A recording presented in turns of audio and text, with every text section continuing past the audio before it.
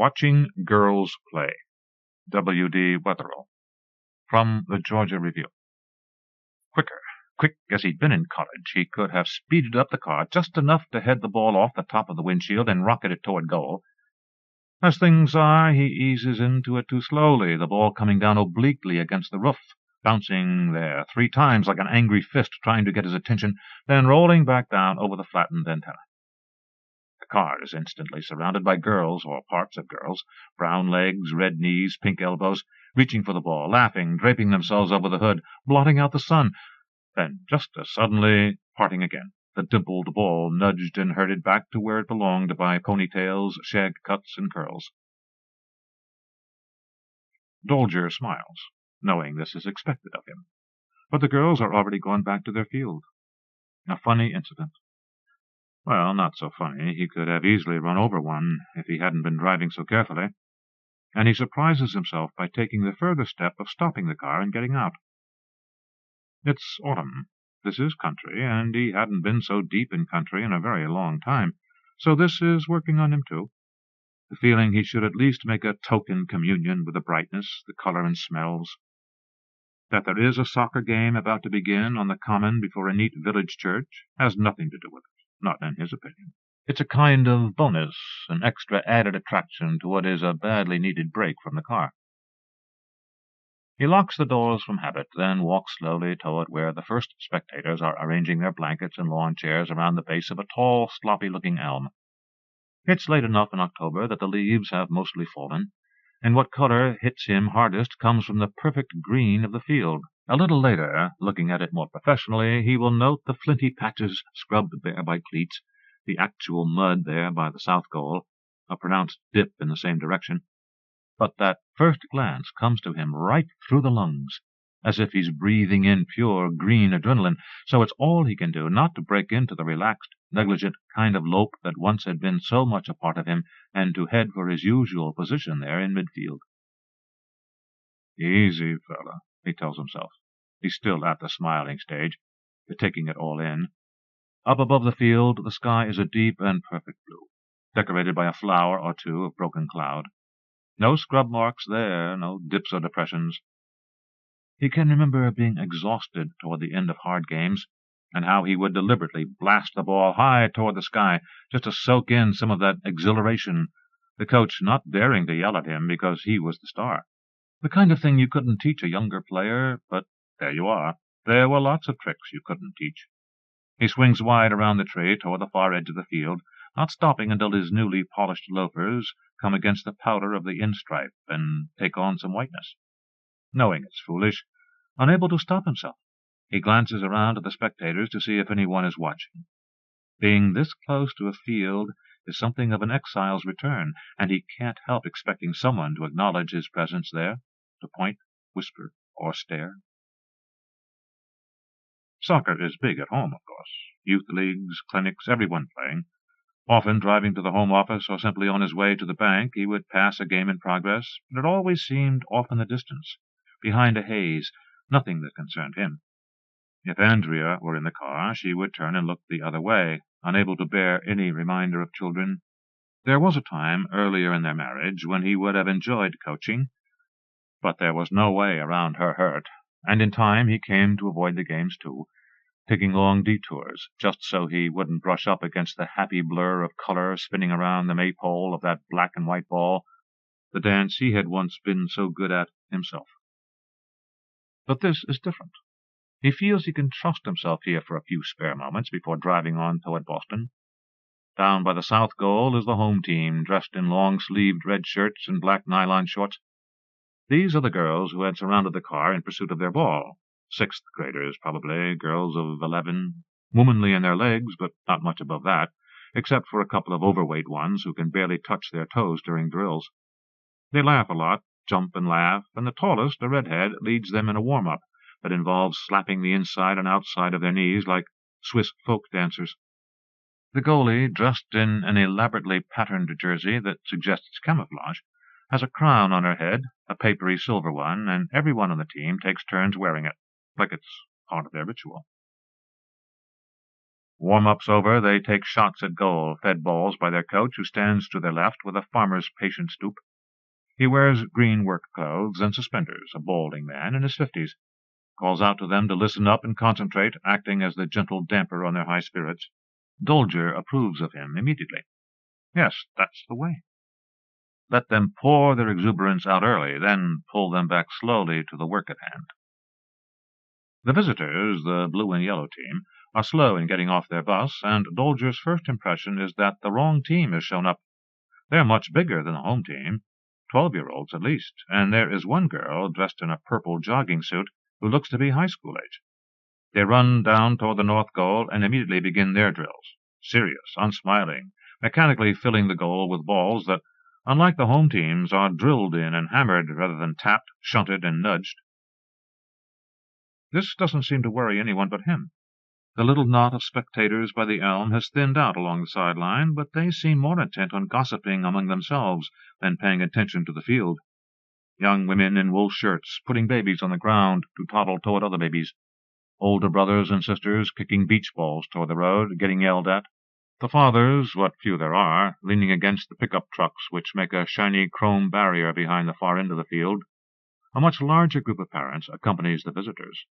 They're older, on average, better dressed, and much more caught up in the action. They slap their hands together, yell out encouragement with what seems to Dolger's ears, given the beauty of the day, a distinct note of discordance, even harshness. One thing is obvious. They have not come to see their team lose. At midfield is a rickety set of risers, 6 rows high. Leaning on the rail, calmly smoking a pipe, is a sun-tanned man of about his own age, looking out at the field with the careful kind of appraisal you only see in true lovers of the game. "Great day for soccer," Dolger says, coming to a stop near his shoulder. He is filled with it, all but bursting, and it feels so good he says it again. "Good soccer weather. Conditions perfect." He hopes this will lead into a talk about the upcoming game, some inside information as to who is who. Hopes even that he will have a chance to nonchalantly slip into the conversation the words that are part of what bubbles inside of him. Second-team All-American senior year. The man, though, hardly looks at him. When he does turn, it's with a scowl that makes the pipe sag below his chin and almost drop. "Snow tomorrow," he mumbles sourly, pointing nowhere. "Well, up yours, buddy," Dolger wants to say, but even this moment isn't enough to dent his high spirits. He moves over to where he can get a better view of what is happening. The referee, a bowling pin of a man, dressed all in black, brings the captains out for the coin toss. The tall girl on the blue and yellow team stares at her smaller counterpart, as if she's trying some sort of mind game, intimidating her before play even begins. She wins the toss, jerks her thumb toward the south goal, the muddy goal, the one where scoring will come easiest. There is some delay in actually starting, shoelaces to tie, the wrong number of players on the field, a problem with the clock. Dolger thinks about finding a phone to make his calls, then decides against it. He's only going to watch the first 5 minutes, so it hardly matters. If anything, the delay gives him a chance to appraise both teams, get a better fix on the matchups, their relative strengths. The home team, while small, has distinct possibilities. On the front line, backing up to get ready for the kickoff, are 3 girls who aren't much more than skinny sticks, but speedy-looking sticks. The one on right wing, the one with short black curls, looks particularly so, a tomboy who can really scoot. Midfield seems shakier. One girl is tall and willowy, someone you could picture being named Ashley or Heather, but she stares dreamily off toward the clouds, hardly seems aware there's a game starting. Her partner, over on the left, wears shorts that flop down toward her ankles and flimsy sneakers rather than cleats. Deeper back are the fullbacks, who don't seem comfortable at all. Both are heavy and clumsy-looking, buried in the back to hide them, and they don't promise much for the defense. The goalie, the one in camouflage, has the right look at any rate, lean, hungry, and anxious, especially the last. The visitors, the blue and yellows, are an entirely different proposition. Their goalie has on a psychedelic sweatshirt and big orange mitts, which she cups around her mouth, yelling out a mix of encouragement and scorn. In front of her are 2 fullbacks who seem actual pillars, so tall are they, so strong, both wearing their sleeves rolled up over their biceps. The midfielders, by contrast, are small but clever-looking, and one of them, while she waits for the kick-off, juggles a stone from one foot to the other without letting it drop. It's the front line that really worries him, particularly the girl starting at center forward, the tall girl, the boomer, the one whose shots had all but torn the net off during warm-ups. Her hair falls down her back in an aggressive kind of ponytail, which the pink bow does hardly anything to soften. Her lips are thin and pressed to whiteness. Her cheeks are sun-tanned, but sun-tanned hard, as if they had recently gone from porcelain to brick, and are now on their way to something even harder. She wears her shorts high, and why not, since her legs are like weapons, long, muscled, shapely, her thighs tensing and relaxing as she stands over the ball, waiting for the referee's whistle to start. Unlike the other girls, she has breasts, matronly breasts, bound and girdled for battle by a jersey that's far too small. Sherry is her name. The parents on her side call out her name, smug at possessing her. At that moment, he has his last fully coherent thought of the afternoon. How quick is the human propensity to take sides! Who are these girls to him? Nothing. And yet instantly they're everything. The red and black ones, the home team that is so obviously outclassed. His heart goes out to them, to the point where he can hardly focus on the other team at all. He remembers this from being a player. How anonymous a mob the other teams always seemed. A mist, a cloud, a maze Dolger had to butt through or glide past or somehow evade, scarcely human, until he saw one drop in pain from an injury or cry in despair when Dolger sneaked around him to score. The delays are finally sorted out. The referee has the whistle in his mouth and his hand on his stopwatch, when there's a movement on his left, where no one had been before, a scent, a woman's soft voice. "It's George, isn't it? George Sims?" This startles him, coming when it does, so it's all he can do not to jump. Turning, he sees a blonde, outdoorsy-looking woman in her 30s, wearing a suede coat the same brown color as the fallen leaves. She smiles at his surprise in a way that's obviously meant to be disarming. "Oh, that's an old line, isn't it?" she says, "pretending I know you from way back when. But I could tell you weren't from around here." She points toward the field. "We're the Hicks. We always lose." He smiles absent-mindedly. He's still waiting for the whistle. "Great day for soccer," he says. "My daughter is halfback. Number 7. The Ashley girl, no surprise there. "Do you have someone playing?" she asks, moving even closer. He's about to bring out his usual line, "No, kids, not yet," then realizes how stupid it sounds at his age. And besides, the whistle has finally gone off, the girls are running around in madcap patterns that make no sense, and he's anxious to be free of this intruder and concentrate on the game. "Can I just stand here next to you for a little while?" the woman asks. "This thermos, there's schnapps inside if you want some. Everyone brings schnapps to the game. That's how we locals cope with defeat."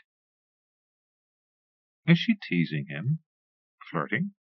It's hard to know what she wants, but then she grimaces, brushes back her hair, comes out with an explanation on her own. "My former husband is that fat one over there with the other team, the cowboy hat. He does that, stands with the enemy just to bug me. Well, I'm bugging him, standing next to a handsome stranger. Bugging him good." She takes a long swallow from her thermos, not even bothering to use the cup. "Eat shit, Henry," she says, staring across the field. "Eat shit, you cheap, ugly, mean-hearted son of a bitch." Dolger mumbles an excuse, then all but sprints down the line, following the play. As tense as he had been for the kickoff, losing the first seconds makes him feel horribly disoriented, and his eyes race across the field, trying to catch up. He'd had nightmares like this, ones where he was still playing striker, and the game started without him, and he was dropped into the middle of chaos without a chance of warming up, getting on top of it, spinning it to his purpose. But this stage doesn't last long. The ball emerges from a scrum of pink flailing legs over on the far side, and his eyes bore in on it, then pull back to determine everyone's relationship to that vital black-and-white core. Located, he feels much better. He squats down on his haunches, plucks a handful of grass, takes everything in. The play is ragged at first, but this is to be expected. It's as if each girl must touch the ball with her foot before being persuaded of its reality. Then, convinced, she could begin her job of urging it into motion.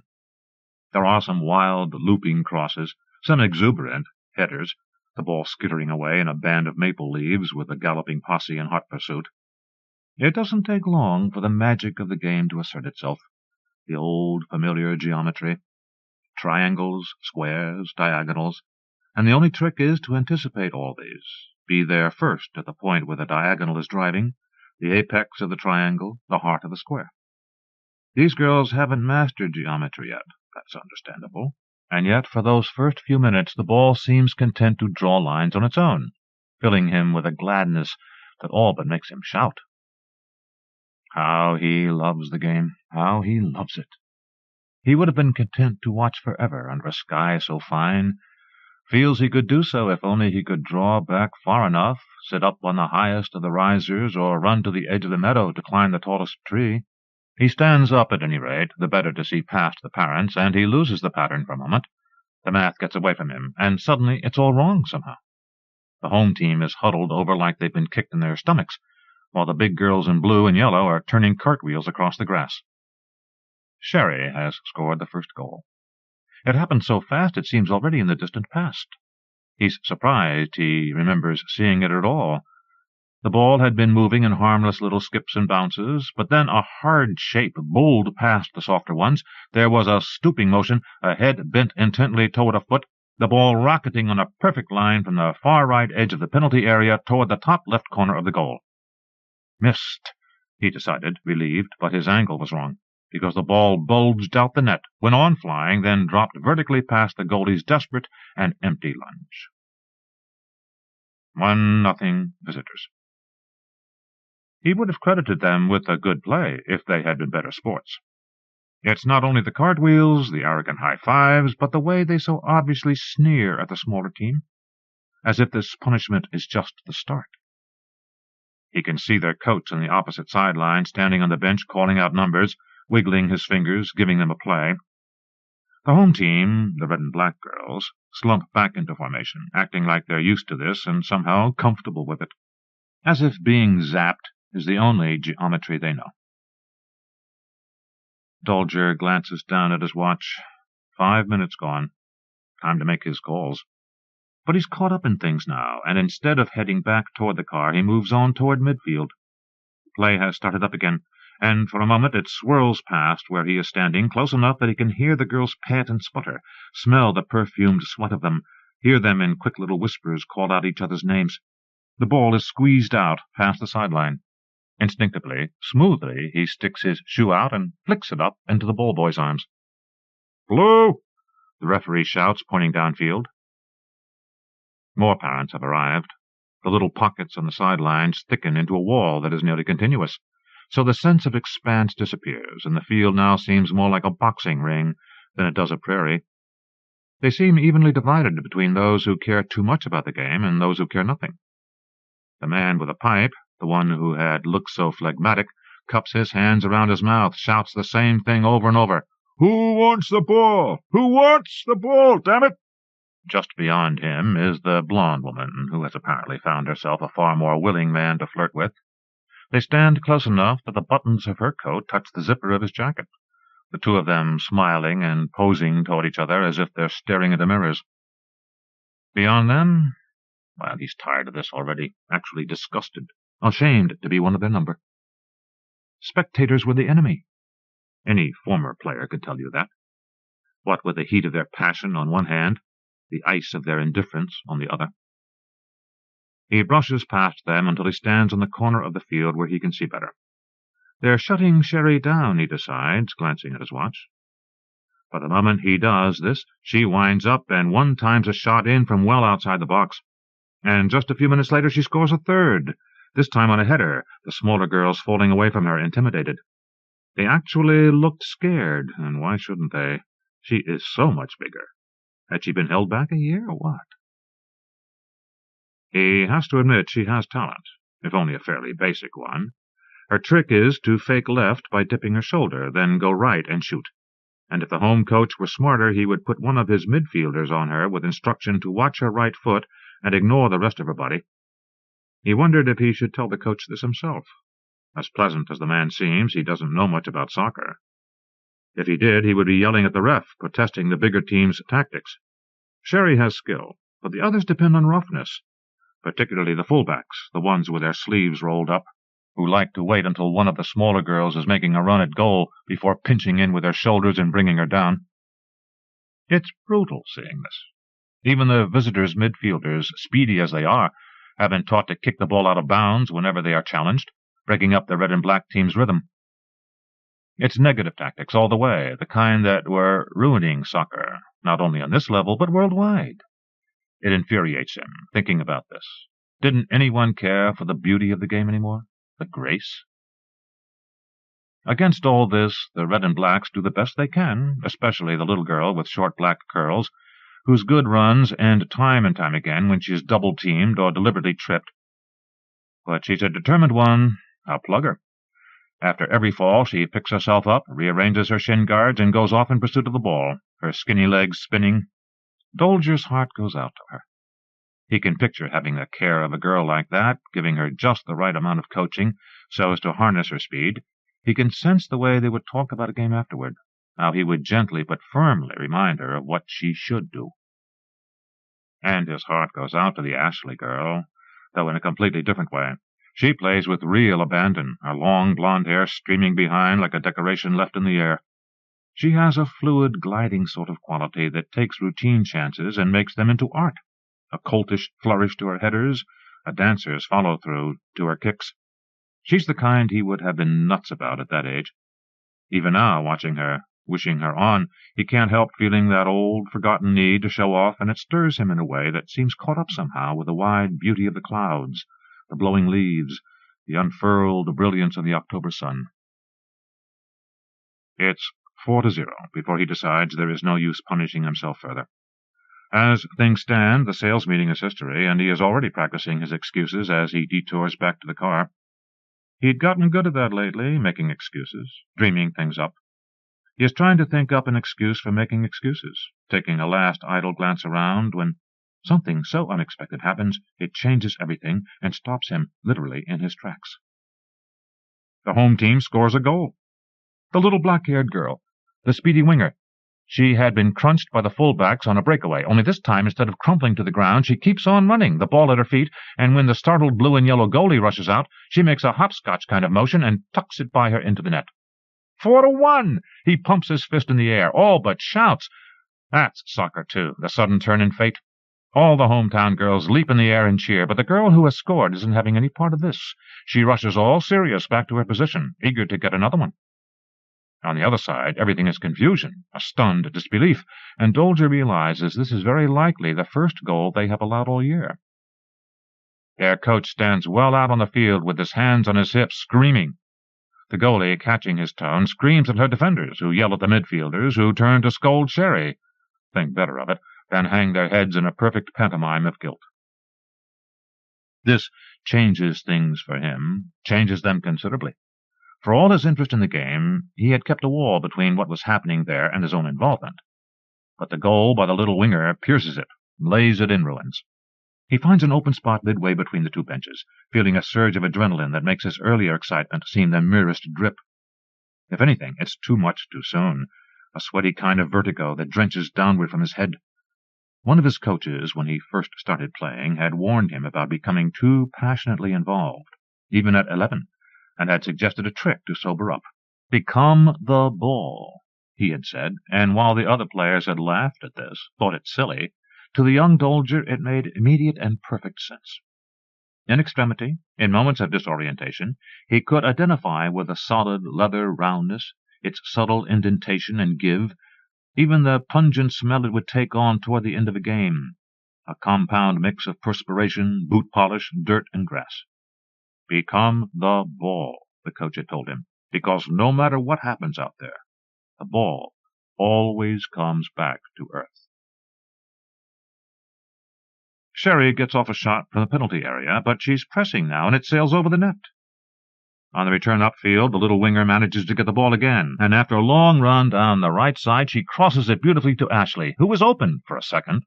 The fullbacks pinch in on her, but seem fooled by her flowing hair, because in the next moment she's clear of them, streaking in on goal. Shoot, Dolger says to himself, his ankle cocking back. Shoot! But before she can, one of the midfielders appears on her right, running for all she is worth, and seeing she's beaten, launches herself through the air in a feet-first tackle that rakes her cleats against Ashley's knees, bringing her down. "That's a yellow card!" Dolger screams, thrusting his shoulders over the line. "Hey, ref, what is this, football? For God's sake, give her a yellow card!" Had he really yelled? The hot ripple in his throat convinces him he had, but that is nothing compared to the angry sensation that runs down his knee in sympathy with the fallen girl. She picks herself up, limps gamely back toward play, while the referee, all oblivious, runs lead-footed and blind in the same direction. This spoils things, somehow, his yelling. The burning sensation gives way to a wet circle of dampness on the small of his back. Even the clouds seem to darken, so a matching chill presses down on him from above. He backs up from the line, telling himself this is ridiculous, that he'd become too involved. But at the same moment there is something tugging the other way, a vacuum left in the air by the soccer ball, the rush of the girls, sucking him in. He moves back to the line, cups his hand around his mouth, yells, "Go Red!" as loud as he can. But neither team plays well in the next few minutes. A wimpy header, some sloppy throw-ins, a weak shot, and then, mercifully, the whistle blows for the half. The home team rushes off the field in good spirits, thanks to their goal. They sprawl on the ground around their grandfatherly coach, burying their legs under leaves until each becomes their own mound of scarlet and yellow. One of the mothers has tangerines for them. One of the girls sticks a wedge crossways in her mouth like an orange smile, and soon they're all doing this, giggling and laughing at how ludicrous they look. Over by the other bench, all is business. Their coach has them kneel around him in a circle while he draws diagrams on a chalkboard. Only Sherry stands apart from this. A stocky, red-faced woman, certainly her mother, gets right in her face, exhorting her, whipping her on, and then, in the very next second, kneels down and gives her legs a vigorous massage. As a player, Dolger had always tried for a moment of complete oblivion during half-time when he could let his mind and muscles go slack. He seeks this now, turns to look away from the girls out toward the field. Their smaller brothers, seeing their chance, boot the ball toward goal and scream their heads off, scaring away the dogs that are using the penalty area to crap. Dolger watches them, then goes off searching for a refreshment stand, somewhere he can slake his suddenly tremendous thirst. In the grass right in front of him, set there like a stubby little fountain, is a thermos someone has forgotten, and for lack of anything better, he squats down, unscrews the cap, and takes a long sip. Whatever it is tastes of chocolate. He almost giggles in the innocent sweetness, and he's surprised and even shocked when the heavier taste of the schnapps kicks in. Still, he takes another swallow, then a third, then screws the cap back on with unusual concentration and places the thermos in the exact depression where he found it. Feeling stronger, but with no definite intention, he walks over toward the blue and yellow bench, stands there waiting to get the coach alone. He's a young man, not yet out of his 20s. Between the blazer he wears and the smooth blandness of his features, he resembles the kind who came to Dolger's house with religious tracts, though not nearly so polite. Judging by his compact build, he had been a soccer player himself, maybe still plays in a men's league somewhere. Seeing this, Dolger feels a little softer toward him, as if he's a fellow member of a fraternity. The words, "Second Team All-American Senior Year," arrange themselves on the back of his tongue, ready to come out the moment they get their chance. The coach gives his players their last instructions, then points them back to their positions on the field. With only a few seconds left before the half starts, Dolger approaches him, so wrapped up in this reasonable, avuncular mood, his words come out much too softly. "Say something?" the coach grunts, noticing him for the first time. "It's just—" Dolger does his best to smile. "Hey, I'd rest that number 9 of yours. The other side keeps rotating their players. I see you keep her in all the time. The thing to do is rest her, give the other kids a chance." The coach stares at him with a bovine kind of shock. It takes seconds to dawn on him what Dolger's saying, and a few seconds more before he finds the words to fling back, "Fuck you, old man," and then he turns and spits toward the grass.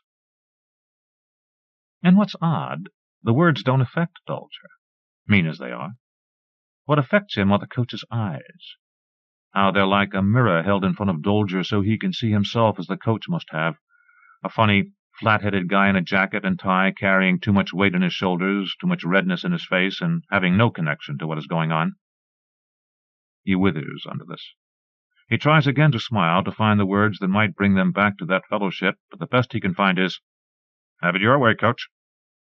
Very aware now of his posture, his stride, he walks down the sidelines, trying to convince himself the whole episode hadn't taken place. He keeps telling himself one thing. What is any of this compared to the game itself? That's what he loves above all, how each moment scrubs out those that have come just before, the ball rolling downfield into a perpetual, well-scoured present. The home team kicks off, the ball hits a hard spot and bounces, a defender tiptoes around some dog crap and gets left behind, someone else slips, someone stumbles, there's a mad scramble in the penalty area that makes him think of chorus girls engaged in a bitter shin fight. And then the ball is in the net, the score is 4-2, and you can see the field all but tilt in the home team's favor. "Yes!" he shouts, throwing up his arms. He can't stand still now. He paces up and down the sideline, unable to stop the motion inside, hunting for a place where he can see past the parents to what is happening. It's obvious the Sherry girl is sulking. What angry thing had her mother said to her? And without her leadership, the big girls play uncertainly, getting mad at each other, colliding, giving up too soon on 50-50 balls, generally falling apart.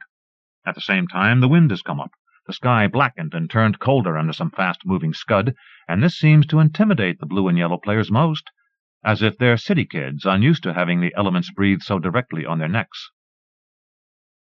The black-haired girl scores next, a neat little dribbler, and then, even before the shock of that fades, Ashley turns a pirouette, reverses herself, then curls the ball in from an impossible angle to tie the score.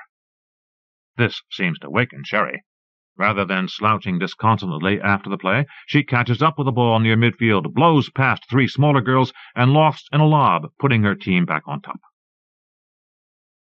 10 minutes go by, 12 minutes, 14, and the game should be over, but the girls show no sign of slowing down. The coaches yell and gesticulate as before, and he realizes it's his own inner clock that has gone haywire, lost in the blowing black clouds, the darkness, these first hard, punishing jabs of what will soon be November. The wind pushes the parents back into tight little knots, so they stand like herd animals near midfield, the steam from their thermoses horizontal over their shoulders. The setting sun finds a keyhole in the clouds, and a last shaft of amber shoots the entire length of the field, so it's as if the girls play at one goal, their shadows at the other. Dolger goes back to find the abandoned thermos of schnapps, takes a hard swallow, hesitates, shrugs, drinks the rest down, then walks in choppy steps along the sideline 2/3 of the way toward the red and black goal. The only other spectator there is a short man with a trace of black mustache, pointing a furled umbrella toward the goalie as though it's a gun. For a second, Dolger thinks it is a gun. There's that look in the man's eye, the squint of a sniper, the loner, a boyish man who suddenly runs amok. He's talking, his tissuey mouth shaping each word with careful deliberation, making sure it flies in the direction he aims. "You hear me, Goldie Princess? You suck, you know that? You suck, and the ones in front of you suck even worse. Hey, you, Goldie Sunshine, you suck, and the ones in front of you suck double." Is he a parent? Someone sent from the blue and yellows to make her cry? With his cheap black raincoat, he looks like a visiting hooligan, the kind that stand in the terraces in decaying British stadiums, urinating down each other's legs. He croons the same words over and over in a soft monotone, just loud enough so the goalie in camouflage can hear. And she can hear. She keeps glancing over at him, then tries hard to look away, moving by instinct further and further away from him so that she stands at the far corner of the goal now, well out of position, which had probably been his intention all along.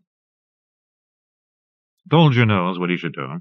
Approach the man, yell at him, grab his raincoat and pull it over his shoulders, pummel him until he stops. But his encounter with the coach has made him wary, and after a minute or two of indecision he backs away, ashamed. Who knew who you were dealing with in this day and age?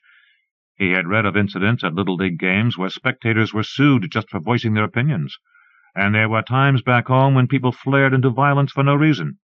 He had heard about one occasion when an Italian defender, getting rough with another player, had contracted HIV, and there were soccer riots that had started over such arguments, with people crushed in stampedes against barbed wire fences, poor people playing in barrios who shot each other over mistakes. And all these swarmed over him in a nausea that took on exactly the shape and substance of this raincoated man, crooning abuse there in the dark. Dolger had blown it now. With the missed phone calls, the temporary postponement of his life. But who would care? His doctor could find another prostate to check. Andrea would sparkle even more brilliantly at her party without him. There would be one less aging salesman for his company to lay off. The parents watching the game would have to forget their own concerns once it was over, find their daughters and put their arms around them, but who was there that he could comfort? Even as a player he had felt something like this. Yes, he remembers it now, the feeling of disgust that came in the waning seconds of a game, the prospect of having to leave the clearness within the lines for the murkiness without. To fight it, he would have to double up on his concentration, slap himself, draw his muscles into alignment, so as to focus on the job at hand. And wasn't something like this his responsibility right now? To pay attention right to the end? Out on the field, the players have become nearly invisible, kicking at balls of darkness more than they are kicking at the ball itself. "Upfield!" he shouts, coming to life. Perhaps 1 minute left now. In the twilight he can just make out the referee squinting down at his watch. Ashley collects the ball near the blue and yellow penalty area, makes one of her ballet moves, then flicks the ball to the girl with curls, who has slanted toward goal, eluding the first tackle and heading straight toward the last defender, who has her squarely in her sights. Here it comes, Dolger decides. He can feel the sharp, bony thunk of her on his ribs.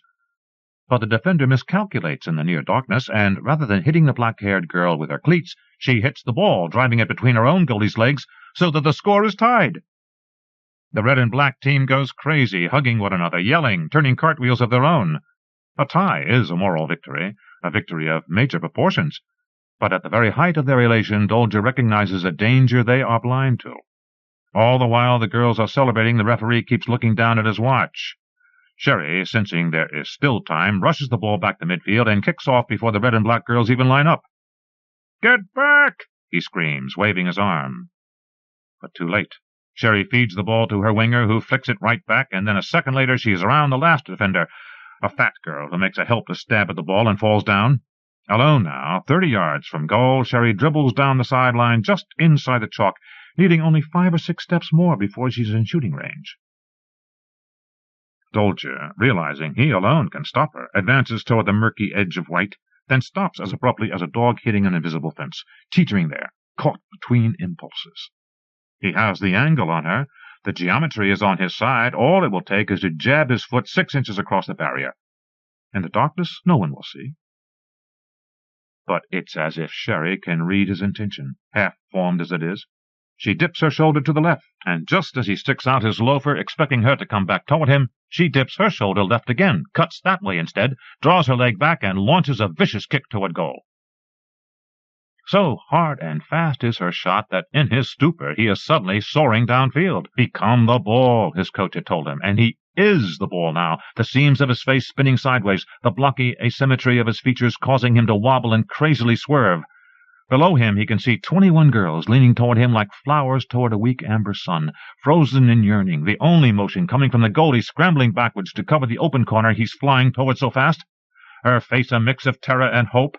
He longs with all his being to soften for her, to slow himself down, to fold himself into her youth, even as he senses the harsh logic of his inertia. Below him the crowd makes a snapping, sucking sound, then goes silent. He sees the goalie dip her knees slightly, then leap backwards and toward the side, but he senses it's too late, too desperate.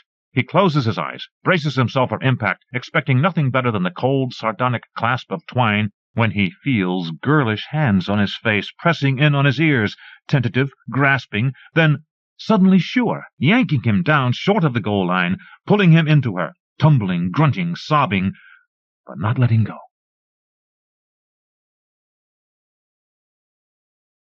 Afterbirth. Sheila M. Schwartz. From Plowshares. At first, when the captain's voice came on over the intercom and made the announcement, she felt almost glad. Not gleeful exactly, but a sudden ting of recognition coursed through her. Events fell into place. She was glad she'd had her weekend at the hotel, glad for her swim in the hotel pool, for sleeping late, for the free hot coffee available in all the lobbies, tables laid out formally with linen napkins and china trimmed with gold leaf. She was glad, most of all, that she was flying alone. Her husband and children hadn't come with her, as they'd threatened to at the last minute. She was glad to be so selfless, knowing that they were safe on the ground. The captain's voice echoed her mood. It had a cheery lilt to it, like someone in a cartoon with a bubble over his head. It was his sightseeing voice he used as they passed over the runway, then abruptly surged upward again into the clouds above the lake. His tone seemed to imply that this just might be a Christmas miracle, the kind in a made-for-TV movie about the yin and yang of self-sacrifice. As the engines churned forward, then picked up speed, the wings hovering and dipping like an uncertain insect. Well, folks," the captain said, "it looks like we've got a little problem here. Our landing gear light is shining red, and we don't know what it means. That's why we did that little dress rehearsal back there." He paused to chuckle at his own wit for a minute, dryly, then turned sober and reassuring. He banked the plane again for emphasis. "Now, don't worry yet. It may not mean a thing. We'll just fly around for a little bit and check out some systems. Try to be patient with us, if you please." Donna looked around to see what her reaction should be. No one else seemed to be panicked yet. An elderly couple across the aisle exchanged a look with her, a grim little smile that said, "We go through this every day."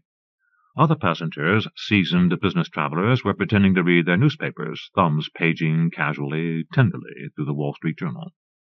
They were pretending to read computer printouts, legal briefs. 2 seats up was a teenager, who hadn't even heard the announcement. He had his Walkman on, turned up high enough for Donna to hear the bristle of drums, the angry thud of voices protesting some teenage issue, bad drugs, bad sex at the multiplex, exams without curbs. She wondered if she ought to tap him on the shoulder gently, and mouth that, "Honey, could you turn that down a bit? We're going to crash." Donna had called everyone under 30 honey since her children were born, as if she'd suddenly and irrevocably catapulted into maturity, responsible for the frail moods of all souls. She practiced smiling when people were rude and ill-tempered, understanding for the first time how these were linked to a yearning for innocence, for the brick wall of mother-love that would accept them. The boy swung his head back and forth. "No, no, no, no." His smile was squeezed tight in a sullen orgasm of rebellion. "No, no, no, no." "No, no, no, no," Donna mouthed to herself, but the captain interrupted, this time twinkling. "Yep, still here, folks. Now, just sit tight. We haven't found anything specific yet, and things are stacked up over the airport anyway, as per usual, so we'll keep cruising. If you'd like another beverage, our personnel will be coming through the cabin to serve you." At this cue, the flight attendants broke their huddle at the cockpit. They clattered trays and carts, hoisted coffee pots, sprang soda tabs with a merry "Tft!" jingled change for beer and whiskey, all the while smiling as if they were just here to perk up a weary office party. They moved quickly to fend off questions. They handed out extra bags of peanuts, as if this were one of the perks of crash landings. Their eyes were a geometry of evasion. "And what would you like?" The flight attendant smiled, acting her part flawlessly. Grace under pressure. "Coffee or tea? A beer, maybe? We're not charging for alcoholic beverages." And though Donna wanted to ask her, "What do you really know?" "What did the captain tell you up there?" She did not want to be the one to ask, nor to undo the carefully composed mood of the cabin. "Diet Pepsi," Donna said, "if you don't mind." "No bother." The flight attendant nodded gravely, as if it were not only appropriate but wise to choose, as one's last beverage on earth, something low-cal. Her gestures were a ballet of calm. "We're here to make you as comfortable as possible." Donna had heard of masquerades like this one before. She'd heard of captains like this.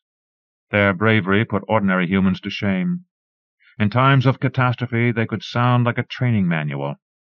They could go through all the niceties of protocol as if death didn't mean a thing. They followed their procedures. They enunciated their last words clearly into the black box. There was a captain like that a couple of years ago she'd read about, somewhere over Iowa, who saved the lives of more than half the people on his plane by his expertise, his presence of mind. He was able to speak about the crash moments after the plane landed in a cornfield, able to explain how he decided on that particular site based on wind velocity, angle of engine failure, forward thrust and momentum, air-to-ground time. The empty field was a miracle, though, the God-given aspect of the situation. It opened up like a mirage just in the nick of time. Of course, Donna thought, everyone knew there was nothing but cornfields in Iowa. What else would open up there? What interested Donna was how quickly the captain refocused the disaster into something positive. He didn't exactly gloss over the 97 people who'd been killed, but he made it seem as if they'd beaten the odds anyway. 212 people had been saved in a crash that might have killed everyone. He didn't bother to describe the burning bodies, entire families wiped out in one fell swoop. He didn't describe the particular horrors she'd read about later, the passenger accounts. One woman in particular had written an article for a parents' magazine, pleading with readers to pay for an extra seat on a plane trip to transport an infant in a carrier that could be secured with a seatbelt.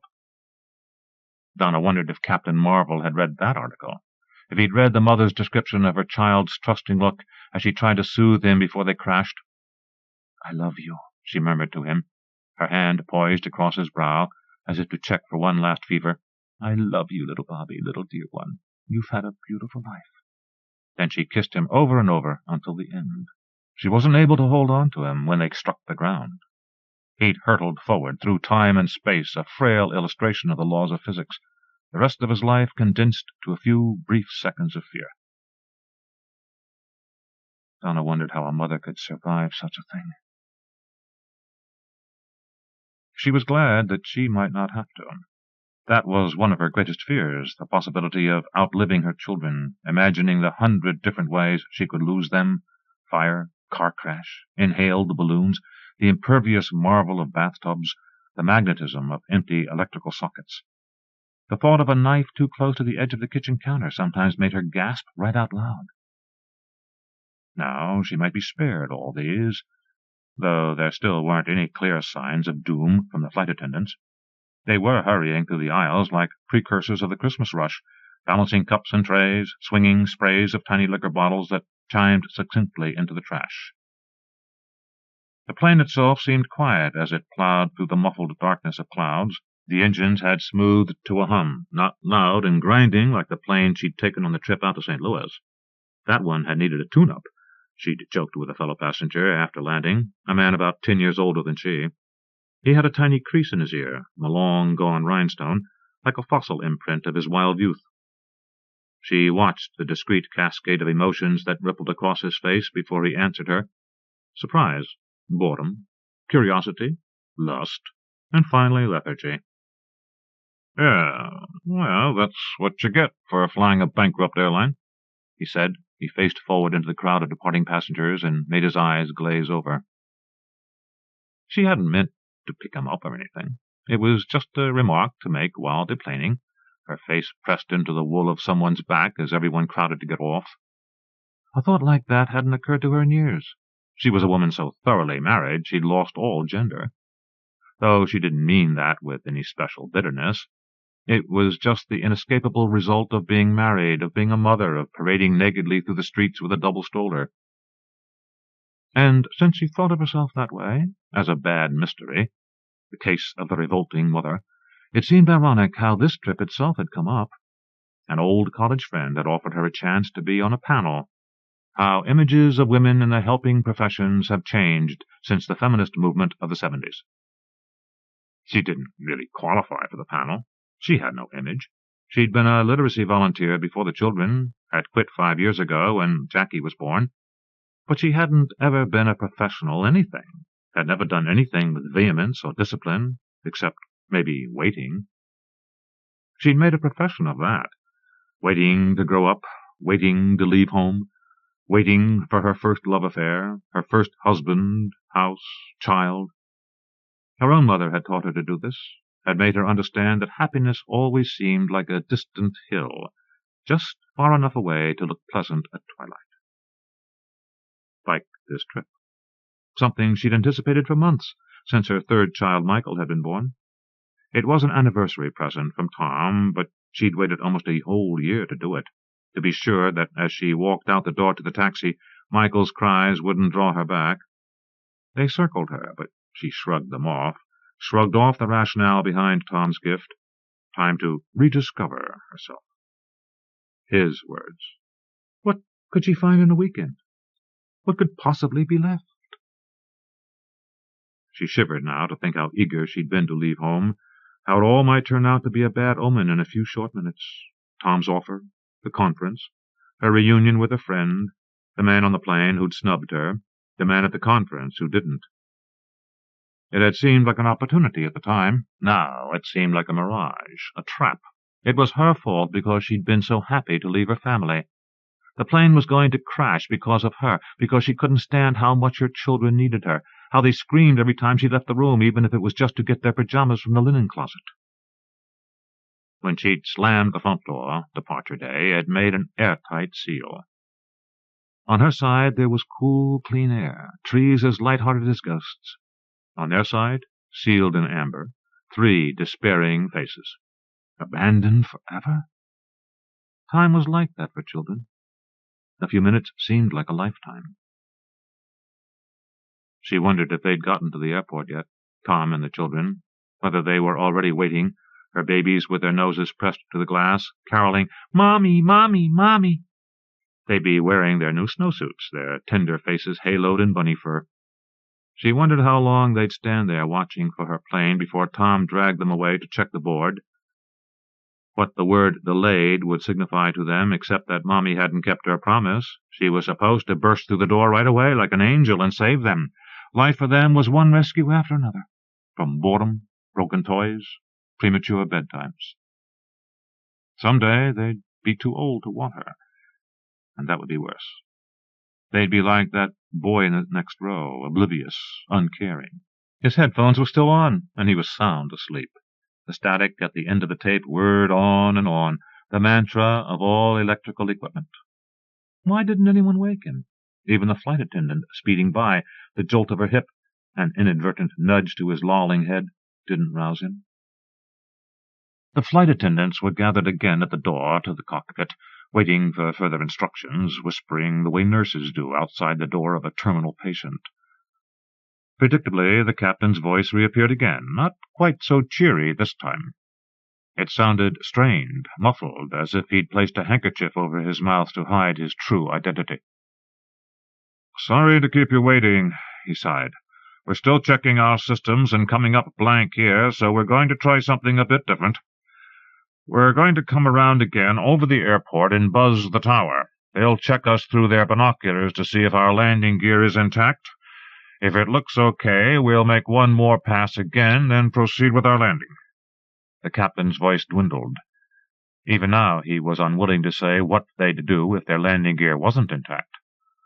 "Sorry to keep you," he added. Of course that was what the red light meant. No landing gear. Donna felt a chill yawn open inside her, a mouth to a secret cave.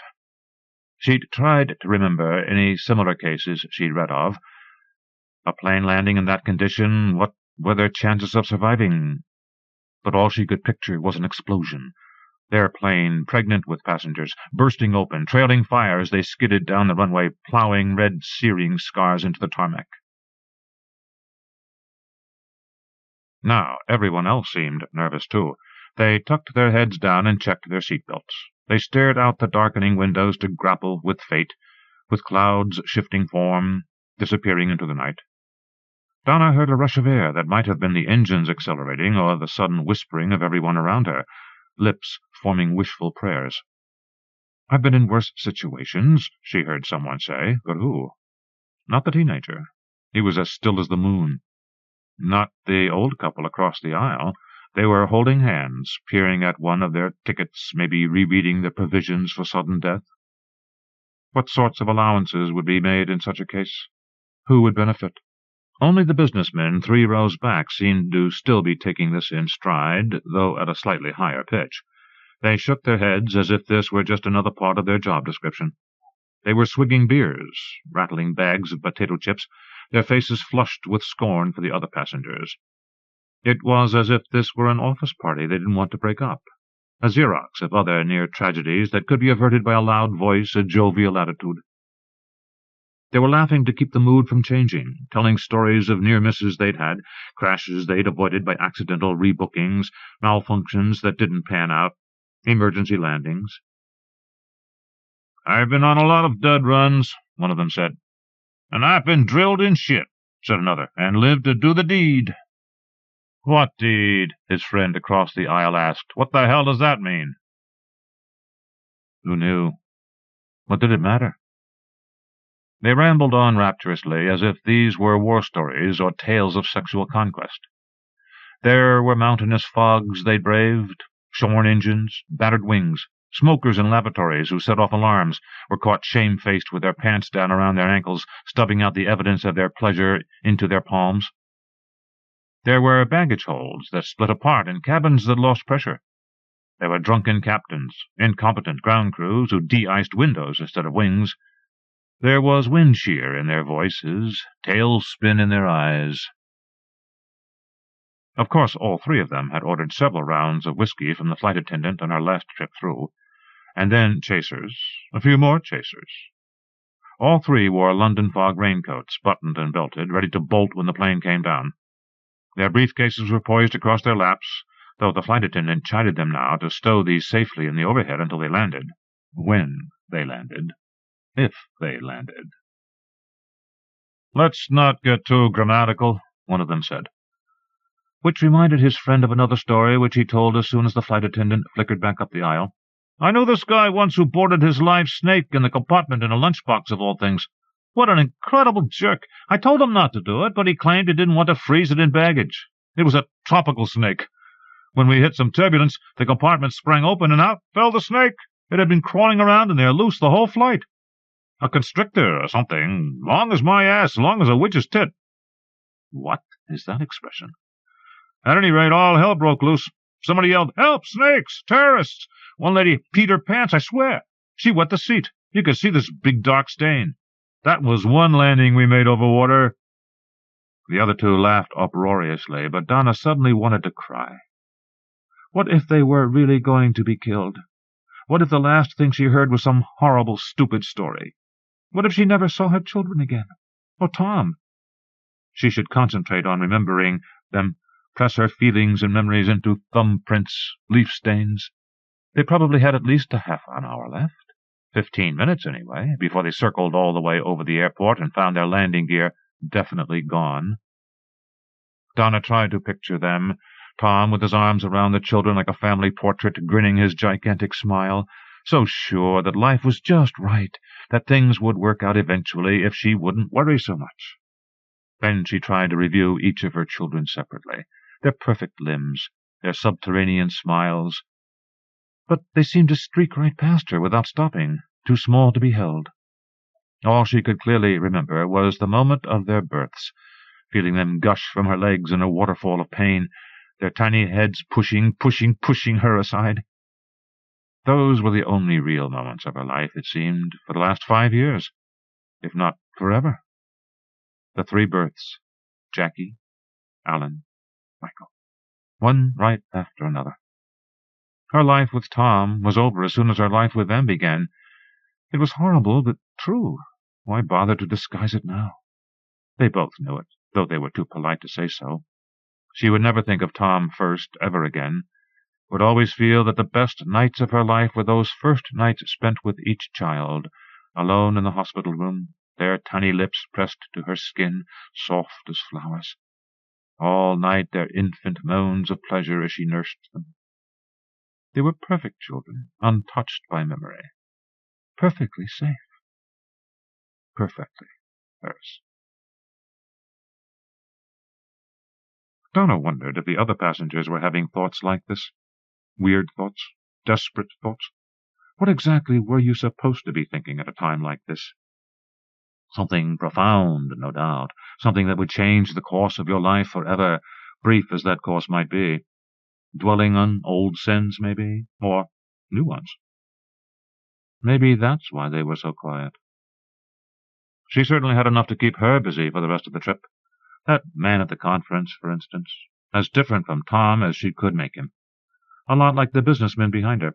A complete stranger. Horrible to her in most ways, frightening even, with his briefcase filled with monetary funds and annuities, his eyes set 30 years ahead on retirement, as if what happened in between was neither principal nor interest. They'd met at the pool, where she could see his skin stippled with scars, pockmarks maybe, His white legs underwater thrashed as if there were a strong current. They grappled desperately with unseen forces.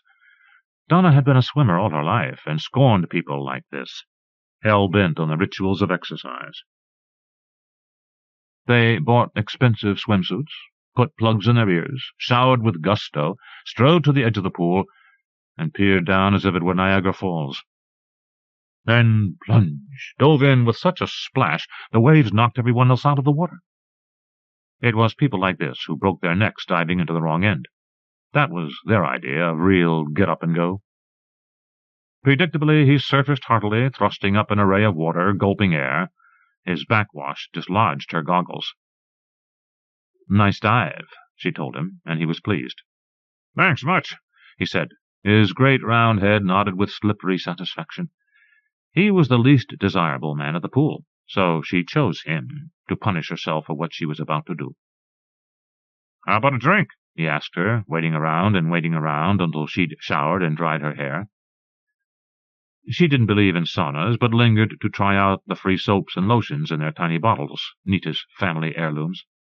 It fascinated her, a bathroom like that, with carpeting and silvery wallpaper, silk flowers nodding in crystal vases, a locker room decorated for an assignation.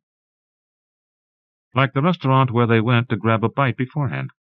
No time to waste. Part of the hotel's package deal. Though it was only 9:30 in the morning, the bar was already open and fluid with customers leaning over candles and red glass jars, flickering knowledgeably, without warmth. Maybe it was the management's idea, romantic, implying checkered Parisian tablecloths and tree-lined boulevards from some bygone era. That was the meaning of the red carpet, the crystal chandeliers and brass sconces, a timeless bar for timelessly tacky love. She didn't mind that they went there. She wanted it to be tacky and fruitless. She planned in advance that he'd disgust her, to prove to herself maybe that touching someone other than Tom would make her sick. It was good that his arms were too thin, his chest was too hairy. She hoped that when it happened, after these last hollowed-out years of her marriage, his lips would feel sticky, like pieces of a burst balloon. He would kiss her too long here. Not long enough there. He'd hold her afterwards in a non-committal way, as if this were a demographic, the average length of post-coital grip. Wow, wow. That's what he said at the end, but in a voice that rang of sex manuals. Do this, do that, express urgency.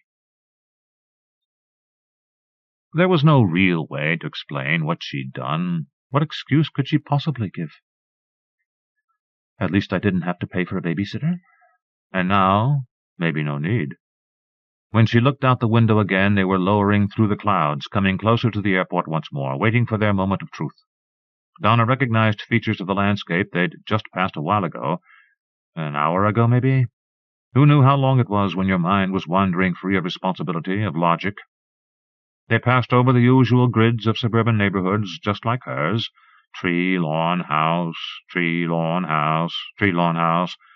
A series of what must be golf courses with tiny, perfect ponds, minuscule flags waving, roads that looped around like elegant hand-written O's. They crossed the marshy, discarded fields that surrounded the airport, the glowering highway filled with rush-hour cars, staring up as the plane roared over with the unreal magnitude of a blimp. So close. Donna could feel the magnetic pull of the landing strip, a battery of twirling lights from fire trucks already waiting for the crash. As they approached, the desire to kiss Earth drew the plane downward, but they resisted. The plane rumbled over the tower, slower than gravity, then shot upward again, expelling a loud groan. The engines demurred, showed fear for the first time. "God damn it," the captain muttered. "God damn it, to hell." Then realized the intercom was on and revised himself. Oops. As if this were a program for children and he might have to be recast. His voice wavered up and down a notch, searching for the right key. He cleared his throat. "Well, folks," he said. 2 syllables. "I have some good news and some bad news. The bad news is we're missing something. Part of our landing gear must have fallen off somewhere along the way. Folks over Des Moines probably thought they saw Cahutek." He paused, as if to let his audience recollect this forgotten comet of the 70s. A murmuring filled the plane, but not of recognition. Also, the tower has figured out the runway here is too short for a gear-up landing, and we've now burned up too much fuel to go to another airport. The good news is, there have been many successful landings over water. Water? A water landing? A shiver ran through them, a collective ripple of terror and reluctance. The teenager, too, rose up, screamed finally, but in his sleep, of all things, as if their bad karma had jumped ship and ignited him, made him dream his tapes were all snarled, unwinding for no reason into thin, shining slivers that rustled onto the floor. Words tumbled from his mouth. "Help! Help! I hate you!" like an echo to all their thoughts. Even the businessmen seemed unnerved for the first time. Puzzled. Their deadlines were tangled. Their calendars were really bollocksed up. A checklist of disappointment welled up on their faces. Death. Water. Death. Water. Death. Jesus Christ, not death! Death. Clearly they weren't made for crash landings, though the flight attendant seemed to think so. She slid up the aisle smooth as glass to tap two of them on the shoulder, the two in the aisle seats, as soft and lightly as an angel, and pointed to the third in the window seat, her finger outstretched, serene, granting them pardon or grace. These men, her gesture seemed to say, were in the exit row. That was a privilege and an honor. These men were potential heroes. From where she stood, they were still neatly ironed. They could be guardians of the water slide, masters of the emergency chute, and life rafts. The flight attendant warned them she'd be back in just a minute to give them further instructions, but they could reread their passenger safety cards in the meantime. They could hold themselves steady, keep their heads up and look chipper, smile those brushed white smiles. Her words were light and frothy, much lighter than the air holding the plane up, still heavy enough to lift all three of them part way out of their seats. They leaned forward in unified protest, their smiles frozen in overdrive. "God Almighty," one of them muttered, "the snake charmer." He screwed up his lips as if to spit, but nothing came out, just words made plain and grammatical by fear. God Almighty. Did she really mean that? "We're going to be pretty busy up here for a while," the captain announced, jumping in to divert their panic into smaller, more manageable streams. "It's going to take us some time to position ourselves, and the emergency ground crews are consulting with the Coast Guard about the best possible landing sites." He made it sound so simple, like a carpool, but he wasn't really fooling anyone.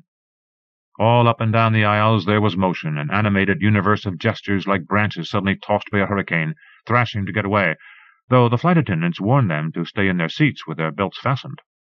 The captain signed off again and left them alone without giving them any specific notion of time. Would he be back again? Did some time mean 5 minutes or 2 hours? How much fuel did they have left? Maybe they would just cruise around until everyone had made his separate peace with God. Well, why not? She'd once been in a plane with engine trouble over Proulx. That was long before she'd met Tom. She'd been a different person then, high above the clouds, someone with a sense of mystery who believed in magic beads and the advice of tea leaves. She'd gone to Proulx on a whim to learn to see, a phrase she'd borrowed from a popular mystic she barely understood. She'd had a couple of ambiguous moments, maybe spiritual, maybe not, chewing coca leaves with an Indian on the train to Machu Picchu, again at the peak of a volcanic mountain she'd assumed was extinct until it rumbled. She hadn't bothered to read her guidebook.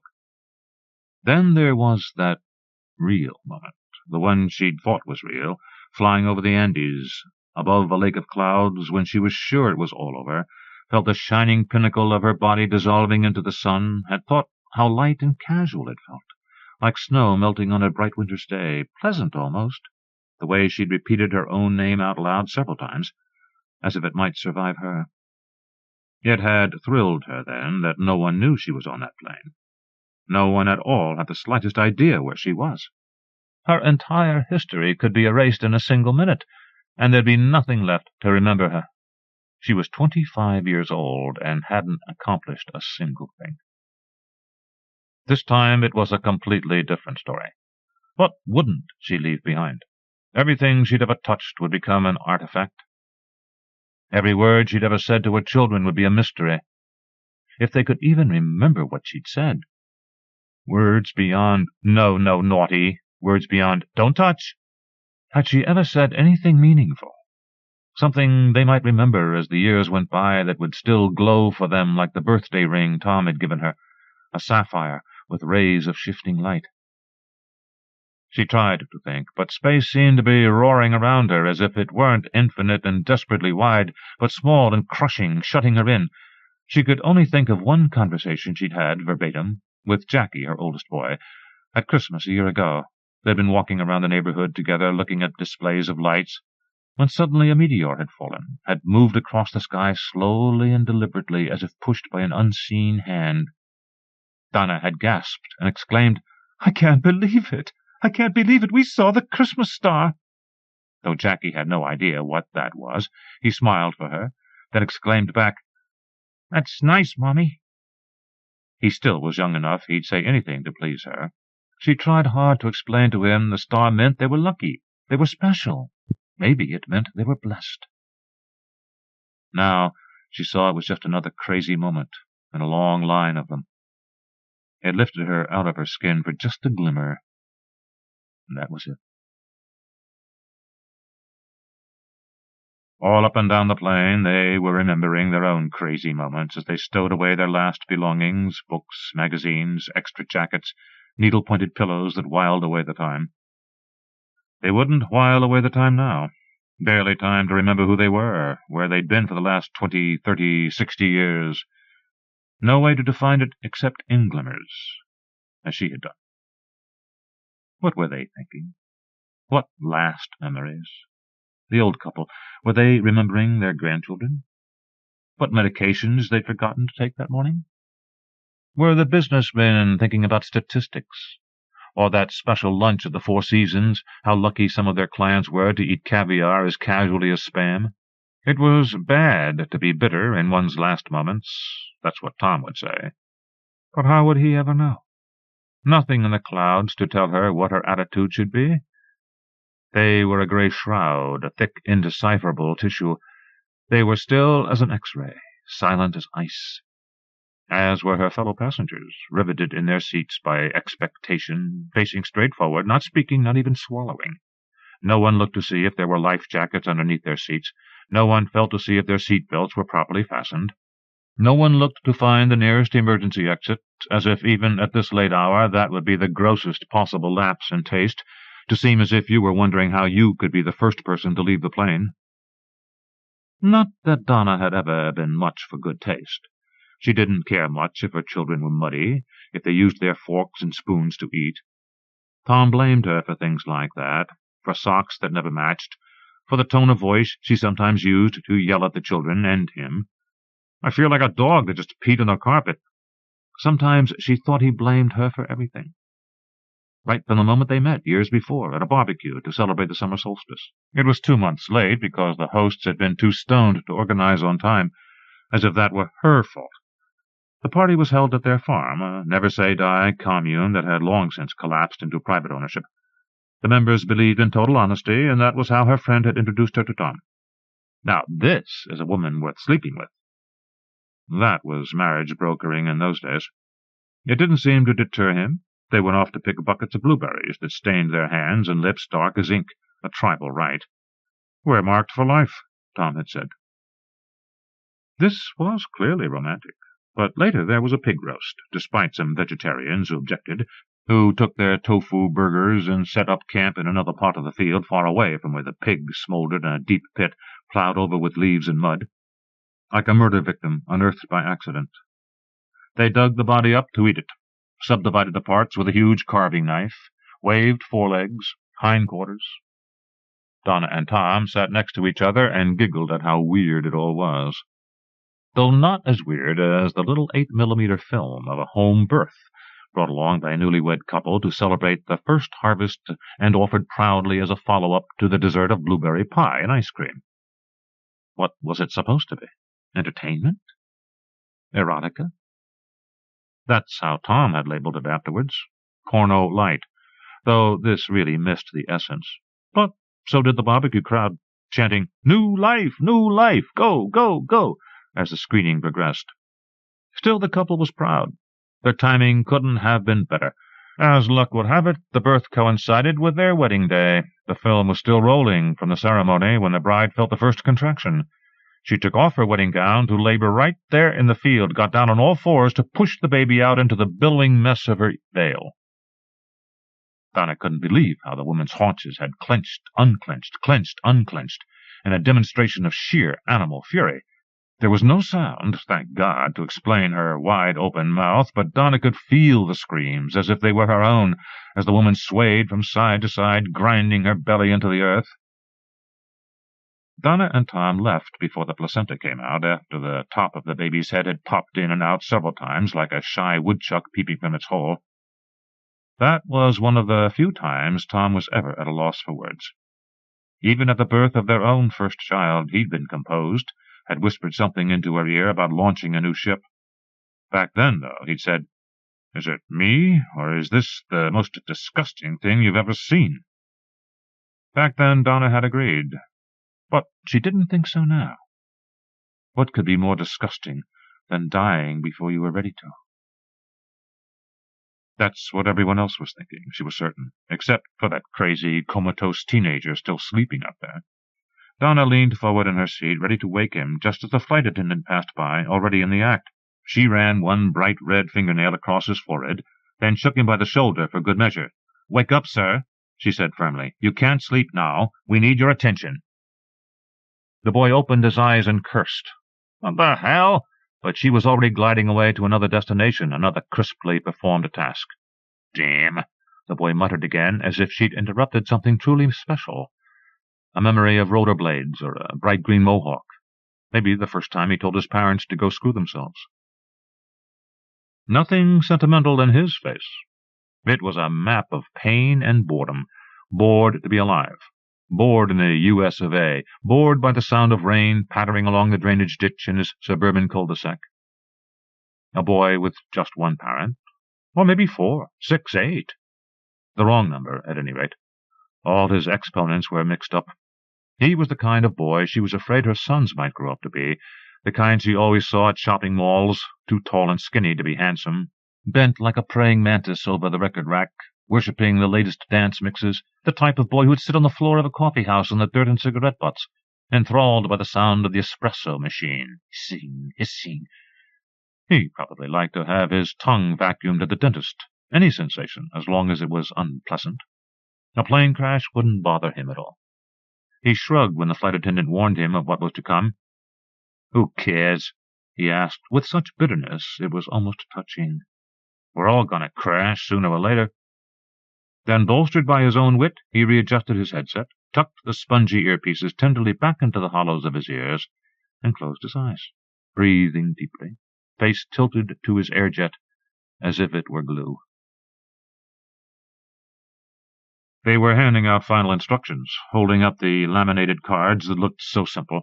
There was the plane cruising mid-air. There was the plane nestled in the ocean, waves lapping gently. There were the merry passengers taking their turns obediently, zipping down the chute like a great water-slide adventure. "This is your flotation device," the flight attendant said. She held up a seat cushion and waved it. "You'll want to take this with you on your way out. After we're safely in the water, you'll need to dislodge it and take it with you down the emergency slide. Don't take any belongings. You'll want to get out as quickly as possible. This is the only thing you'll need. It will help you to remain on the surface of the water while we wait for rescue." The flight attendant moved backwards several rows to give her spiel again. As she passed by, heat rose from her uniform like steam. She was really nervous, after all, despite the look on her face of frozen glee. Her body trailed perfume. Rose or lilac? She moved forward in a cloud of goodwill and determination. "Now, these gentlemen," she said heartily when she reached the businessmen, "these fine gentlemen," she waved her hand across them like a magic wand, "they're going to help you," she explained as she rotated a half-circle to face them. Her voice had a bright glare to it as she said, "You, you, you." She pointed to the one in the window seat. "You will open the emergency door when we land. And you," she tapped the middle one with her long fingernail, "will help him place the door in the row behind you. Don't throw it outside, or you might puncture the evacuation slide, which will deploy automatically." She nodded to the snake charmer across the aisle. You will move to the window seat, and you will remove the door yourself and deposit it in the next row. After you do that, jump down the slide. The three of you don't stay and try to assist people. You'll only block the passage for the other passengers." She paused there, as if this were a moment in her script that deserved some thought. Donna marveled at her composure, the way her voice balanced on the ledge of a tall building. Her lipstick still gleamed, thick as a layer of frosting. She could be dropped under water, and she'd keep right on ticking. Though none of them could. They'd be at the bottom of the lake in just a few minutes, enshrined beneath the fierce upswellings of cold, of industrial waste, an occasional algal bloom. Their mouths would be clogged with ice, or fish, or stones, and some of the beer cans would rain down on their skulls. Boats would roar across them. Suntan lotion would seep towards them through the water, slow as tears. There was silence in the plane now, as if they'd all just shared the same bizarre fantasy, but the flight attendant didn't miss a beat. She treated this silence as if it were a loud and drunken outburst, as if she were waiting for the man to say, "Hell no, lady, I won't do that. You're some crazy bitch if you think I'll do that. Crazier than a witch's tit." But he just shook his head. Once, twice. His mouth was screwed up as if to spit, but nothing came out. Donna felt sorry for the man. She nodded in sympathy like everyone else on the plane. Who was the flight attendant kidding? Even assuming that a safe water landing was possible, gentle as Icarus tumbling into the sea. She thought of a father watching from shore, his son burning up like a meteor, then of Tom shielding the children's eyes as the plane exploded. Luckily, they'd be too far away to see her. If they saw anything, it would be like fireworks, like a far-off sparkler. "This is a very important job," the flight attendant tried again, as devoted to her job as a mother. "It entails a great deal of responsibility," she added, as if this were something to add to a resume later. 1. Dispatched rescue equipment. 2. Saved face in plane crash. She bent towards the man to pat his shoulder, but he turned away and pressed his face to the window.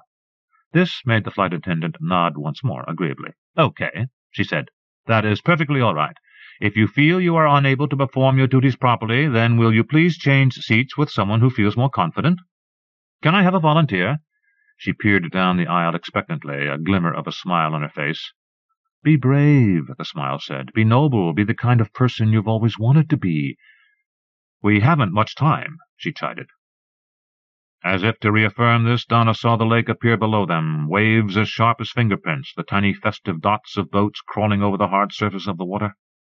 She knew just how hard it would be when they hit, like iron, like Tom's face if she lived to tell him what she'd done that weekend, how she'd betrayed him as an experiment to see what it would feel like to do something absolutely wrong, to take on the shape of another life, a shadow that would glide between them, silent and dark, filling in the space her children had made that couldn't be explained. Not the moments of crisis, not the moments of ecstasy, but those absolutely plain moments that were sheer as ice.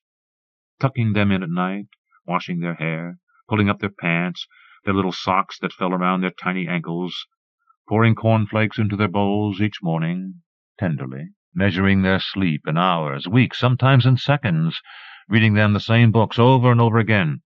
"Spot likes to chase his bouncy red ball," careful to vary the rhythms of her sentences, the pitch of her voice, patting a piece of bread with a smidgen of butter, a smidgen of jelly, smoothing her palm across each forehead as if she could instill something divine in them, make them healthy, better than she and Tom had ever been, better than they ever would be.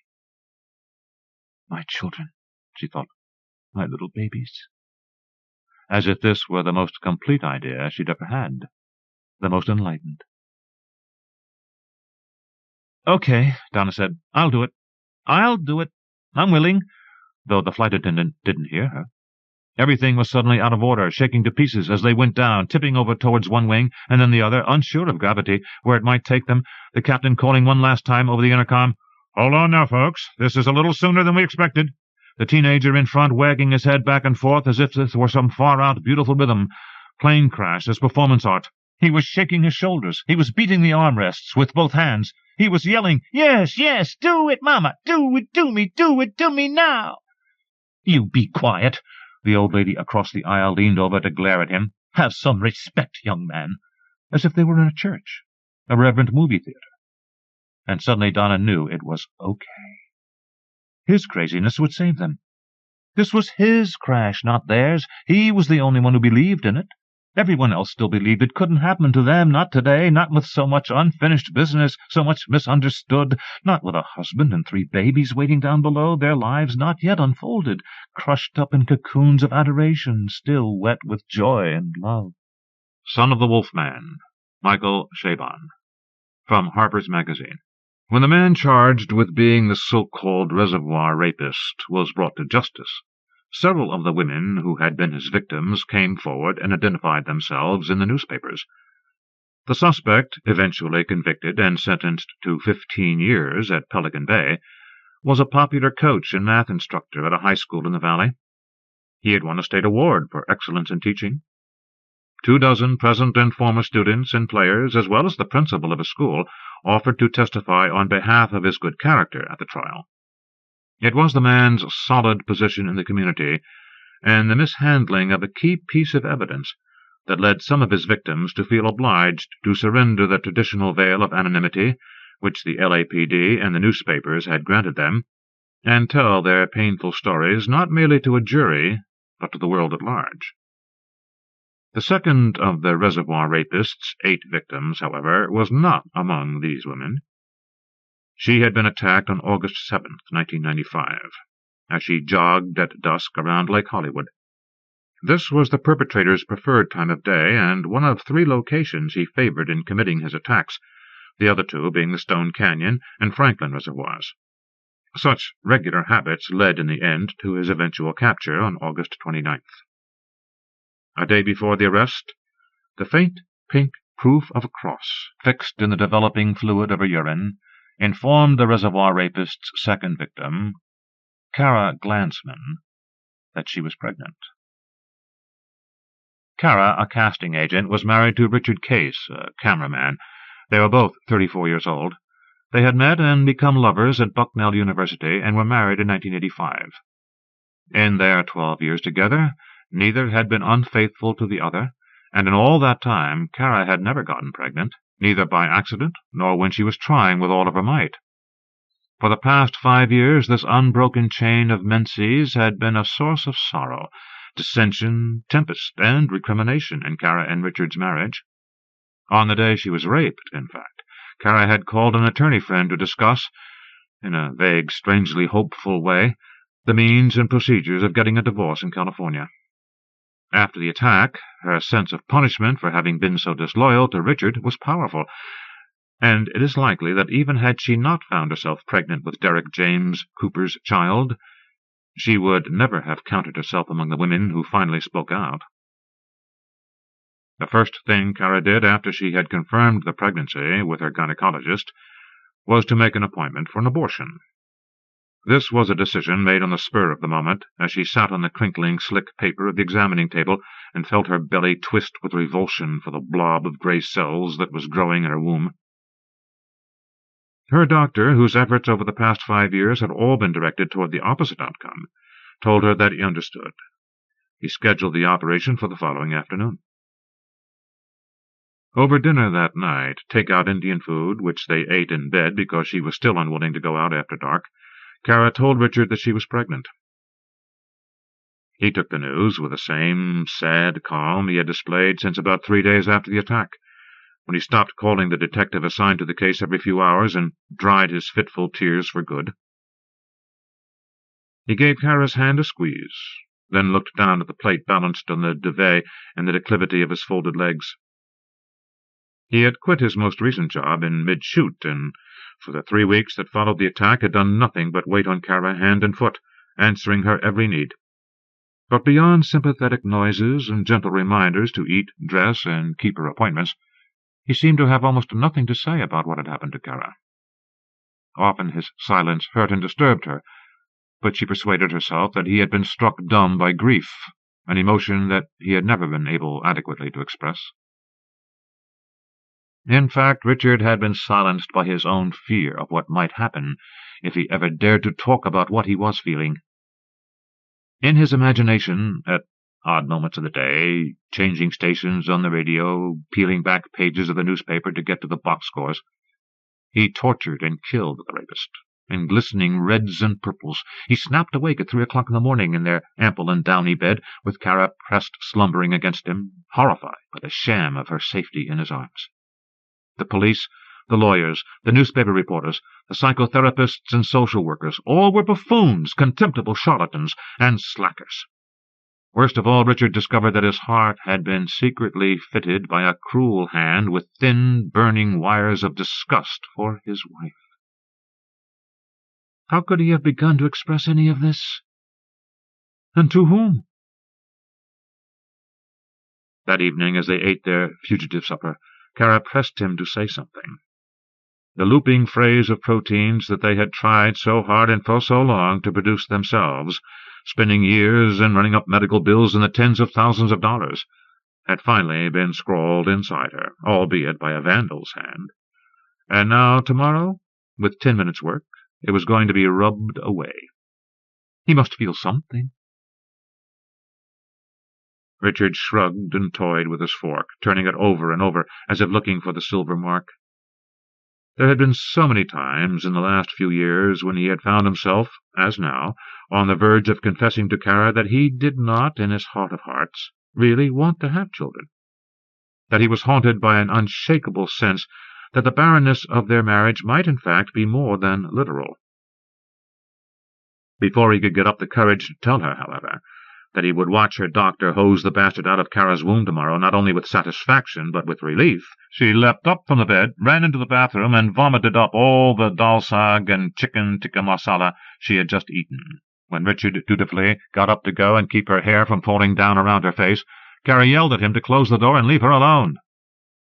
10 minutes later she emerged from the bathroom, looking pale and desolate, but her manner was composed. "I'm cancelling the thing tomorrow," she told him. At that point, having said nothing else for so long, he had no choice but to nod and say automatically, "I understand." Pregnancy suited Kara. Her bouts of nausea were intense and theatrical, but passed within the first few weeks, leaving her feeling purged of much of the lingering stink and foul luster of the rape. She adopted a strict protein-rich diet that excluded fats and sugars. She bought a juice machine and concocted amalgams of uncongenial fruits and vegetables that gave off a smell like the underside of a lawn-mower at the end of a wet summer. She controlled what entered her body, oiled and flexed and soaked it in emollients, monitored its emissions. It responded precisely as her books told her it would. She put on weight at the recommended rate.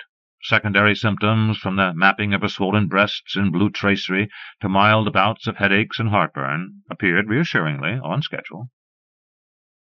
For a time she marveled at her sense of well-being, the lightness of her moods, the nearly unwrinkled prospect that every day presented. In the wake of that afternoon at Lake Hollywood, which might have reduced her to nothing, she grew. Every day there was more of her, and the baby, in spite of the evil instant of its origin, the smell of hot dust and Mexican sage in her nostrils, the winking star of pain behind her eyes as her head smacked the ground, she now felt to be composed entirely of her own materials and shaped by her hand. It was being built of her platelets and antibodies, strengthened by the calcium she took, irrigated by the 8 squeezed bottles of water she daily consumed. She had quit her job. She was making her way through Torp. By the end of her second trimester, she could go for days on end without noticing that she was happy. Over the same period of 6 months, Richard's case became lost. It was a measure, in his view, of the breadth of the gulf that separated Kara and him that she could be so cheerfully oblivious of his lostness. His conversation, never expansive, dwindled to the curtness of a spaghetti western hero. His friends, whose company Richard had always viewed as the ballast carried in the hold of his marriage, began to leave him out of their plans. Something, as they put it to one another, was eating Richard. To them it was obvious. The rapist, tall, handsome, muscled, a former All-American who in his youth had set a state record for the 400 hurdles, had performed in 1 violent minute a feat that Richard in 10 loving years had not once managed to pull off. It was worse than cuckoldry, because his rival was no rival at all.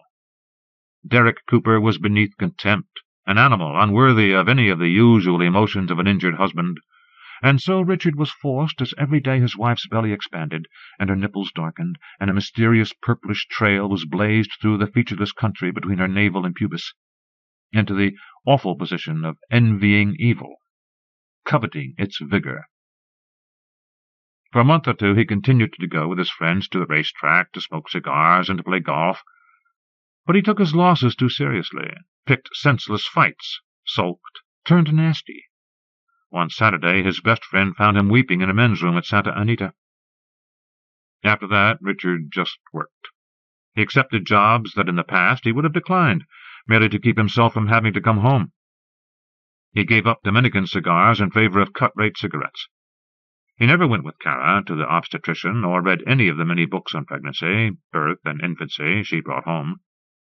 When in her 6th month Kara announced her intention of attempting a natural childbirth with the assistance of a midwife, Richard said, as he always did at such moments, "It's your baby." A woman in the grip of a less powerful personal need for her baby might have objected, but Kara merely nodded and made an appointment for the following Tuesday with a midwife named Dorothy Pendleton, who had privileges at Cedars-Sinai. That Monday Kara was in a car accident. She called Richard on the set, and he drove from the sound stage in Hollywood, where he was shooting an Israeli kung fu movie, to her doctor's office in West Hollywood. She was uninjured, except for a split cheek, and the doctor felt confident, based on an examination and a sonogram, that the fetus would be fine. Kara's car, however, was a total loss. She had been broadsided by a decommissioned hearse, of all things, a 1963 Cadillac. Richard, therefore, would have to drive her to the midwife's office the next day. She did not present the matter as a request. She merely said, "You'll have to drive me to see Dorothy." They were on the way home from the doctor's office. Kara had her cellular telephone and her filofax out, and was busy rearranging the things the accident had forced her to rearrange. "The appointment's at 9. Richard looked over at his wife. There was a large bandage taped to her face, and her left eye had swollen almost shut. He had a tube of antibiotic ointment in the pocket of his denim jacket, a sheaf of fresh bandages, and a printed sheet of care instructions he was to follow for the next 3 days. Ordinarily, he supposed, a man cared for his pregnant wife both out of love and a sense of duty, and also because it was a way to share between them the weight of a burden mutually imposed. The last of these did not apply in their situation.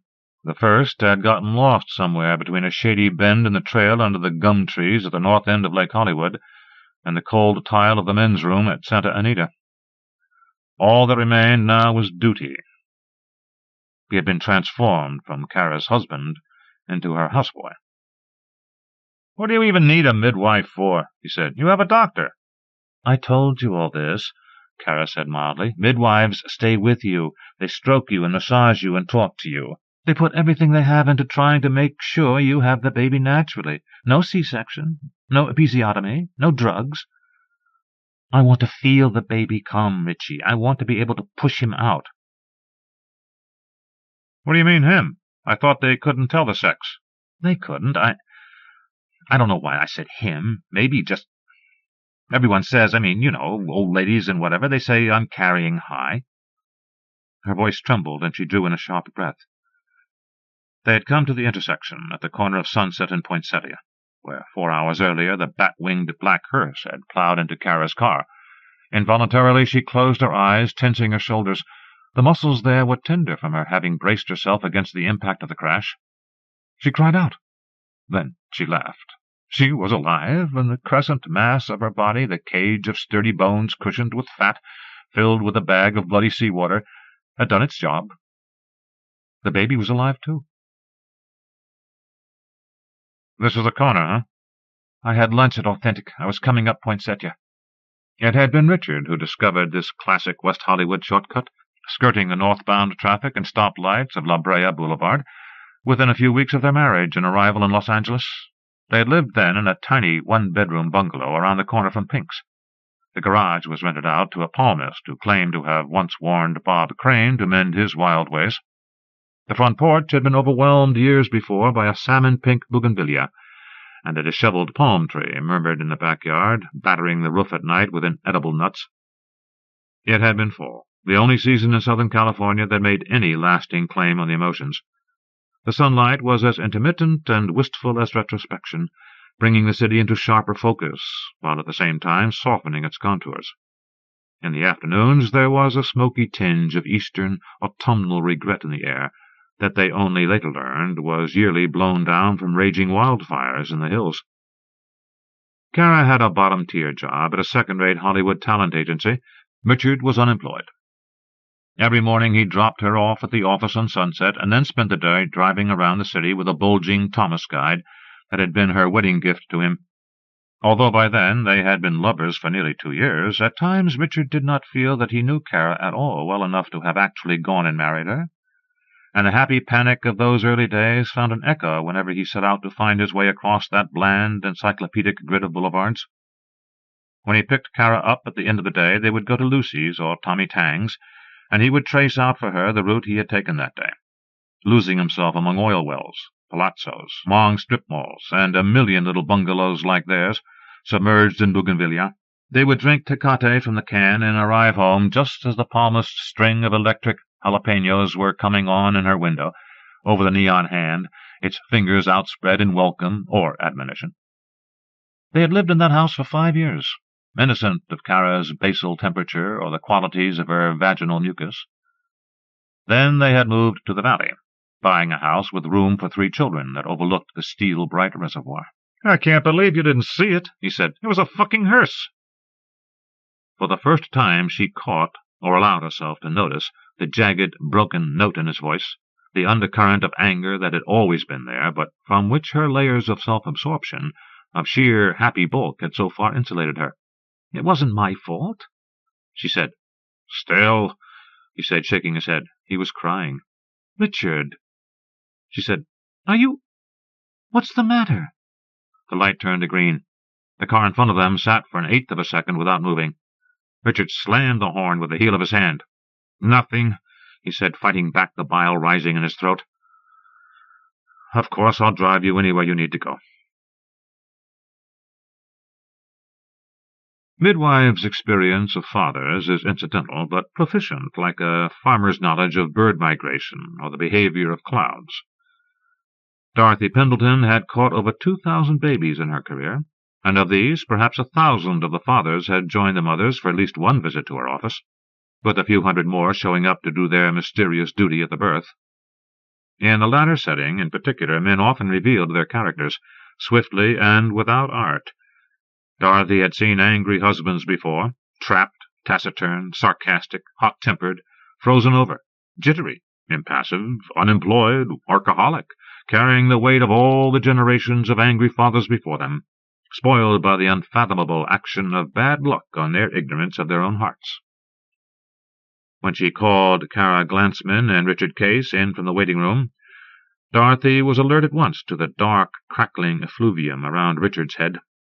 He was sitting by himself on a love-seat, slouched, curled into himself, slapping at the pages of a copy of Yoga Journal.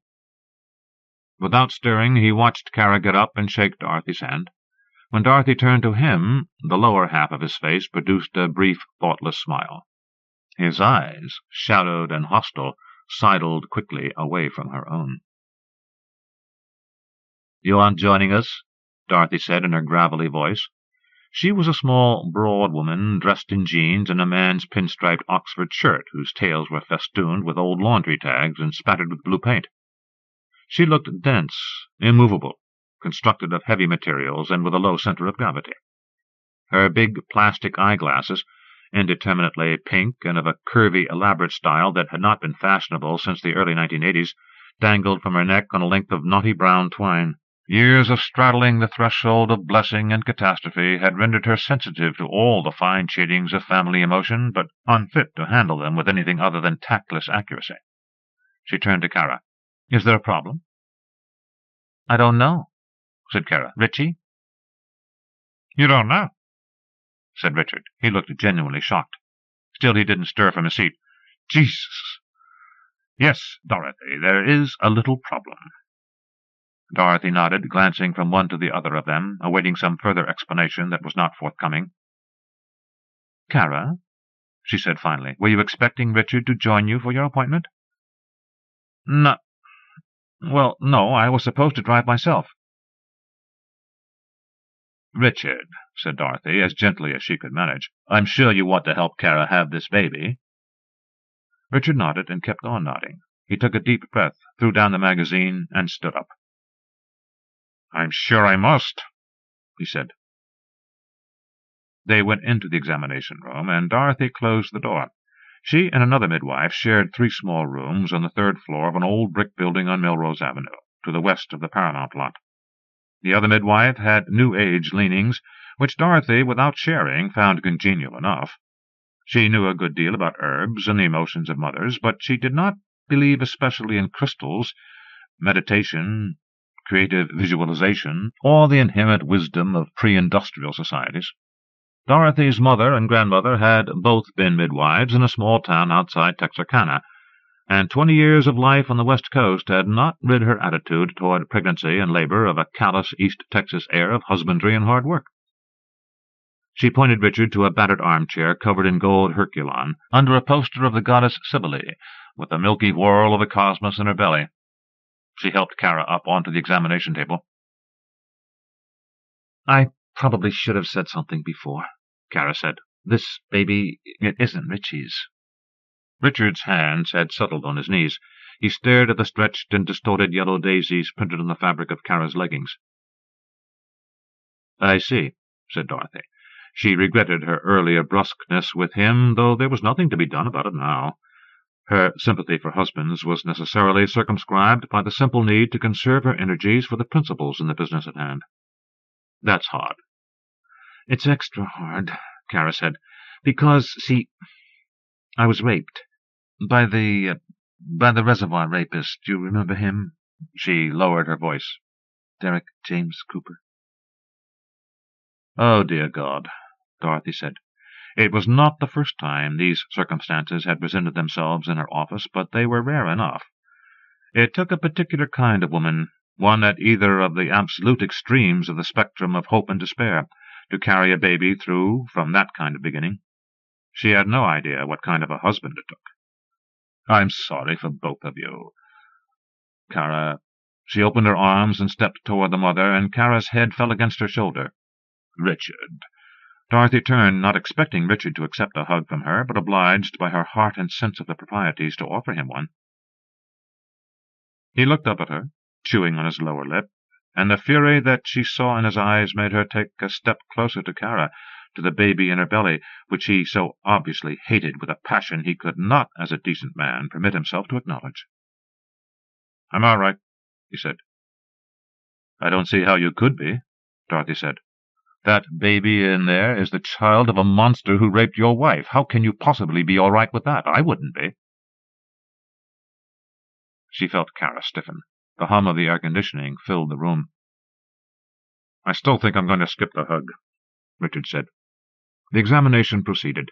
Cara displayed the pale hemisphere of her belly to Dorothy. She lay back and spread her legs, and Dorothy, a glove snapped over her hand, reached up into her and investigated the condition of her cervix. Dorothy took Cara's blood pressure and checked her pulse, and then helped her onto the scale. "You are perfect," Dorothy announced as Cara dressed herself. "You just keep on doing all the things you tell me you've been doing. Your baby is going to be perfect, too." "What do you think it is?" Richard said, speaking for the first time since the examination had begun. "Is? You mean the sex?"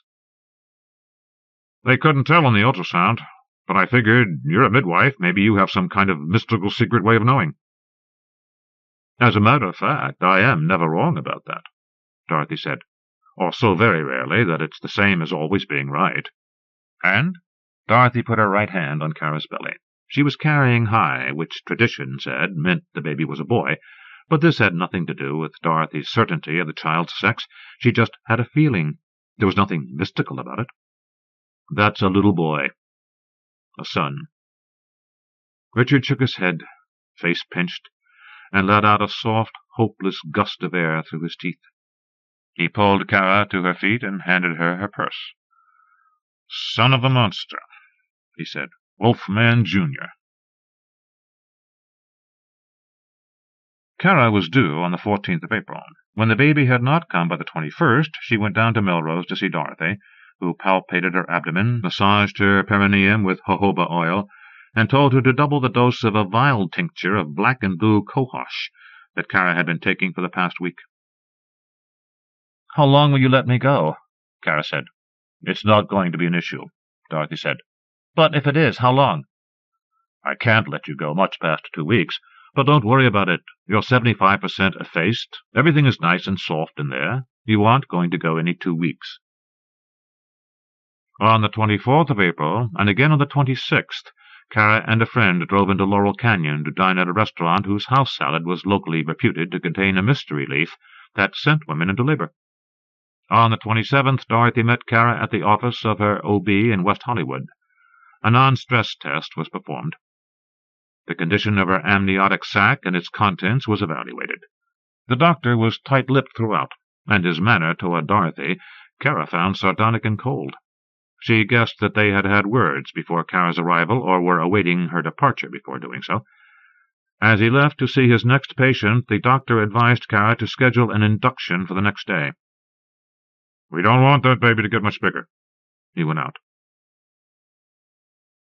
"I can get you 2 more days," said Dorothy, sounding dry and unconcerned, but looking grave.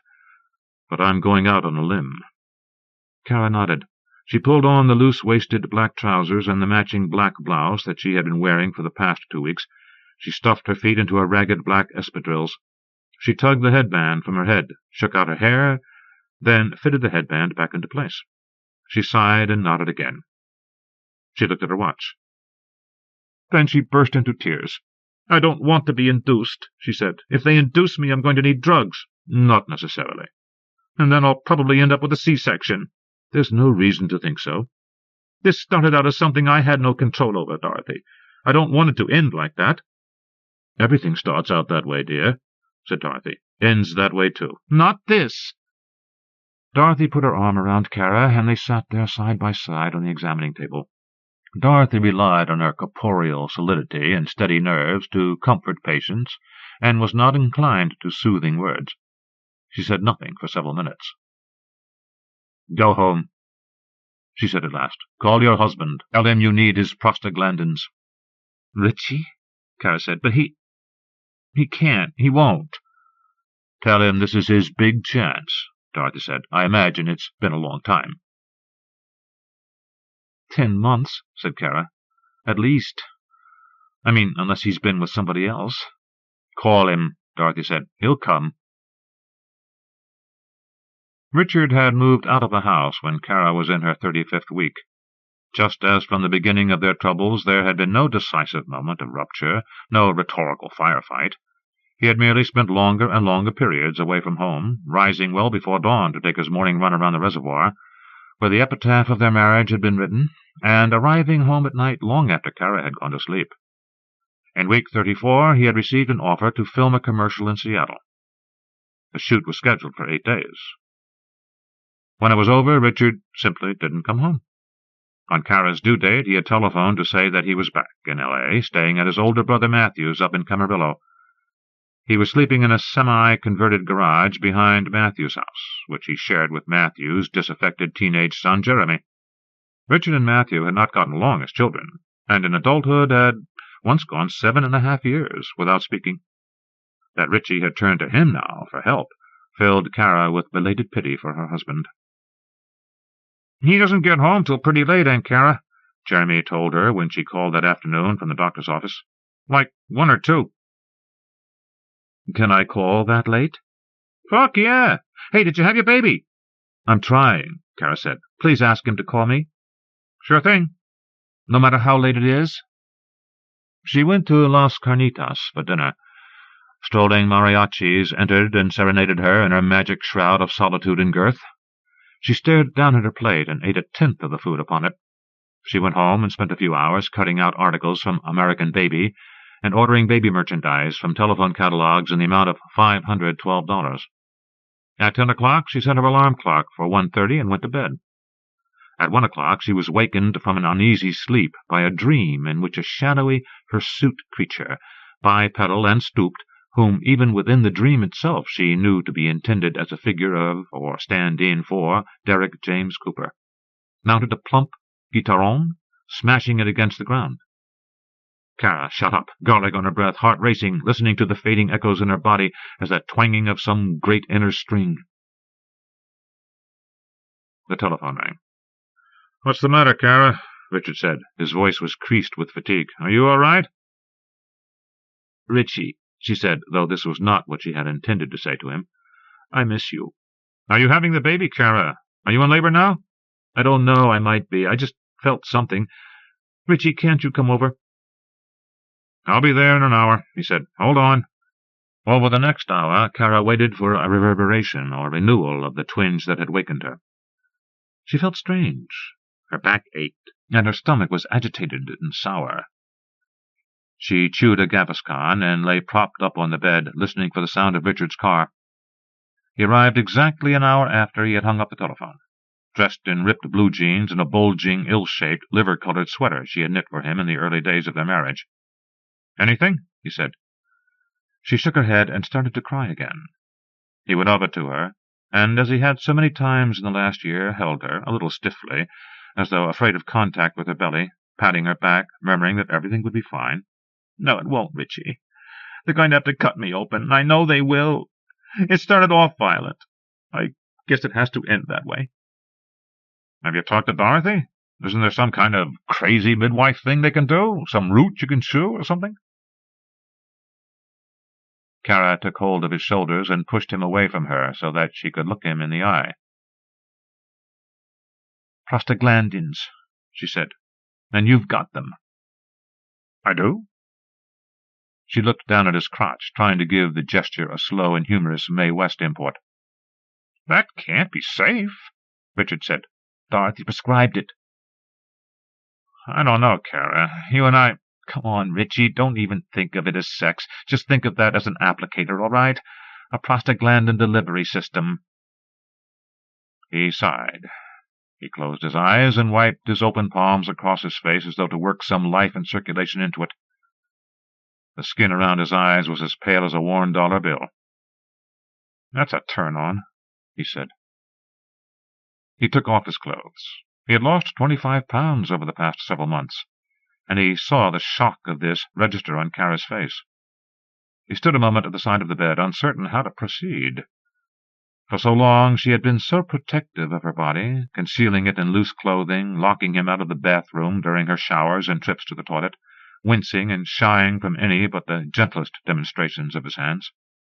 When she was still relatively slender and familiar, he had not known how to touch her.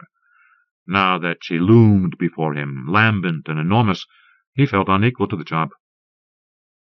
She was wearing a pair of his sweatpants and a T-shirt, size extra large, that featured the face of Gali Karpas, the Israeli kung fu star, and the words, "Termination Zone." She slid the pants down to her ankles and lifted the shirt over her head. Under the not quite familiar gaze of her husband, everything about her body embarrassed her. Her breasts, mottled and veined, tumbled out and lay shining atop the great lunar arc of her belly, dimpled by a tiny elbow or knee. Her pubic bush had sent forth rhizoids, and coarse black curls darkened her thighs and her abdomen nearly to the navel. Richard sat back, looking at her belly. There was a complete miniature set of bones in there, a heart, a pleated brain charged with unimaginable thoughts. In a few hours, or a day, the passage he was about to enter would be stretched and used and inhabited by the blind, mute, and unknown witness to this act. The thought aroused him. "Wow," Kara said, looking at his groin again. "Check that out." "This is weird." "Bad weird?" She looked up at Richard, reading in his face the unavoidable conclusion that the presence of the other man's child in her body had altered it so completely as to make her unrecognizable to him. A stranger, carrying a stranger in her womb, had asked him into her bed. "Lie back," he said. "I'm going to do this to you." She lowered herself down onto her elbows and lay, legs parted, looking at him. He reached out, cautiously, watching his hands as they essayed the taut, luminous skin of her belly. "Quickly," she said after a minute. "Don't take too long." "Does it hurt?" "Just, please." Thinking that she required lubrication, Richard reached into the drawer of the nightstand. For a moment he felt around blindly for the bottle of oil they'd always kept there. In the instant before he turned to watch what his hand was doing, his middle finger jammed against the tip of the X-Acto knife that Kara had been using to cut out articles on nipple confusion and thrush. He cried out, "Did you come?" "Yeah, I did," he said, "but mostly I cut my hand." It was a deep, long cut that pulsed with blood. After an hour, with ice and pressure, they couldn't get it to stop, and Kara said that they had better go to the emergency room. She wrapped the wound in half a box of gauze and helped him dress. She threw on her clothes and followed him out to the driveway. "We'll take the Honda," she said. "I'm driving." They went out to the street. The sky was obscured by a low-lying fog, glowing pale orange as if lit from within, carrying an odor of salt and slick pavement. There was no one in the street, and no sound except for the murmur of the Hollywood freeway. Kara came around and opened the door for Richard and drove him to the nearest hospital, one not especially renowned for its quality care. "So was that the best sex of your life, or what?" she asked him, laughing, as they waited at a red light. "I'll tell you something," he said. "It wasn't the worst." The security guard at the doors to the emergency room had been working this shift for nearly 3 years, and in that time had seen enough of the injuries and pain of the city of Los Angeles to render him immobile, smiling, very nearly inert. At 2:47 on the morning of April 28, the white Honda Accord pulled up, driven by a vastly pregnant woman. Then a man, clearly her husband, got out of the passenger side and walked head down past the guard. The sliding glass doors sighed open to admit him. The pregnant woman drove off toward the parking lot. The guard frowned. "Everything all right?" he asked Kara when she reappeared, her gait a slow, contemplative roll, right arm held akimbo, right hand pressing her hip as though it pained her. "I just had a really big contraction," she said. She made a show of wiping the sweat from her brow. "Phew!" Her voice sounded happy, but to the guard she looked afraid. "Well, you're in the right place, then." "Not really," she said. "I'm supposed to be at Cedars. Payphone?" He directed her to the left of the triage desk. She lumbered inside and called Dorothy. "I think I'm having the baby," she said. "No, I'm not. I don't know." "Keep talking," said Dorothy. "I'm calling from the emergency room." She named the hospital. "Richard cut his hand up. He came over. A rippling sheet of hot foil unfurled in her abdomen. Kara lurched to one side. She caught herself and half squatted on the floor beside the telephone, with the receiver in her hand, staring at the floor. She allowed the pain to permeate and inhabit her, praying with childish fervor for it to pass. The linoleum under her feet was ochre with pink and gray flecks. It gave off a smell of ashes and pine. Kara was aware of Dorothy's voice coming through the telephone, suggesting that she try to relax the hinge of her jaw, her shoulder blades, her hips. Then the contraction abandoned her, as swiftly as it had arrived. Kara pulled herself to her feet. Her fingers ached around the receiver. There was a spreading fan of pain in her lower back. Otherwise she felt absolutely fine. "You're having your baby," Dorothy said. "Are you sure? How can you tell?" "I could hear it in your voice, dear." "But I wasn't talking." Although now, as she said this, she could hear an echo of her voice a moment earlier saying, "Okay, okay, okay." "I'll be there in 20 minutes, Dorothy said. When Kara found Richard, he was being seen by a physician's assistant, a large, portly black man whose tag read Coley, but who introduced himself as Nordell. Nordell's hair was elaborately braided and beaded. His hands were manicured and painted with French tips. He was pretending to find Richard attractive, or pretending to pretend.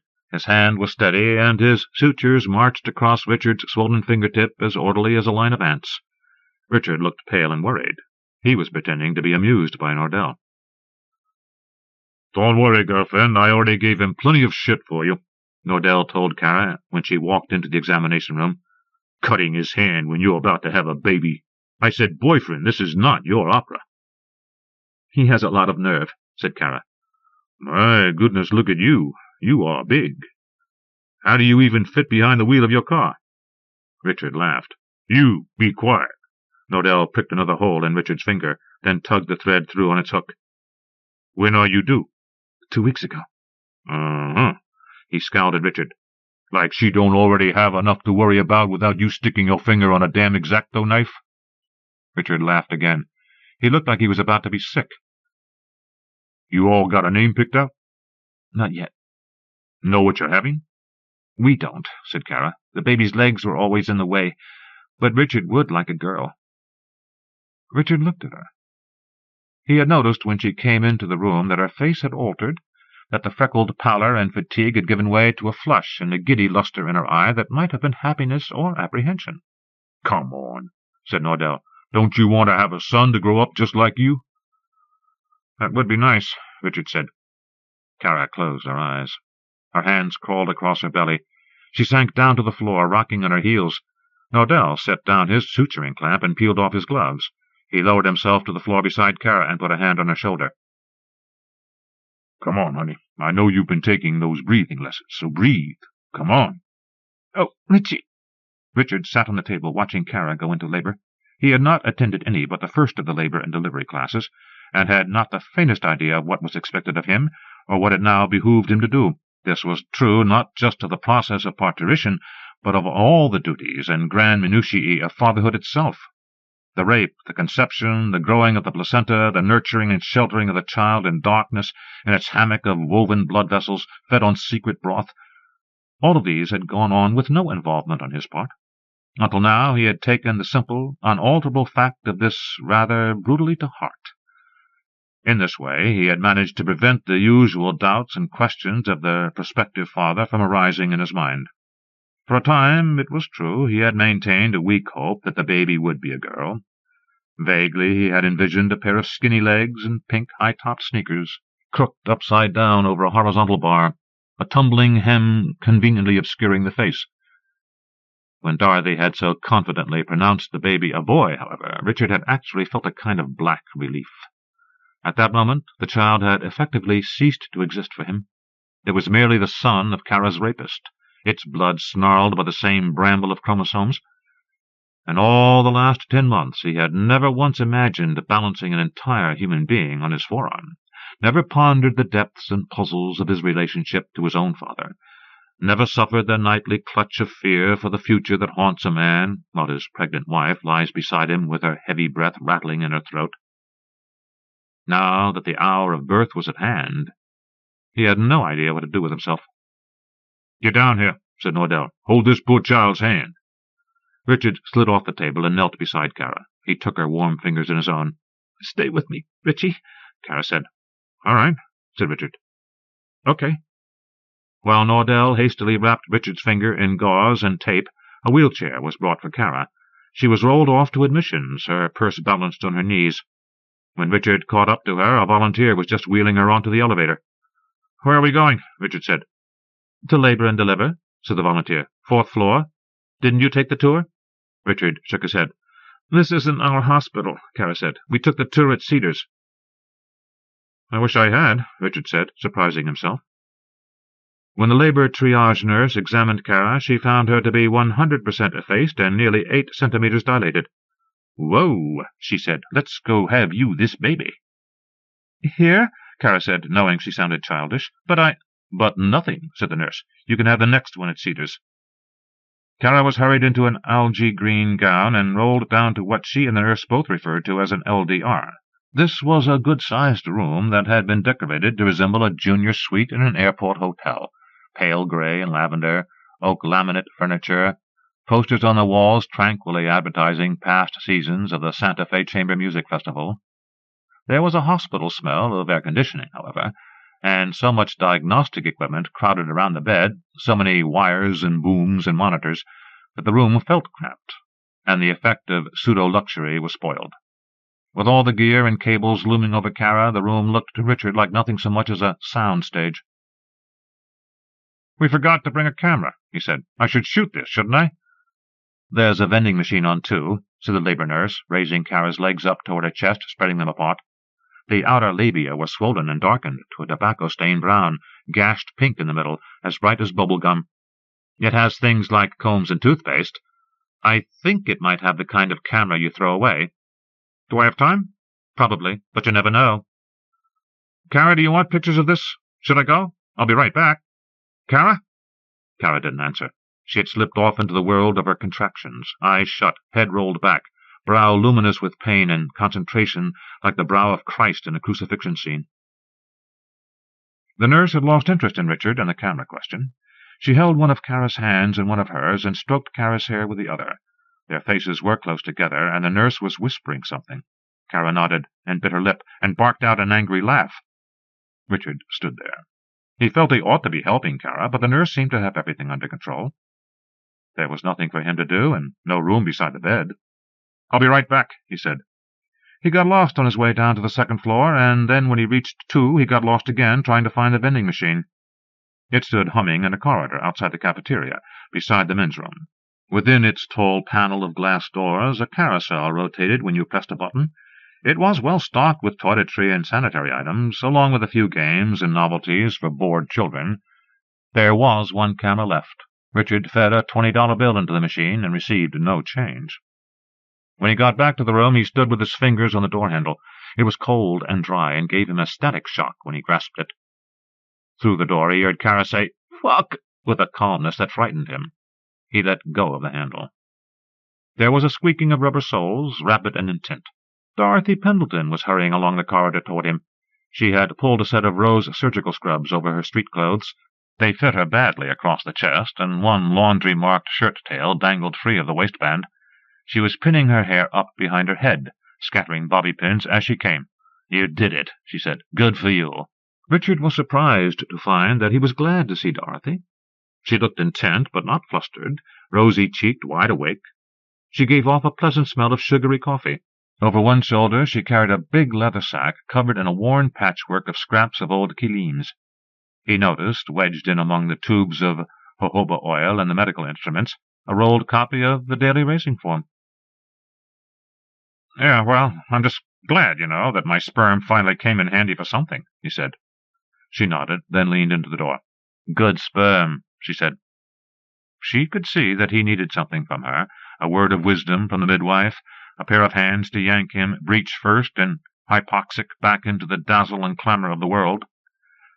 But she had already wasted enough of her attention on him, and she reached for the handle of the door. Then she noticed the cardboard camera dangling from his hand. For some reason it touched her that he had found himself a camera to hide behind. She stopped. She looked at him. She put a finger to his chest.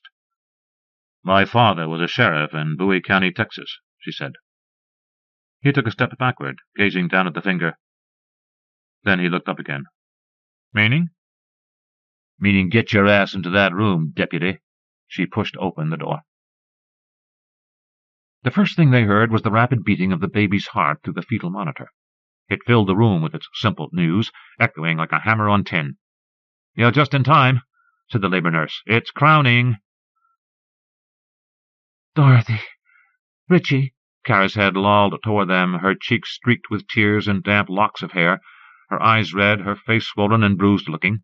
It was the face she had worn after the attack at Lake Hollywood, dazed with pain, seeking out his eyes. "Where did you go?" she asked him. She sounded angry. "Where did you go?" Sheepishly, he held up the camera. "Jesus! Don't go away again." "I'm sorry," he said. A dark circle of hair had appeared between her legs, surrounded by the fiery pink ring of her straining labia. "I'm sorry." "Get him scrubbed," Dorothy said to the nurse. "He's catching the baby." "What?" said Richard. He felt he ought to reassure Kara. "Not really."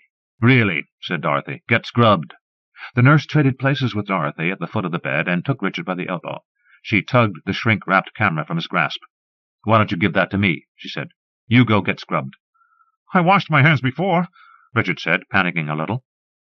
"That's good," said Dorothy. "Now you can do it again." Richard washed his hands in brown soap that stung the nostrils, then turned back to the room. Dorothy had her hand on the bed's controls, raising its back, helping Kara into a more upright position. Kara whispered something. "What's that, honey?" said Dorothy. "I said, Richard, I'm sorry too." "What are you sorry about?" Dorothy said. "Good God!" "Everything," Kara said, and then, "Oh!" She growled and hummed, snapping her head from side to side. She hissed short whistling jets of air through her teeth. Dorothy glanced at the monitor. "Big one," she said. "Here we go." She waved Richard over to her side. Richard hesitated. Kara gripped the side rails of the bed. Her neck arched backward. A humming arose deep inside her chest and grew higher in pitch as it made its way upward until it burst as a short cry, ragged and harsh, from her lips. "Whoop!" said Dorothy, drawing back her arms. "A stargazer!" "Hi, there!" She turned again to Richard, her hands cupped around something smeary and purple that was protruding from Kara's body. "Come on, move it! See this!" Richard approached the bed and saw that Dorothy balanced the baby's head between her broad palms. It had a thick, black shock of hair. Its eyes were wide open, large and dark, pupils invisible, staring directly, Richard felt, at him. There was no bleariness or swelling of the lower eyelids. No one, Richard felt, had ever quite looked at him this way, without emotion, without judgment. The consciousness of a great and irrevocable event came over him.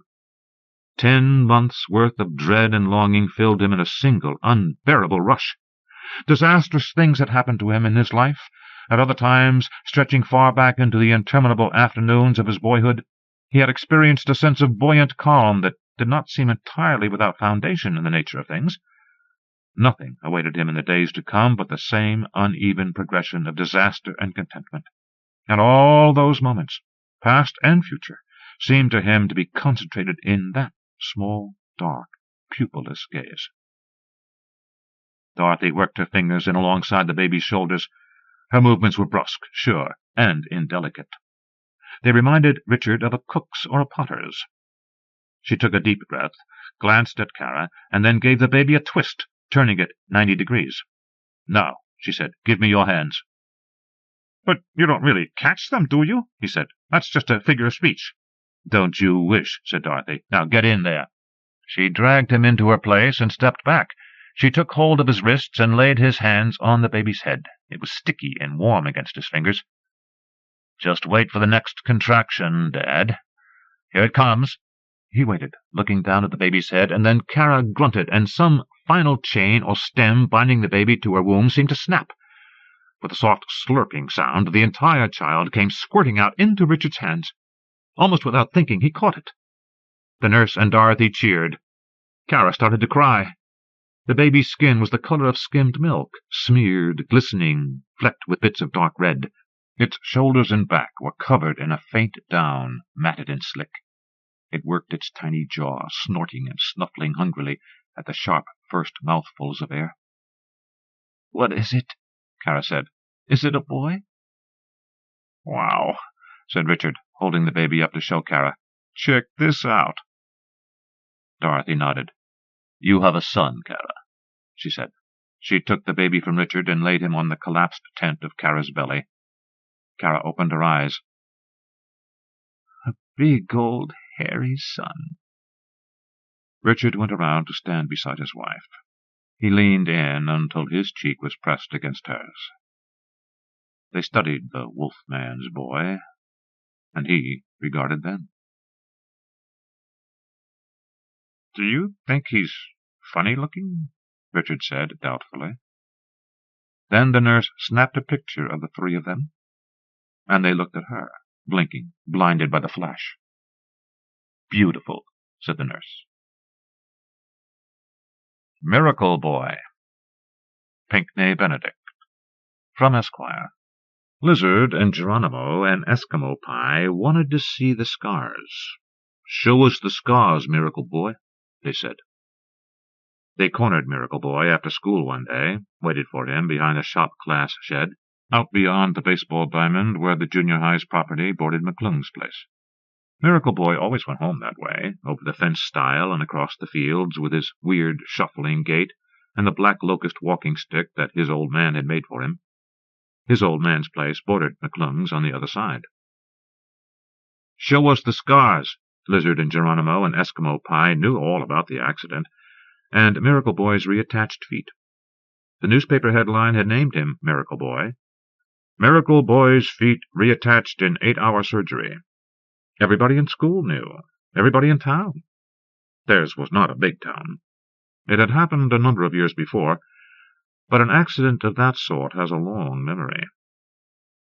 Lizard and Geronimo and Eskimo Pie wanted to see where the feet had been sewn back on. They were interested to see what a miracle looked like. They knew about miracles from the Bible, the burning bush, Lazarus who walked again after death. and it got their curiosity up. Miracle Boy didn't want to show them. He shook his head when they said to him, "Show us the scars." He was a portly boy, soft and jiggly at his hips and belly from not being able to run around and play sports like other boys, like Lizard and Geronimo and Eskimo Pie. He was pigeon-toed and wearing heavy, dark brogans that looked like they might have some therapeutic value. His black corduroy pants were too long for him and pooled around his ankles. He carried his locust walking stick in one hand. Lizard and Geronimo and Eskimo Pie asked him one last time. They were being patient with him because he was a cripple, and then they knocked him down. Eskimo Pie sat on his head while the other two took off his pants and shoes and socks. They flung his socks and pants over the sagging woven wire fence.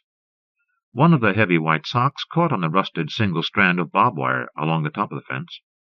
They tied the legs of his pants in a big knot before tossing them.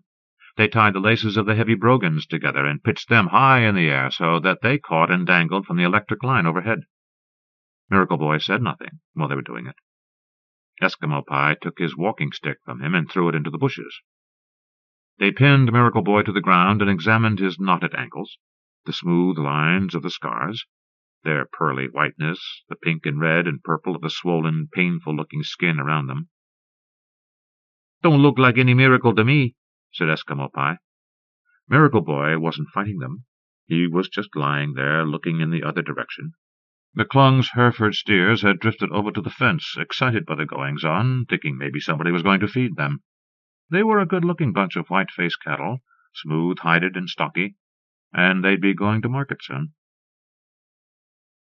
"It just looks like a mess of old scars to me," Eskimo Pie said. Eskimo Pie and Geronimo were brothers. Their old man had lost 3/4 of his left hand to the downstroke of a hydraulic fence-post driver a while before, but that hadn't left anything much to reattach. "It's miracles around us every day," said Miracle Boy. Lizard and Geronimo and Eskimo Pie stopped turning his feet this way and that like the intriguing feet of a dead man. Miracle Boy's voice was soft and piping, and they stopped to listen. "What's that?" Geronimo wanted to know. He nudged Miracle Boy with his toe. "Jesus, he made the lame man to walk," Miracle Boy said. "And Jesus, he made me to walk too." "But you wasn't lame before," Geronimo said. "Did Jesus take your feet off just so he could put them back on you?" Miracle Boy didn't say anything more. Lizard and Geronimo and Eskimo Pie noticed then that he was crying. His face was wet, shining with tears and mucus. They saw him bawling, without his shoes and socks and trousers, sprawled in his underpants on the ground, his walking stick caught in a pricker bush. They decided that this did not look good.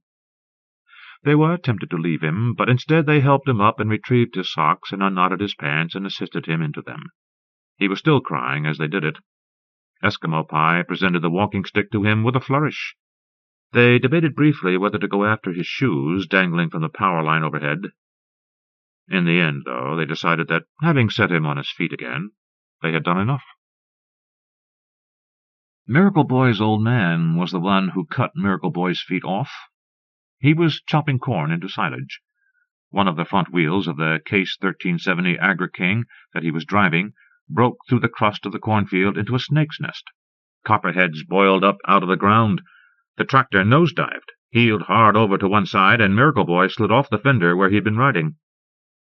Miracle Boy's old man couldn't believe what he had done. He shut off the tractor's power takeoff and scrambled down from the high seat. He was sobbing. He pulled his boy out of the jaws of the silage chopper and saw that the chopper had taken his feet. It's hard not to admire what he did next. Thinking fast, he put his boy down, gently put his maimed boy down on the ground.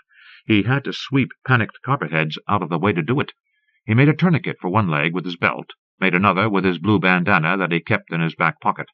Then he went up the side of the silage wagon like a monkey. He began digging in the silage.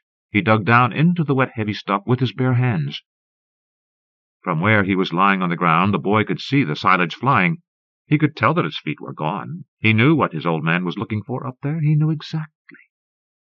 Miracle Boy's old man called Lizard's mother on the telephone.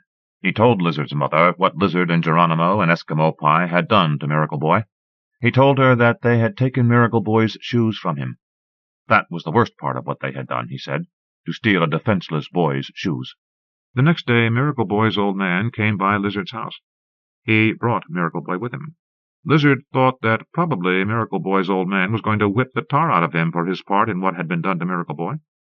He figured Miracle Boy was there to watch the beating. Lizard's own old man was gone, and his mother never laid a hand on him, so he figured that on this occasion Miracle Boy's old man would likely fill in. Instead, Lizard's mother made them sit in the front room together, Lizard and Miracle Boy. She brought them cold Coca-Colas and grilled cheese sandwiches. She let them watch TV. An old movie was on. It was called Dinosaurus. Monsters tore at one another on the TV screen and chased tiny humans. Even though it was the kind of thing he would normally have liked, Lizard couldn't keep his mind on the movie. Miracle Boy sat in the crackling brown reclining chair that had belonged to Lizard's old man. The two of them ate from TV trays, and whenever Miracle Boy finished his glass of Coca-Cola, Lizard's mother brought him more. She brought Lizard more, too, and she looked at him with searching eyes, but Lizard could not read the message in her gaze. By the third glassful of Coca-Cola, Lizard started to feel a little sick, but Miracle Boy went right on, drinking and watching Dinosaurus, with an enraptured expression on his face, occasionally belching quietly. Sometimes his lips moved, and Lizard thought he might be getting ready to say something, but he and Lizard never swapped a single word the whole time. Miracle Boy's old man sat on the front porch of Lizard's house and looked out over the shrouded western slope of the Blue Ridge and swigged the iced tea that Lizard's mother brought him, never moving from his seat until Dinosaurus was over and it was time to take Miracle Boy away. Geronimo and Eskimo Pie got a hiding from their old man. He used his 2-inch-wide black bullhide belt in his good hand, and he made them take their pants down for the beating, and he made them thank him for every stroke. They couldn't believe it when Lizard told them what his punishment had been. That, Geronimo told Lizard, is the difference between a house with a woman in charge and one with a man. Lizard saw Miracle Boy's shoes every day, hanging on the electric wire over by McClung's property line, slung by their laces. He kept hoping the laces would weather and rot and break, and the shoes would come down by themselves, and that way he wouldn't have to see them any more. But they never did. When he was outside the school, his eyes were drawn to them. He figured that everybody in the school saw those shoes. Everybody knew whose shoes they were. Lizard figured that Miracle Boy must see them every day on his way home. He wondered what Miracle Boy thought about that. His shoes hung up in the wires, on display like some kind of a trophy in good weather and in bad, nestled together, nose to tail, up in the air like dogs huddled for warmth. He wondered if Miracle Boy ever worried about those shoes. He took up watching Miracle Boy in school for signs of worry. Miracle Boy kept on, just like before. He wore a different pair of shoes these days, a brand-new pair of coal-black Keds that looked too big for him. He shuffled from place to place, his walking stick tapping against the vinyl tiles of the hallway floors as he went. "I'm going to go get the shoes," Lizard announced one day to Geronimo and Eskimo Pie. It was spring by then, the weather alternating between warm and cold, dark days that were winter hanging on and spring days full of hard, bright light. Baseball season, and the three of them were on the bench together.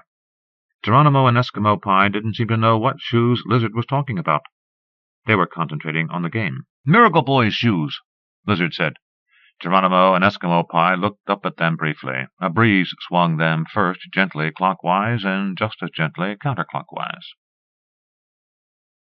"You don't want to fool with those," Eskimo Pie said.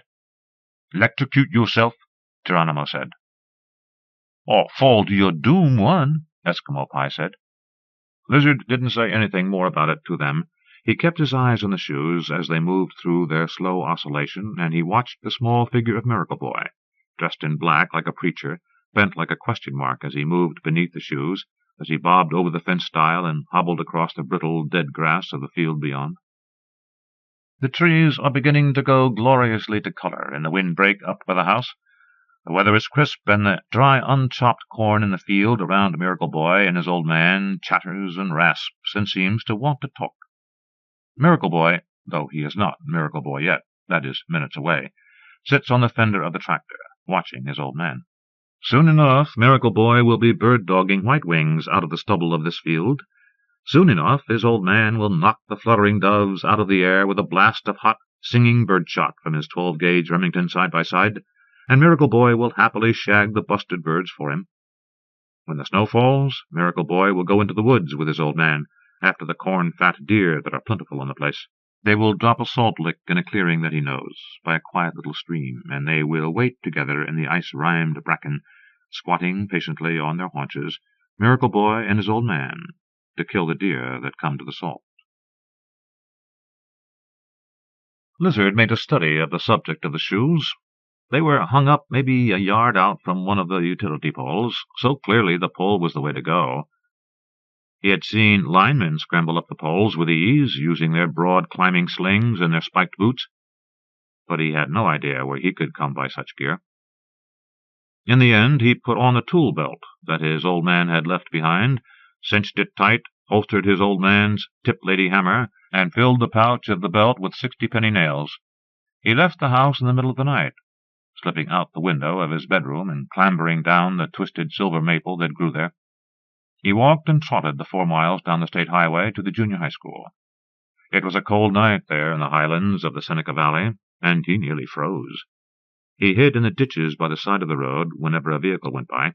He didn't care for anyone to stop and offer him a ride or ask him what it was he thought he was doing. He passed a number of houses on the way to the school.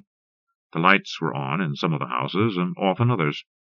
One of the houses was Miracle Boy's, he knew, a few hundred yards off the road in a grove of walnut trees, its back set against a worn-down knob of a hill. In the dark, the houses were hard to tell one from another.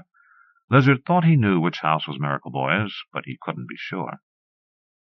His plan was this: to drive one of the 60-penny nails into the utility pole about 3 feet off the ground, then to stand one-footed on that nail and drive in another some distance above it. Then he would stand on the second nail and drive a third, and so on, ascending nail by nail until he reached the humming transformer at the top of the pole.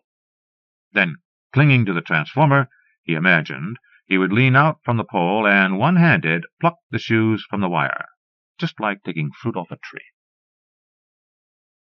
The first nail went in well and held solid under his weight, and he hugged the pole tight, the wood rough and cool where it rubbed against the skin of his cheek. He fished in the pouch of nails, selected one, and drove it as well. He climbed onto it. His hands were beginning to tremble as he set and drove the third nail. He had to stand with his back bent at an awkward angle, his shoulder dug in hard against the pole, and already he could feel the strain grinding to life in his back and in the muscles of his forearm. The next several nails were not hard to sink, and he soon found himself a dozen feet up, clinging to the pole. The moon had risen as he'd worked, and the landscape below was bright. He looked around him at the baseball diamond, with its deep, worn base path and crumbling pitcher's mound, and the soiled bags that served as bases. From his new vantage point he noted with surprise the state of the roof of the shop shed, the tin scabby and blooming with rust, bowed and beginning to buckle. He had never noticed before what hard shape the place was in. He straightened his back and fought off a yawn. He was getting tired and wished he could quit the job he had started. He looked up. There was no breeze, and the shoes hung as still as though they were shoes in a painting. He fumbled another nail out of the pouch, ran it through his hair to grease the point, mashed his shoulder against the unyielding pole, set the nail with his left hand, and banged it home. And another, and another. His clothes grew grimy with creosote, and his eyes stung and watered. Whenever he looked down, he was surprised at how far above the ground he had climbed. The Klung's Herefords found him, and they stood in a shallow semicircle beneath the utility pole, cropping at the worthless grass that grew along the fence line. This was a different batch from the fall before. These were younger, but similarly handsome animals, and Lizard welcomed their company. He felt lonesome up there on the pole. He thought momentarily of Miracle Boy, seated before the television, his gaze fixed on the set, his jaws moving, a half-eaten grilled cheese sandwich in his fingers. The steers stood companionably close together, their solid barrel bodies touching lightly. Their smell came to him, concentrated and musty, like damp hot sawdust. and he considered how it would be to descend the pole and stand quietly among them. How warm! He imagined himself looping an arm over the neck of one of the steers, leaning his head against the hot skin of its densely muscled shoulder. A nail slithered from his numbing fingers, fell, and dinked musically off the forehead of the lead steer.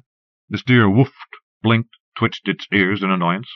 The Herefords wheeled and started off across the field, the moonlight silvering the curly hair along the ridge-lines of their backs.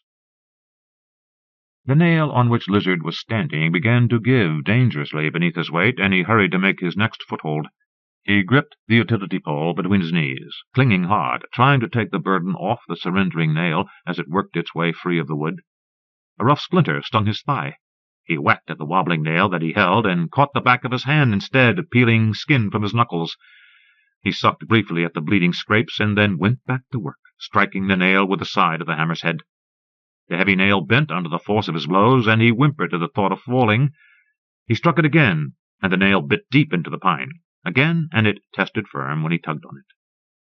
He pulled himself up. Resting on the bent nail, he found himself at eye level with a transformer at the pole's top. Miracle Boy's shoes dangled a yard behind him. Lizard felt winded, and he took hold of the transformer. The cold metal cut into the flesh of his fingers. There was deadly current within the transformer, he knew, but still it felt like safety to him. He held fast, shifted his weight to his arms, tilted his head back to catch sight of the shoes. Overhead, the wires crossed the disk of the moon, and the moonlight shone on the wires, on the tarnished hardware that fixed them to the post, on the ceramic insulators. These wires run to every house in the valley, Lizard thought. He craned his neck farther and found the shoes. Still there. The shoes were badly weathered.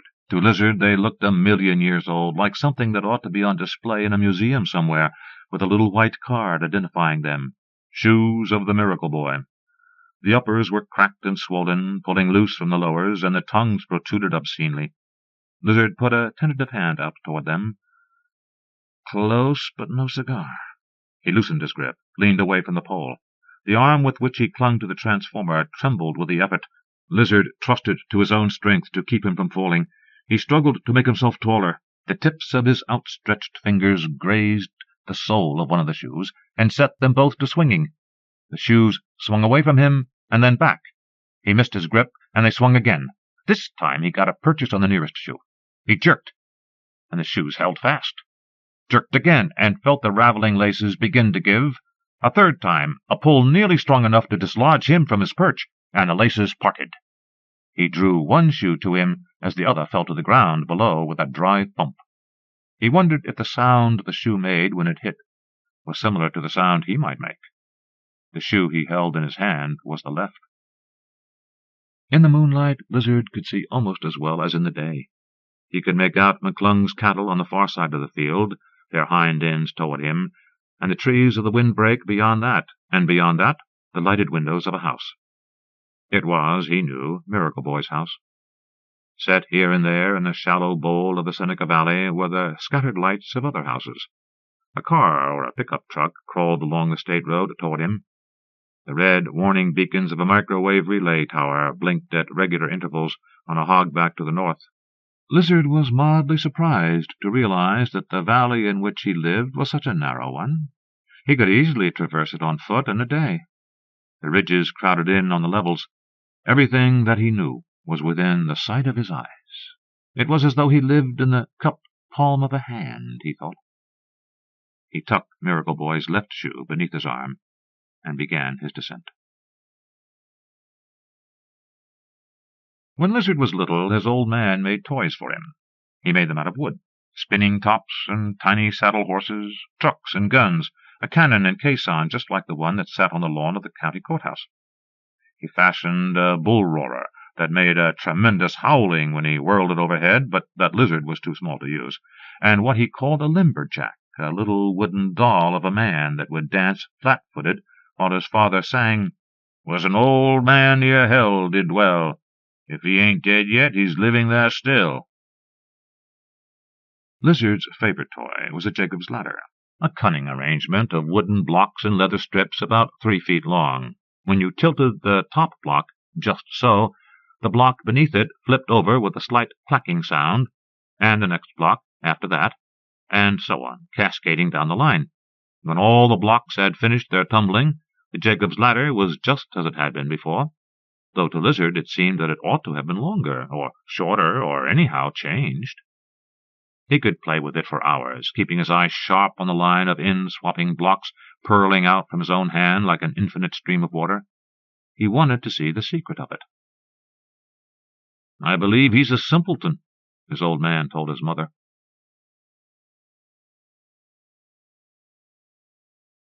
"You think my boy wants anything to do with you little bastards?" Lizard wanted to explain that he was alone in this, that Geronimo and Eskimo Pie were at home asleep in their beds, that they knew nothing of what he was doing. Miracle Boy's old man stood behind the closed screen door of his house, his arms crossed over his chest, a cigarette snugged in the corner of his mouth. The hallway behind him was dark. "I don't necessarily want anything to do with him," Lizard said. "I just brought him his shoes." He held out the shoes, but Miracle Boy's old man didn't even look at them.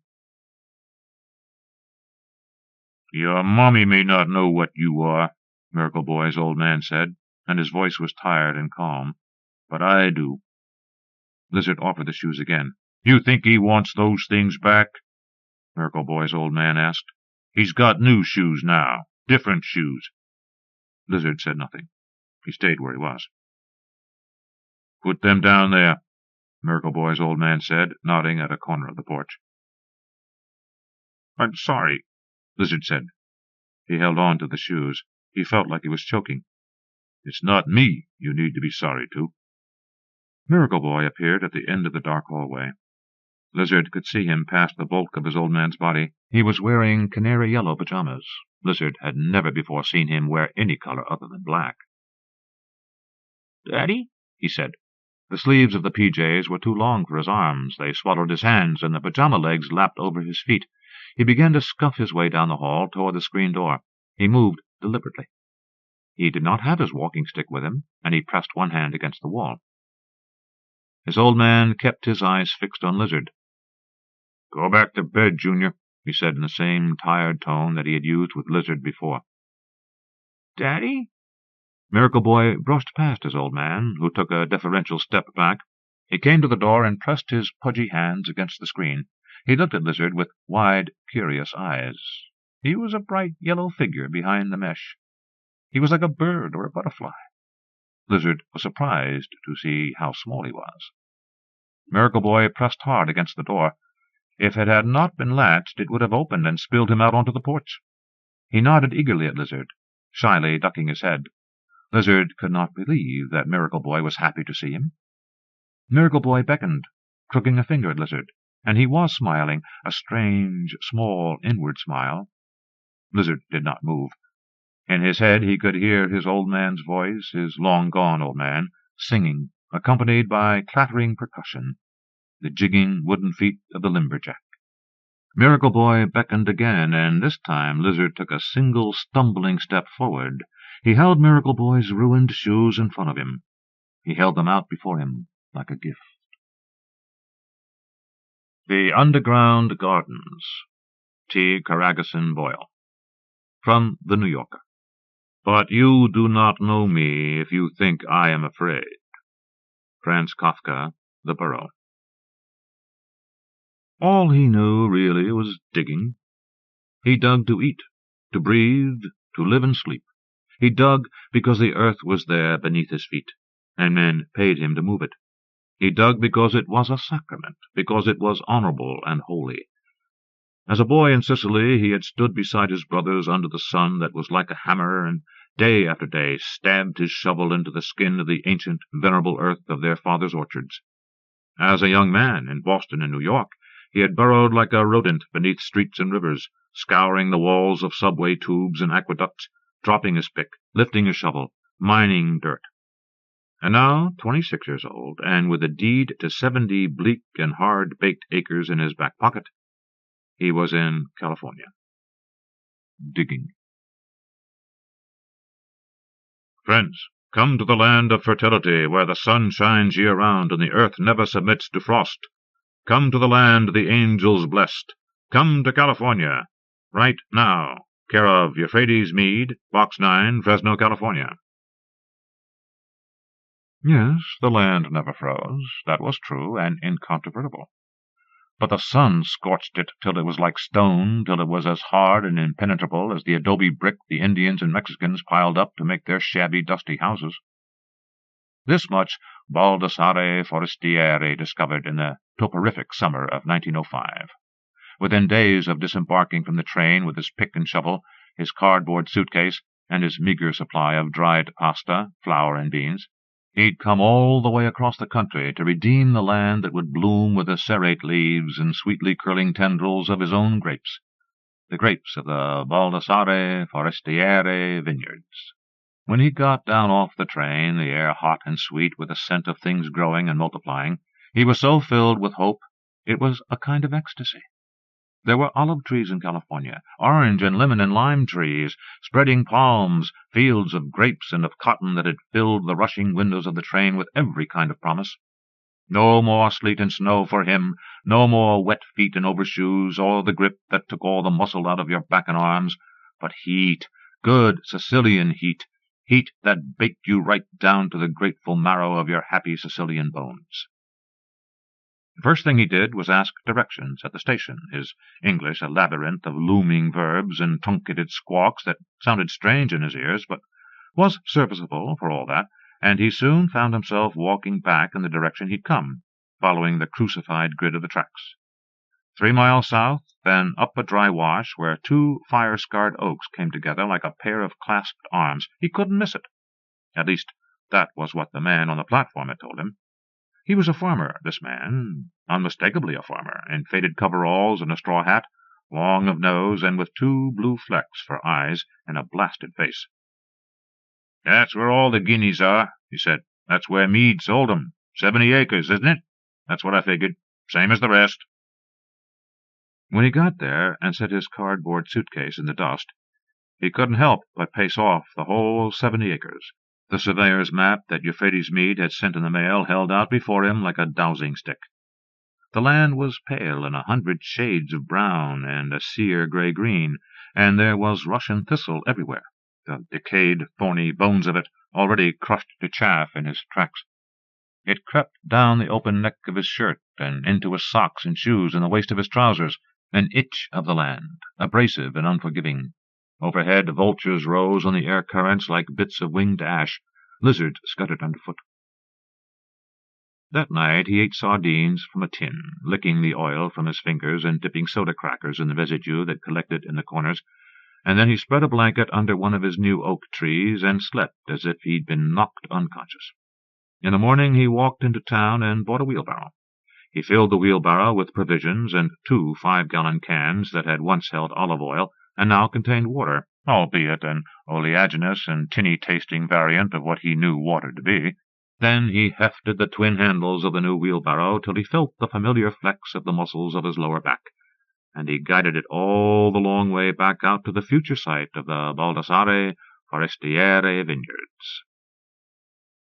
He'd always thought big, even when he was a boy wandering his father's orchards, the orchards that would never be his because of a simple confluence of biology and fate. His brothers had been born before him. If, God forbid, either Pietro or Domenico should die or emigrate to Argentina or Australia, there was always the other one to stand in his way. But Baldassare wasn't discouraged. He knew he was destined for greatness. Unlike his brothers, he had the gift of seeing things as they would one day be, of seeing himself in America, right here in Fresno, his 70 acres buried in grapes, the huge oak fermenting barrels rising above the cool cellar floors, his house of 4 rooms and a porch set on a hill, and his wife on the porch, his 4 sons and 3 daughters sprinting like colts across the yard. He didn't even stop to eat that first day. Sweating until his eyes burned with a sting of salt, his hands molded to the shape of the wheelbarrow's polished handles, he made 3 more trips into town and back, 24 miles in all, and half of them pushing the overladen wheelbarrow. People saw him as they went about their business in carriages and farm wagons, a sun-seared little man in slept-in clothes, following the tread of a single sagging tire along the shoulder of the broad dirt road. Even if he'd looked up, they probably wouldn't have nodded a greeting, but he never took his eyes off the unwavering line the tire cut in the dirt. By the end of the week, a one-room shanty stood beneath the oak, a place not much bigger than the bed he constructed of planks. It was a shelter, that was all, a space that separated him from the animals, that reminded him he was a man and not a beast. Men are upright, his father had told him when he was a boy, and they have dominion over the beasts. Men live in houses, don't they? And where do the beasts live, mio figlio? In the ground, no? In a hole. It was some day of the following week when Baldassare began digging. He didn't have a calendar, and he didn't know Sunday from Monday, and even if he had, where were the church and the priest to guide him? He wanted the well to be right in front of the shack, beneath the tree where his house would one day stand. But he knew enough about water to know that it wouldn't be as easy as that. He spent a whole morning searching the immediate area, tracing dry watercourses, observing the way the hill under his shack and the one beside it abutted each other, like the buttocks of a robust and fecund woman, until finally, right there, right in the cleft of the fundament, he pitched his shovel into the soil. 2 feet down, he hit the hardpan. It didn't disconcert him, not at all. He never dreamed it would extend over all the 70 acres. And he attacked the rocky substrate with his pick until he was through it.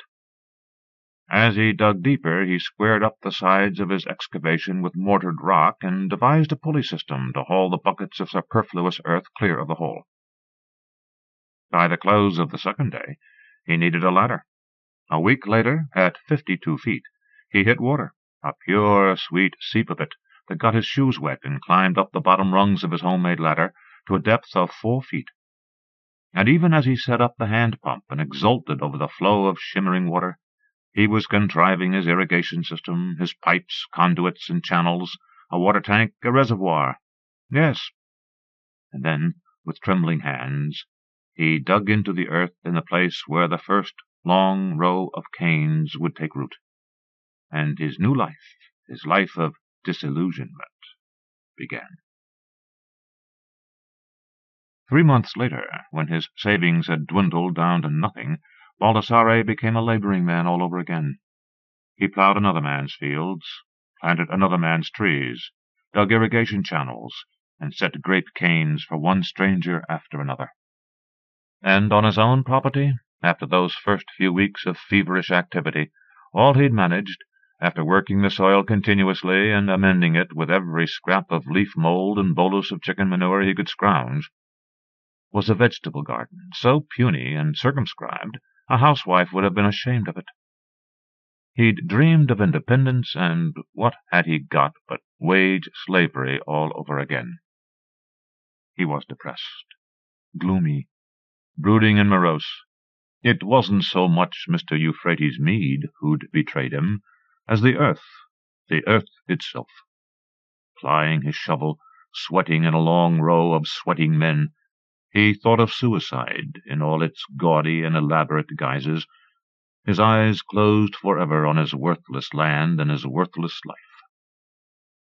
And then, one rainy afternoon, sitting at the counter in Siagris's drugstore with a cup of coffee and a hamburger sandwich, he had a vision that changed all that. The vision was concrete, as palpable as flesh, and it moved with the grace and fluidity of a living woman, a woman he could almost reach out and... "Can I get you anything else?" she asked. He was so surprised he answered her in Italian. Olive eyes, hair piled up on her head like a confection, skin you could eat with a spoon. But hadn't it been old Siagris, the hairy Greek, who'd fried his hamburger and set it down on the counter before him? Or was he dreaming? She was giving him a look, a crease between her eyebrows, hands on hips. "What did you say?" "I mean," fumbling after his English, "no, thank you. But who I mean?" She was serene, a very model of serenity, though the other customers, men in suits, 2 boys and their mother lingering over ice cream, were watching her and quietly listening for her answer. "I'm Ariadne," she said. "Ariadne Siagris." She looked over her shoulder to the black-eyed man standing at the grill. "That's my uncle." Baldassare was charmed, and a bit dazed, too. She was beautiful, or at least to his starved eyes she was, and he wanted to say something witty to her, something flirtatious, something that would let her know that he wasn't just another sorrowful Italian labourer, with no more means or expectations than the price of the next hamburger sandwich, but a man of substance, a landowner, the future proprietor of the Baldassare Forestiere vineyards. But he couldn't think of anything. His mind had impacted, his tongue gone dead in the sleeve of his mouth. Then he felt his jaws opening of their own accord, and heard himself saying, "Baldassare Forestiere, at your service." He would always remember that moment, through all the digging and lifting and wheelbarrowing to come, because she looked hard at him, as if she could see right through to his bones. And then she turned up the corners of her mouth, pressed 2 fingers to her lips, and giggled.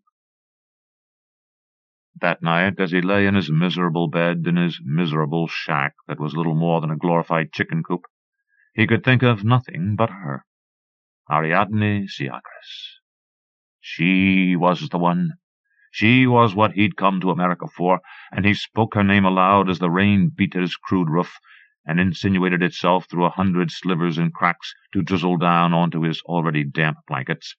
Spoke her name aloud, and made the solemnest pledge that she would one day be his bride. But it was cold, and the night beyond the walls was limitless and black, and his teeth were chattering so forcefully he could barely get the words out. He was mad, of course, and he knew it. How could he think he had a chance with her? What could he offer her, a girl like that who'd come all the way from Chicago, Illinois, to live with her uncle, the prosperous Greek? A school-educated girl, used to fine things and books. Yes, he'd made inquiries. He'd done nothing but inquire since he'd left the drugstore that afternoon. Her parents were dead, killed at a railway crossing, and she was 19 years old, with 2 younger sisters and 3 brothers, all of them farmed out to relatives. Ariadne Siagres. The rain was relentless. It spoke and sighed and roared. He was wearing every stitch of clothing he possessed, wrapped in his blankets and huddled next to the coal-oil lamp, and still he froze, even here in California. It was an endless night, an insufferable night, but a night in which his mind was set free to roam the universe of his life. One thought piled atop another, like bricks in a wall, until at some point, unaccountably, he was thinking of the tunnels he'd excavated in New York and Boston.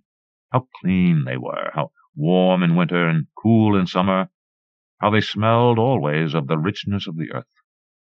Snow could be falling on the streets above, the gutters frozen, wind cutting into people's eyes, but below ground there was no weather, none at all.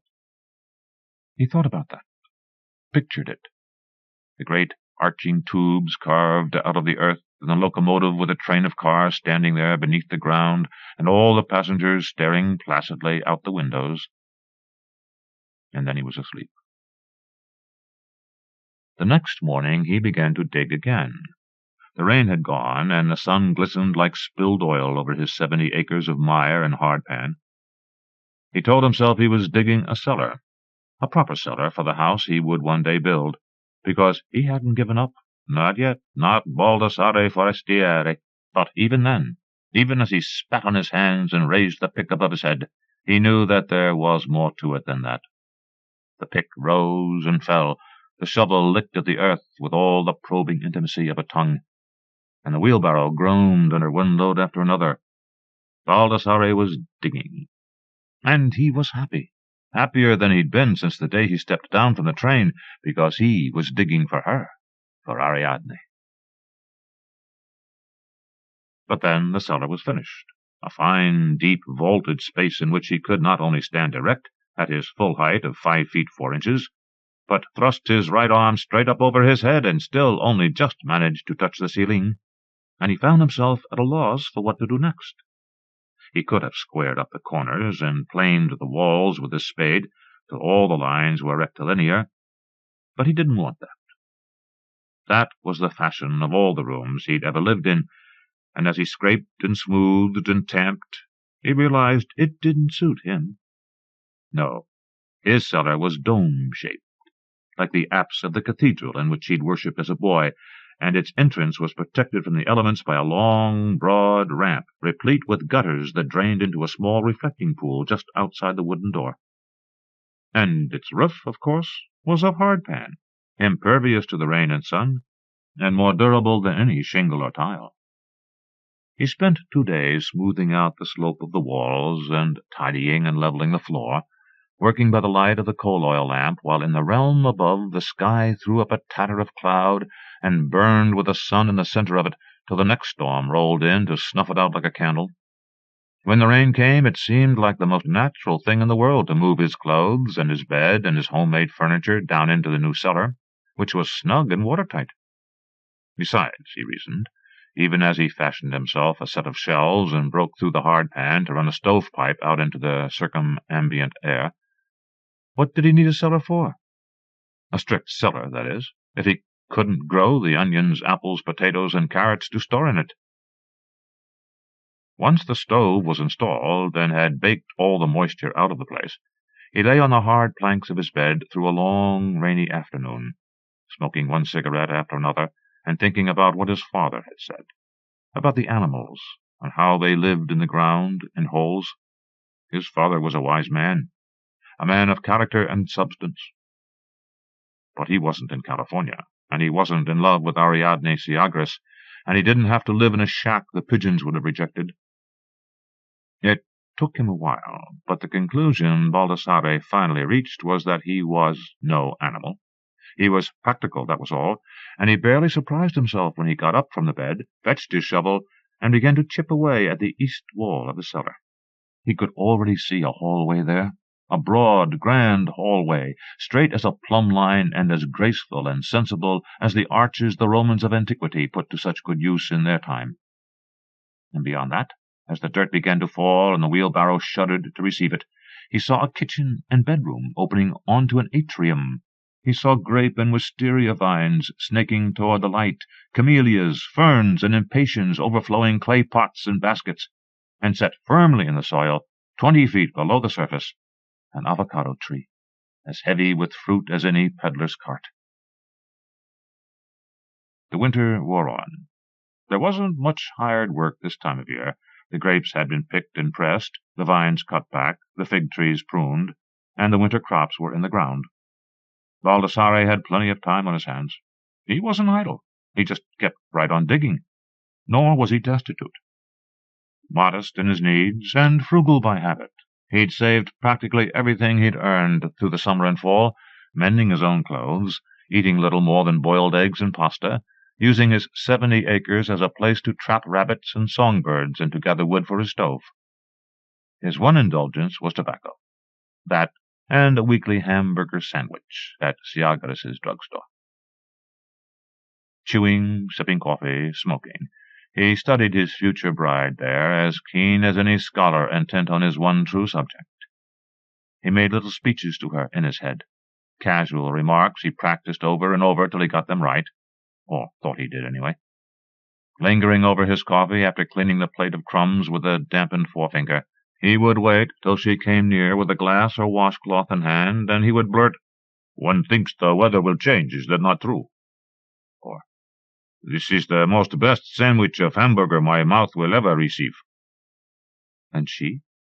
She would show her teeth in a little equine smile, or she would giggle, then sometimes sneeze, covering her nose and mouth with one hand, as her late mother had no doubt taught her to do.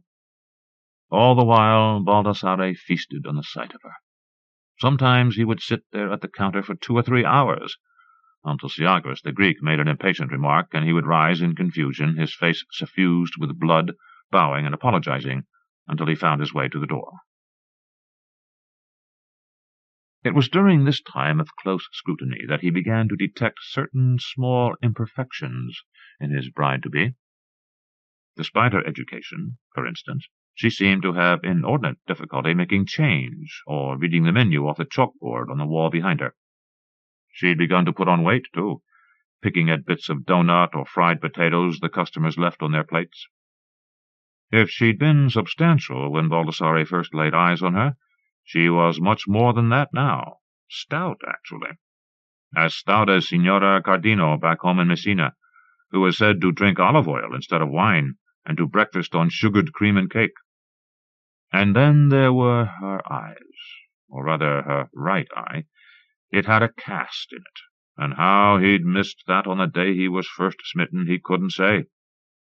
But he had to look twice to notice the hairs on her chin, as stiff as a cat's whiskers and just as translucent, and as far as he was concerned, the red blotches that had begun to appear on the perfect skin of her hands and throat might have been nothing more than odd splashes of marinara sauce, as if she'd got too close to the pot. Another lover, less blinded by the light of certitude than Baldassare, might have found these blemishes a liability. But Baldassare treasured them. They were part of her, part of that quiddity that made her unique among women.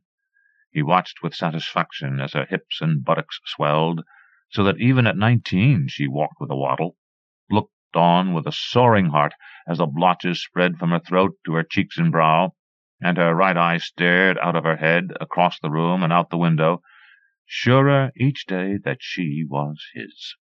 After all, who else would see in her what he saw and love her the way he did? Who but Baldassare Forestieri would come forward to declare himself? And he would declare himself soon as he finished digging. 2 years passed. He worked for other men and saved every cent of his wages, worse than any miser, and in his free time he dug. When he completed a passage or a room, or carved his way to the sky for light, he could already see the next passage and the next room beyond that. He had a vision, yes, and he had Ariadne to think of, but even so he wasn't the sort to sit around idle. He didn't have the gift of letters, he didn't play violin or mouth-organ, and he rarely visited his neighbors. The vaudeville theatre was a long way off, too far to walk, and he only went there once with Luca Albanese, a vineyard worker with whom he'd struck up a friendship. There were comedians and jugglers and pretty women dancing like birds in flight, but all the while he was regretting the 15-cent admission, and he never went back. No, he stayed home with his shovel and his vision, and many days he didn't know morning from night. Saturdays, though, he kept sacred. Saturday was the day he walked the 3 miles to Siagris's drugstore, through winter rains and summer heat that reached 116 degrees Fahrenheit. He prided himself on his constancy, and he was pleased to think that Ariadne looked forward to his weekly visits as much as he did. His place at the end of the counter was always vacant, as if reserved for him, and he relished the little smiles with which she greeted him and the sweet flow of familiar phrases that dropped so easily from her supple American lips. "So how you've been? Nice day. Think it's coming on to rain?" As time went on, they became increasingly intimate. She told him of her uncle's back pain, the illness of her cat, her older brother's ascension to assistant floor supervisor at the Chicago Iron Works, and he told her of his ranch and of the spaciousness of his living quarters. 12 room, he said, 12 room, and all to myself. And then came the day when he asked her, in his runaway English, if she would come with him to the ranch for a picnic. "But not just the picnic," he said, "but also the scene, how do you say, the scene of the place, and my house, because I need, you see, She was leaning over the counter, splotchy and huge. Her weight had stabilized in the past year. She'd reached her full growth, finally, at the age of 21, and she floated above her feet like one of the airships the Germans so prized. "Yes," she said, and she giggled and sneezed. "I'd love to." The following Sunday he came for her, lightly ascending the sun-bleached steps to the walk up above the drugstore where she lived with her uncle and aunt and their 5 children. It was a hot September morning. All of Fresno and the broad, dusty valley beyond held in the grip of something stupendous, a blast of air so sear and scorching you would have thought the whole world was a pizza oven with a door open wide. Siagris the Greek answered his knock. He was in his shirt-sleeves, and the sweat had made a washcloth of his garments. The white field of his shirt stuck like a postage stamp to the bulge of his belly. He didn't smile, but he didn't look displeased either, and Baldassare understood the look. Siagris didn't like him. Not one bit, and in other circumstances might have gone out of his way to squash him like a bug. But then he had a niece who took up space and ate like 6 nieces, and Baldassare could just maybe deliver him from that. "Come in," he said, and there was Baldassare, the cave-dweller, in a room in a house 2 stories above the ground. Up here, inside, it was even hotter. The Seagris children lay about like swatted flies, and Mrs. Seagris, her hair like some wild beast clawing at her scalp, poked her head around the corner from the kitchen. It was too hot to smile, so she grimaced instead and pulled her head back out of sight. And then, in the midst of this suffocating scene, the voice of a ventriloquist cried out, "He's here!" and Ariadne appeared in the hallway. She was all in white, with a hat the size of a tabletop perched on the mighty pile of her hair. He was melting already in the heat, but when she focused her wild eye on him and turned up her lips in the shyest of smiles, he melted a little more. Outside, in the street, she gave him her arm, which was something of a problem because she was so much taller, and he had to reach up awkwardly to take it. He was wearing his best suit of clothes, washed just the evening before, and the unfamiliar jacket clung to him like dead skin, while the new celluloid collar gouged at his neck and the tie threatened to throttle him. They managed to walk the better part of a block before she put her feet together and came to a halt. "Where's your carriage?" she asked. Carriage? Baldassare was puzzled. He didn't have a carriage. He didn't even have a horse.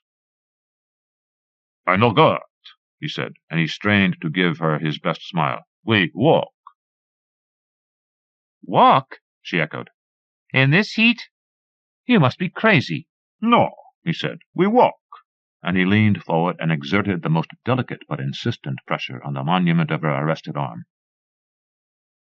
Her cheeks were splotched under the crisp arc of shadow the hat-brim threw over her face, and her olive eyes seemed to snatch at his. "You mean—" and her voice was scolding and intemperate. "You ain't even got a wagon? You with your big house you're always telling me about?" The following Sunday, though it wounded him to throw his money away like some Park Avenue millionaire, he pulled up to Seagris's drugstore in a hired cabriolet. It was a clear day, the sun high and merciless, and the same scenario played itself out in the walk-up at the top of the stairs, except that this time Baldassare seemed to have things in hand. He was as short with Seagris as Seagris was with him, and he led Ariadne, who had refused the previous week to go farther than a bench in the park at the end of the street, out the door, down the steps, and into the carriage like a cavaliere of old. Baldassare didn't like horses. They were big and crude and expensive, and they always seemed to need grooming, shoeing, doctoring, and oats. And the horse attached to the cabriolet was no exception. It was a stupid, flatulent, broad-flanked, mouse-colored thing, and it did its utmost to resist every touch of the reins and thwart every desire of the man wielding them.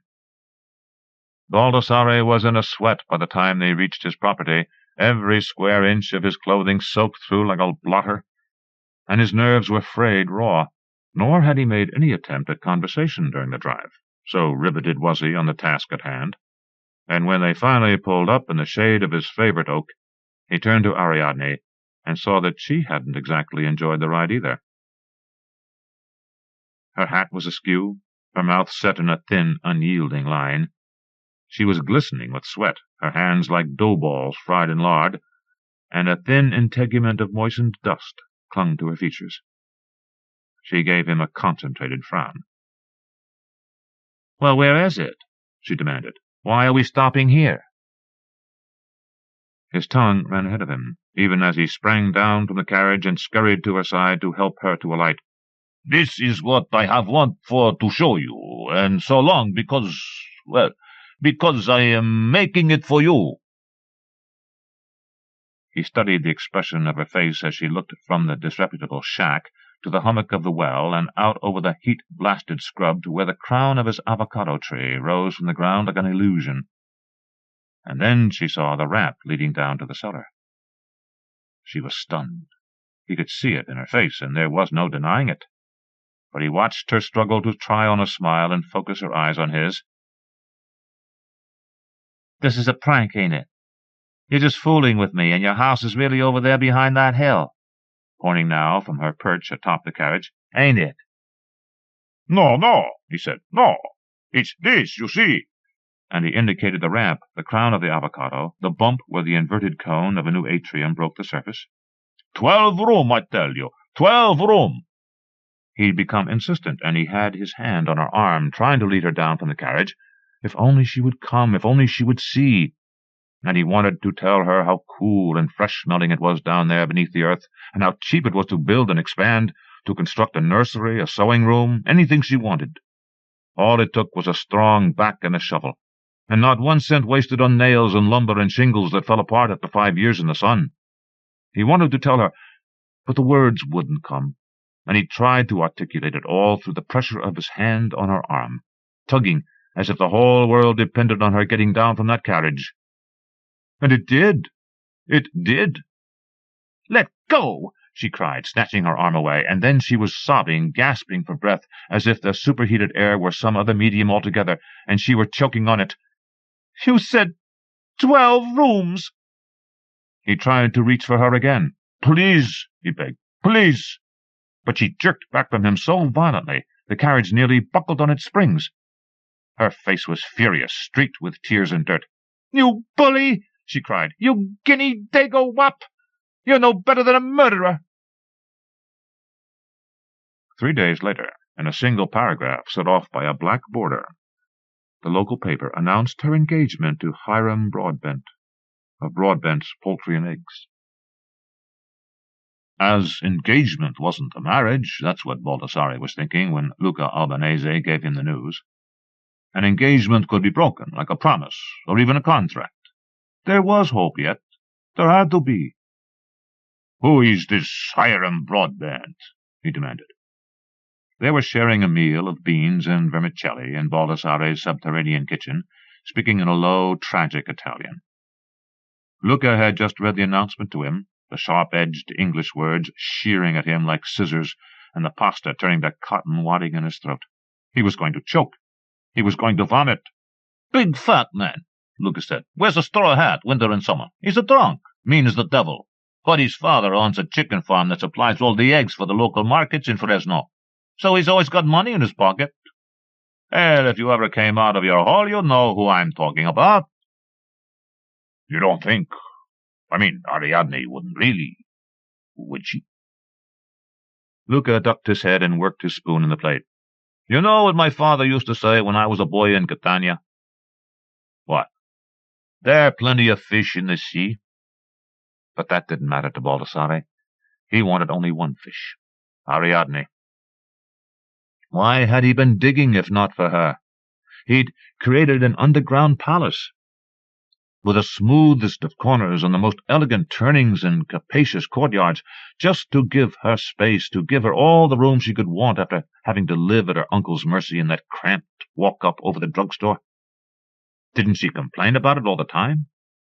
If only she knew, if only she'd give him a chance and descend just once into the cool of the earth. He was sure she'd change her mind. She had to. There was a problem, though. An insurmountable problem. She wouldn't see him. He came into the drugstore hoping to make it all up to her, to convince her that he was the one, the only one, and she backed away from the counter, muttered a word to her uncle, and melted away through the sun-struck mouth of the back door. Siagris whirled around like an animal, startled in the cave, his shoulders hunched and his head held low. "We don't want you in here any more, understand?" he said. There was the sizzle of frying, the smell of onions, tuna fish, a row of surprised white faces staring up from pie and coffee. Siagris leaned into the counter and made his face as ugly as he could. "Capiche?" Baldassare Forestiere was not a man to be easily discouraged.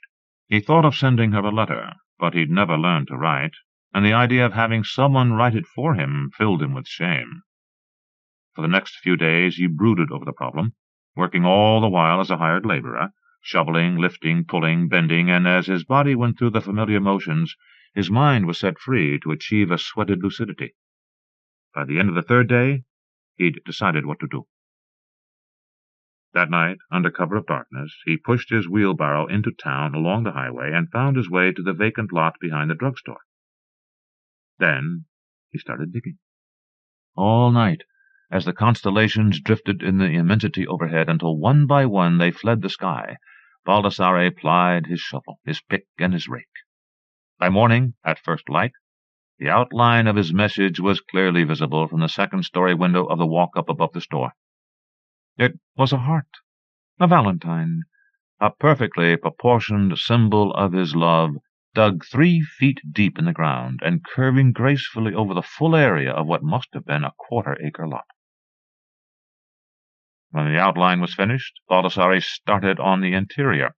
In his mind's eye he saw a heart-shaped crater there in the lot, 6 feet deep at least, with walls as smooth as cement, a hole that would show Ariadne the depth of the vacancy she'd left in him.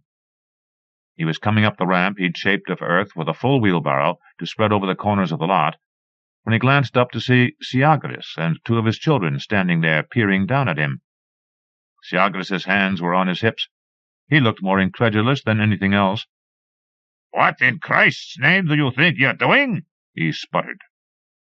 Baldassare, swinging wide with his load of dirt so that Syagris and the children had to take a quick step back, didn't even hesitate.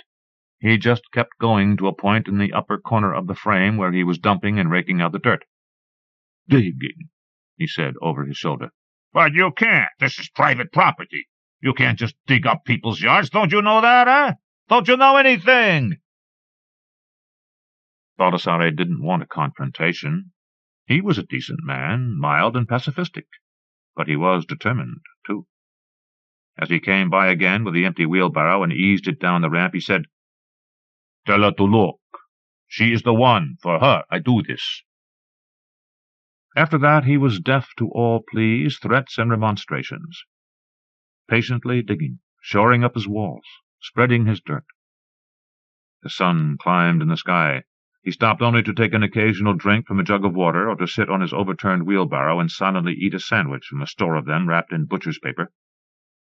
He worked through the day, tireless, and though the sheriff came and threatened him, even the sheriff couldn't say with any certainty who owned the lot Baldassare was defacing, couldn't say, that is, without checking the records down at the courthouse, which he was going to do first thing in the morning. Baldassare could be sure of that. It began to get dark. Baldassare had cleared the entire cutout of his heart to a depth of 3 feet, and he wasn't even close to quitting. 6 feet, he was thinking. That's what it would take. And who could blame him if he kept glancing up at the unrevealing window of the apartment atop the drugstore in the hope of catching a glimpse of his inamorata there? If she was watching, if she knew what he was doing for love of her, if she saw the lean muscles of his arms strain and his back flex. She gave no sign of it. Undeterred, Baldassare dug on. And then there came a moment, and it must have been past midnight, the neighborhood as silent as the grave, and Baldassare working by the light of a waxing moon, when 2 men appeared at the northern edge of the excavation, right where the lobes of the heart came together in an elegant loop. "Hey, what?" one of them yelled down to where Baldassare stood. "I don't know who you think you are, but you are embarrassing my fiancée, and I mean to put an end to it." The man's shadow under that cold moon was immense. It could have been the shadow of a bear or a buffalo. The other shadow was thinner, but broad across the shoulders, where it counted, and it danced on shadowy feet. There was no sound but the slice of Baldassare's shovel and the slap of the dirt as it dropped into the wheelbarrow. He was a small man, Baldassare, but the hundreds of tons of dirt he'd moved in his lifetime had made iron of his limbs, and when they fell on him he fought like a man twice his size. Still the odds were against him, and Hiram Broadbent, fueled by good Kentucky bourbon, and with the timely assistance of Calvin Thompson, a farrier and amateur boxer, was able to beat him to the ground. And once he was down, Broadbent and Thompson kicked him with their heavy boots until he stirred no more. When Baldassare was released from the hospital, he was a changed man, or at least to the degree that the image of Ariadne Syagris no longer infested his brain.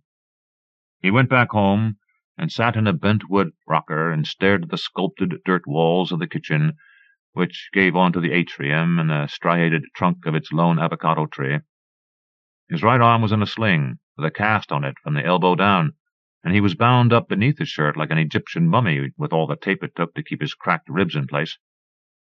After a week or so, his mourning period, as he later referred to it, he found himself one evening in the last and deepest of his rooms, the one at the end of the passage that led to the new atrium, where he was thinking of planting a lemon tree, or maybe a quince. It was preternaturally quiet. The earth seemed to breathe with and for him. And then suddenly he began to see things, all sorts of things, a rush of raw design and finished image that flickered across the wall before him like one of Edison's moving pictures. What he saw was a 70-acre underground warren that beckoned him on, a maze like no other, with fish ponds and gardens open to the sky above, and more, much more, a gift shop and an Italian restaurant with views of subterranean grottos and a lot for parking the carriages and automobiles of the patrons who would flock there to see what he'd accomplished in his time on earth. It was a complete vision, more eloquent than any set of blueprints or elevations, and it staggered him. He was a young man still, healing by the day, and while he had a long way to go, at least now he knew where he was going. Baldassare Forestiere's Underground Gardens, he said to himself, trying out the name, and then he said it aloud. Baldassare Forestiere's Underground Gardens. Standing there in the everlasting silence beneath the earth, he reached out a hand to the wall in front of him, his left hand, pronating the palm as if to bless some holy place, and then, awkwardly at first, but with increasing grace and agility, he began to dig. Fork used in eating Reverend Baker. Kiana Davenport. From story. Months later, when armed soldiers patrolled the streets, she would remember the omens. A firewalker with steel rods through his cheeks had predicted the year would end in disaster. The islands would be laid waste by a curse. Educated Fijians had laughed at his prediction, shrugging off the odd cyclone and shark attack. Their country was the showpiece of the South Pacific, leader of independent island nations, with the highest standard of living. Still, uncommon things began to occur. French tourists were killed by a pack of wild dogs. A teenage girl grew horns. On the north shore of Vitti Levu, Fiji's principal island, 3 infants disappeared from their cribs. In the early spring of 1987, in Suva, capital city of Fiji, Annabel Coro and her cousin Jemese often dined together at Drafts, a club for local professionals that increasingly drew foreigners. One night, candlelight glancing in spurts off her dark, glowing shoulders, Annabel leaned in toward her friends. "There's a Hindi who owns curry stands near Queen's Road. Yet I see him and his family at the symphony, the museum, the tennis club." It unsettled her, the notion that this person, whom she regarded as the curry man, was visible in her life on more important planes. Hindi dogs who can't remember their place. Jemese was referring to that era when Indians, first imported by the Brits as indentured labor to Fiji, were called coolies, coolie meaning dog in Fijian. "They've already taken over banking and business," Annabel said. "If the Labour Party wins the elections, we'll be second citizens in our own country. Granted, the party is the champion of the poor, and it would be good for the economy, but it will be bad for native Fijians if Indians get power." "No matter, we will still own the land," Jemese promised, "and we, Tauke, will show how land is more important than capital." The ultranationalist Tauke movement, with a goal of racially pure Fiji purged of Indian influence, was steadily growing. "If you remember clearly," Annabel said, "land is what cut off my education and my life." Years back, in the bamboo forests of Nubu Tautau, she and Jemese had been the chosen. Privileged grandchildren of an important chief, they were sent to boarding school in New Zealand, then on to university, the boy to Australia, where lizards walked upright like men, the girl to California. After earning his degree, Jemese came home to practice law and, engaged in a corporate fraud case, splintered the nose of the white defense counsel who called him nigger. He kept swinging at whites for several years until he was disbarred. Now he had set up a paralegal business, counseling locals on land rights and taxes. Other than that, occasional visits home to his children and wife in Nubutautau. Occasional prostitutes. Mostly he stayed alone. Annabel earned a degree from Stanford and completed a year of medical school. In her second year, her mother had suddenly died, and summoned home by her grandfather, the girl was told their land-owning clan needed more heirs. A marriage was arranged. On her wedding day, Annabel looked at her husband, thinking, "This is where my life ends." Now she was divorced, a biology professor at the local university, while her daughter studied medicine abroad. Conversation at the table slowly changed hands. A woman laughed, nipples pressed against her shirt. Annabel saw through the eyes of the men they thought the woman beautiful. Annabel's skin was lighter, but she was 10 years older. At 44, her face was still lovely, lips voluptuous, the top lip upturned like a girl. She moved with wild grace, drawing men's glances. But her breasts were beginning to sag, and at night her ankles swelled. It had been 3 years since her last lover. From the clutch of foreigners in the bar, a powerfully built man with blue-black skin stared at her. He was wearing a safari suit, a black man's version of a white man in the tropics, the suit so immaculate and crisp it could have stood there by itself. He smiled, confusing her. He must have been 40. He could have been 30, but something about him lacked youth. He sent over a round of drinks, moving forward cautiously. "You're the only lively group in this place," his voice a basso profundo. "May I join you?" Jemese stiffened like an animal sensing danger. The man was so massive, yet his manner so relaxed, Jemese found himself intrigued. His name was Numan Shaki, just arrived from British Columbia, part of a design and engineering group completing a $50 million wood processing plant up toward Lautoka. The trees would come from foothills of the highlands, near Annabel and Jemese's village. "I've heard of Nubutautau," Numan grinned.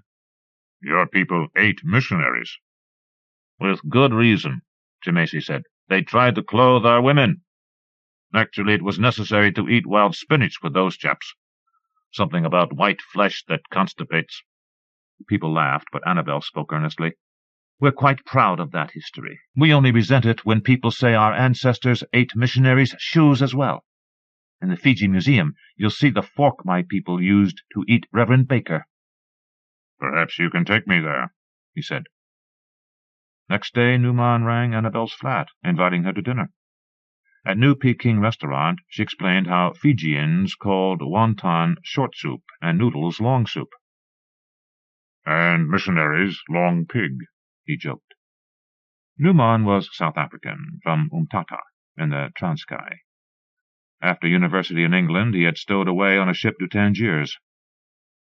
"My father expected me to become the president of South Africa, but I decided to see the world." His engineering firm, he said, now sent him to places like South Yemen, Central America. During dinner, he taught her the word for meat in 7 languages, and 9 Dutch words for cleanliness. Watching his huge, graceful hands against white linen, Annabel wondered why he had chosen her. There were younger and prettier women in Suva. There were the prostitutes at the Dragon, and Man Fridays, desperate things who made love in alleys bent over garbage cans. After dinner, she gave him tea and sent him away. The second night he stayed. Watching her brown skin grow pale against his blue-blackness, Annabel wondered again why he was with her. Later, she watched him sleep with his eyes open as if they were painted on his head. Despite a faint lime cologne, his sweat had a scent that would stiffen hair on a hunting dog's back, different from the sweet, salty smell of Fijians. A potent, tigerish smell that made her want him again and again. He woke, turning to her, her groans exciting him, like the groans of banana trees as sap is forced into the fruit. When he was gone, she remembered him as a trick figure hidden in a dream. Convulsed as it was with traffic, the city made Numan tense. On weekends they drove off to humid little villages with ancient hotels, mildewed furnishings, natives hanging agog in the windows. Yet Numan showed an inordinate interest in each place, the view, the facilities, and number of rooms. This puzzled Annabel. Then she dismissed it as they tossed and snuffled on musty Victorian beds. One night, north of Nandi, they found a seedy bordello of an inn called Mom's.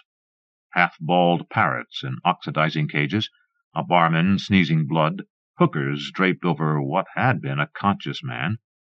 They seemed to be biting hunks of his flesh as they slid off his neck chains and rings with their teeth. Over the bar, a sign warned, "In case fire, go left, go right. If burn, no insure."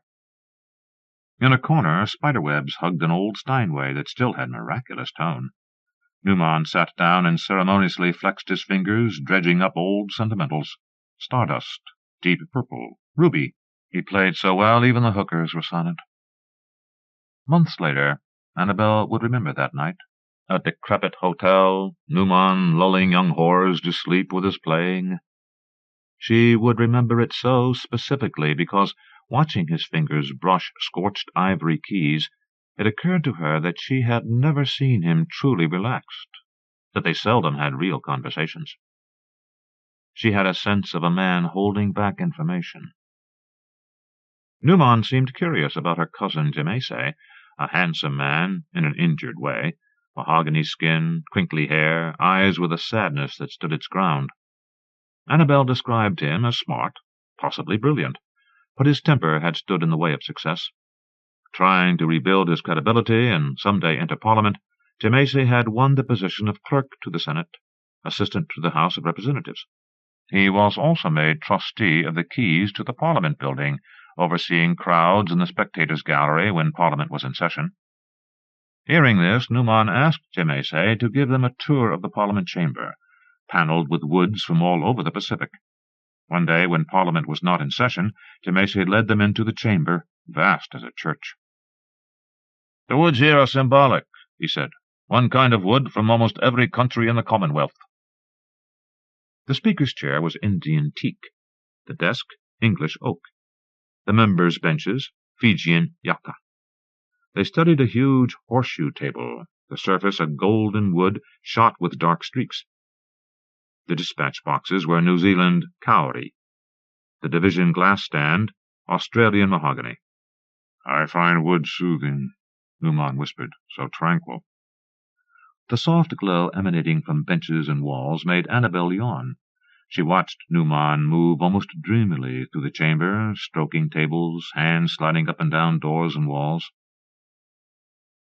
Later, sipping Fiji bitters at draughts, he kept pulling the conversation back to the chamber, how many spectators it held, how many doors, exits, and entrances. "Your cousin's overqualified for that job. Why precisely is he there?" She told of Jemese being disbarred. "In Australia he was exposed to brutal racism. It's here, too, of course. We look down on the Indians, they look down on us. It's a kind of symbiosis between the cultures. We've been living together for so long. Of course, whites look down on all of us. That was Jemese's problem. He couldn't follow the drill." In early April, she and Jemese went home to Nubu Tautau to counsel elders on Fiji's coming national elections. Some natives felt the present government had grown corrupt, that the opposing Labour Party would vastly improve the economy. Driving halfway round the island, they maneuvered paved roads that turned to gravel, spiraling up into cool, jungled mountains, where gravel turned to dirt. Near sundown, they left Jemese's car in a clearing, and in amber light began the long hike to their village. Deep in the jungle interior, they struggled through mud and vine toward the Singatoka River, then up a steep ridge of speargrass and slippery ravines. Green became a denser green. This jungle was older, thicker, bounding them in leathery umbrellas of the prehistoric balabala and bamboo trees 40 feet high. Large, green, crested iguanas blinked slowly, recording their passing. Overhead, gaudy parrots flew in pairs. In a sudden plain of wind-swept grasses stood a grouping of traditional thatched pyramids. Nubu Tautau. Her village looked so small, Annabel felt she could hold it in her hand, yet her umbilical cord was buried in this soil. Here was Genesis, geological calm. the subtle irritation of torches through trees, her clan running to meet them, shouting "Bula! Bula!" the greeting of good health, good life. They crowded round, kissing the cousins Fiji style by sniffing their faces. Ancient women danced to and fro, distended earlobes dangling like dark taffy down the sides of their heads, weighted with bamboo cylinders holding tobacco and talismans. Elders shouted tongue storms of welcome, leading them to the house of their grandfather, chief of their clan. Bending at the waist, calling "Tama, Tama," the greeting of respect, Annabel and Jemese presented him with yakona, pepper roots, from which their narcotic, ceremonial drink, kava, was made. The family sat cross-legged on mats. The chief made a welcoming speech. The preparation and drinking of kava began. During the welcoming feast of a full-grown pig, Annabel looked affectionately at her clan women, wooden forks absent-mindedly stuck in their bushy hair while they ate with their fingers, bare feet calloused so thick they struck matches against them. Most women were missing front teeth, where husbands had punched them. Drunk on kava, Jemese began teasing Annabel about dating a foreigner. People abruptly stopped eating. They seemed to stop breathing. Her grandfather stared at her. "Our kind not good enough? You choose pale skin?" Annabel laughed. "Grandfather, he's South African, black as coal, an engineer at Lautoka Mill." Grandfather shook his head, snowy from the drizzle of years.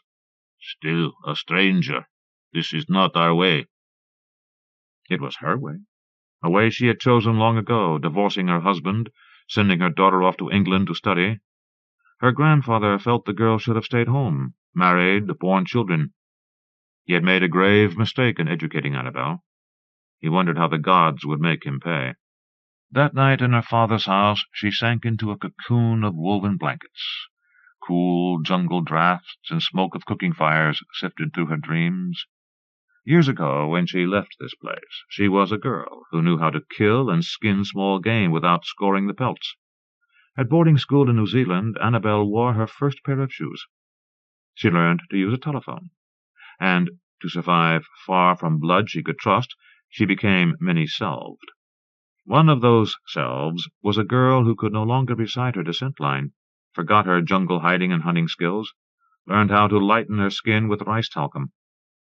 Another self lied, denying her cannibal history, denying her grandmother sewed with needles of human bone. Years later, when she returned from Stanford, she came home to her people a miracle. But somewhere in the breaking out and sailing forth, her many selves had begot other selves. Her mother was dead. She was a different person, and so she came home and mourned for two. Annabel lay dreaming of Numan Shaki and woke with her cheek burning, the sensation of having been slapped. Through the window she saw the green ghost of her mother running barefoot up a tree.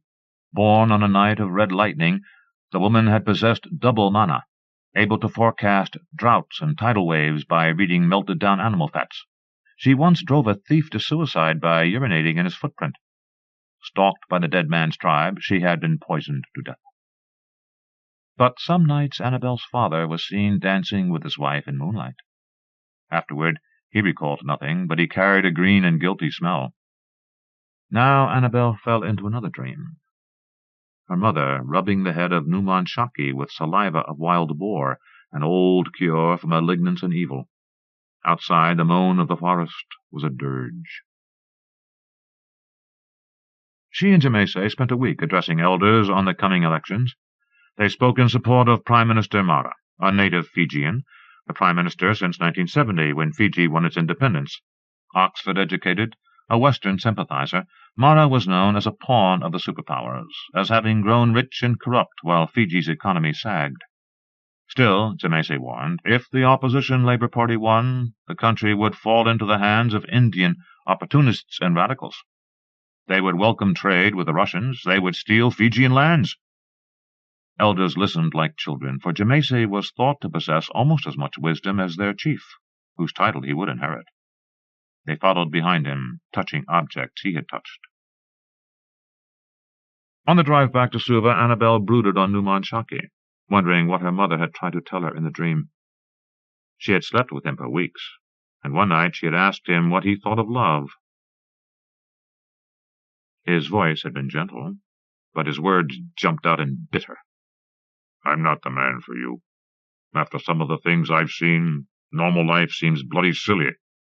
Anyway, one day soon I shall leave." Still, she didn't stop with him.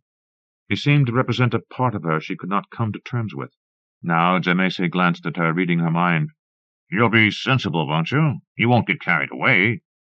"I am carried away. I want to be carried away." "Annabel, stick to your own kind. Men you can trust." "Like my ex-husband? I was nothing to him, a maid he could sleep with and punch about." "Rubbish!" He shifted gears impatiently. "You insulted your husband. He bored you. All local men bore you. You should have stayed in America, all that challenge and aggression." She thought of the oppressiveness of American cities. "I didn't want to stay. I just wanted a medical degree, a future. There are so few things I have ever really wanted." "And what about you? And your prostitutes? You hardly visit your wife and children. Do they mean so little to you?" He slowed down, keeping his eyes straight ahead. "Some sins we commit, so we won't commit others." She thought of the years he had guided her through crowded rooms and stood at her side, gently touching the small of her back, the hopeless valor with which he had tried to shield her from the world. Quite possibly Jemese was the only man who had ever truly loved her. He reached across for her hand. "Look, Newman seems a decent sort, but he's a transient. They pass through the islands like frigate birds. Anyway, there's something about him that makes me uneasy." On Election Day, Timosi Bavadra, Indian leader of the leftist Labour Party, defeated Mara, becoming Fiji's new prime minister. The nation erupted in violence.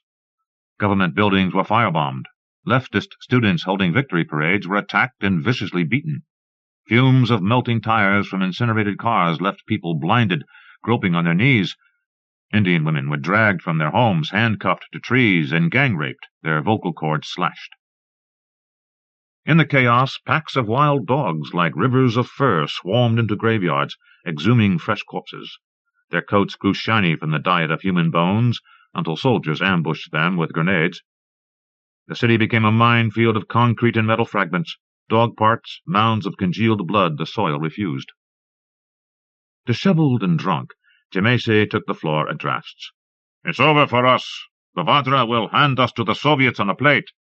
He's already offered them fishing rights in our waters. Next, they'll level our forests for wood chips." A Bavadra supporter challenged him. "It's either the Russians or the Yanks. When the U.S. is kicked out of the Philippines, they'll need new military bases. We'll end up like Manila, whorehouse of the Pacific." Newman Shaki stood and spoke out with disdain.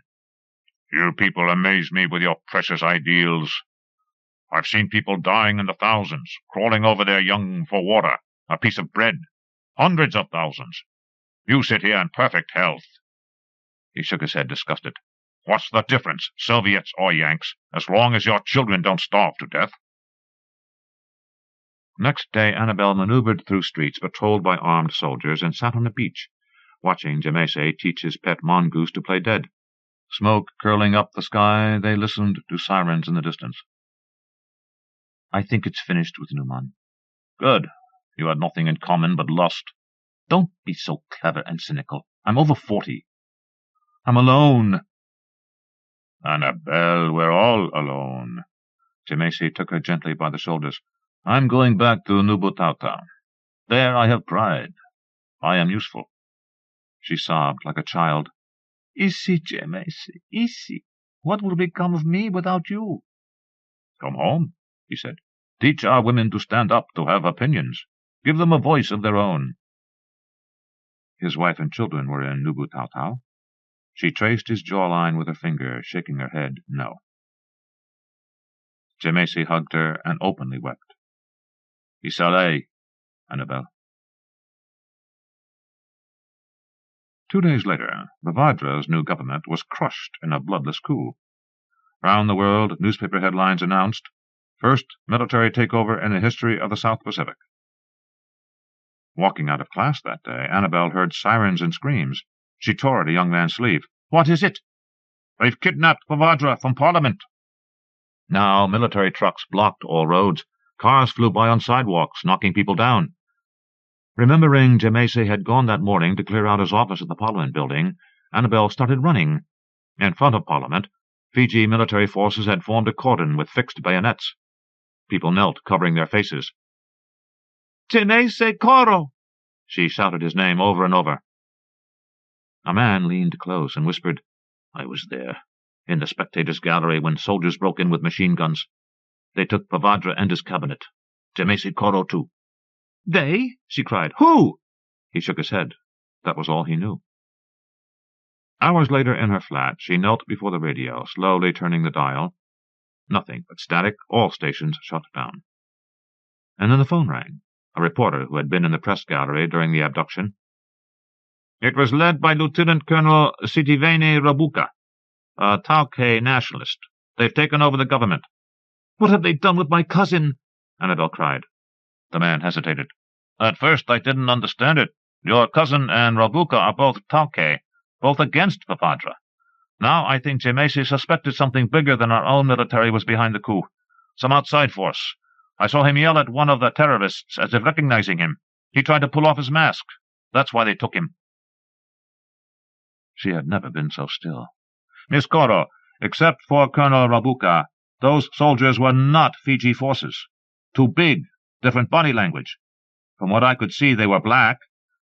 Can you think of any foreigners, people your cousin might have known?" Her tongue felt like rubber. "He knew everyone. He had many interests."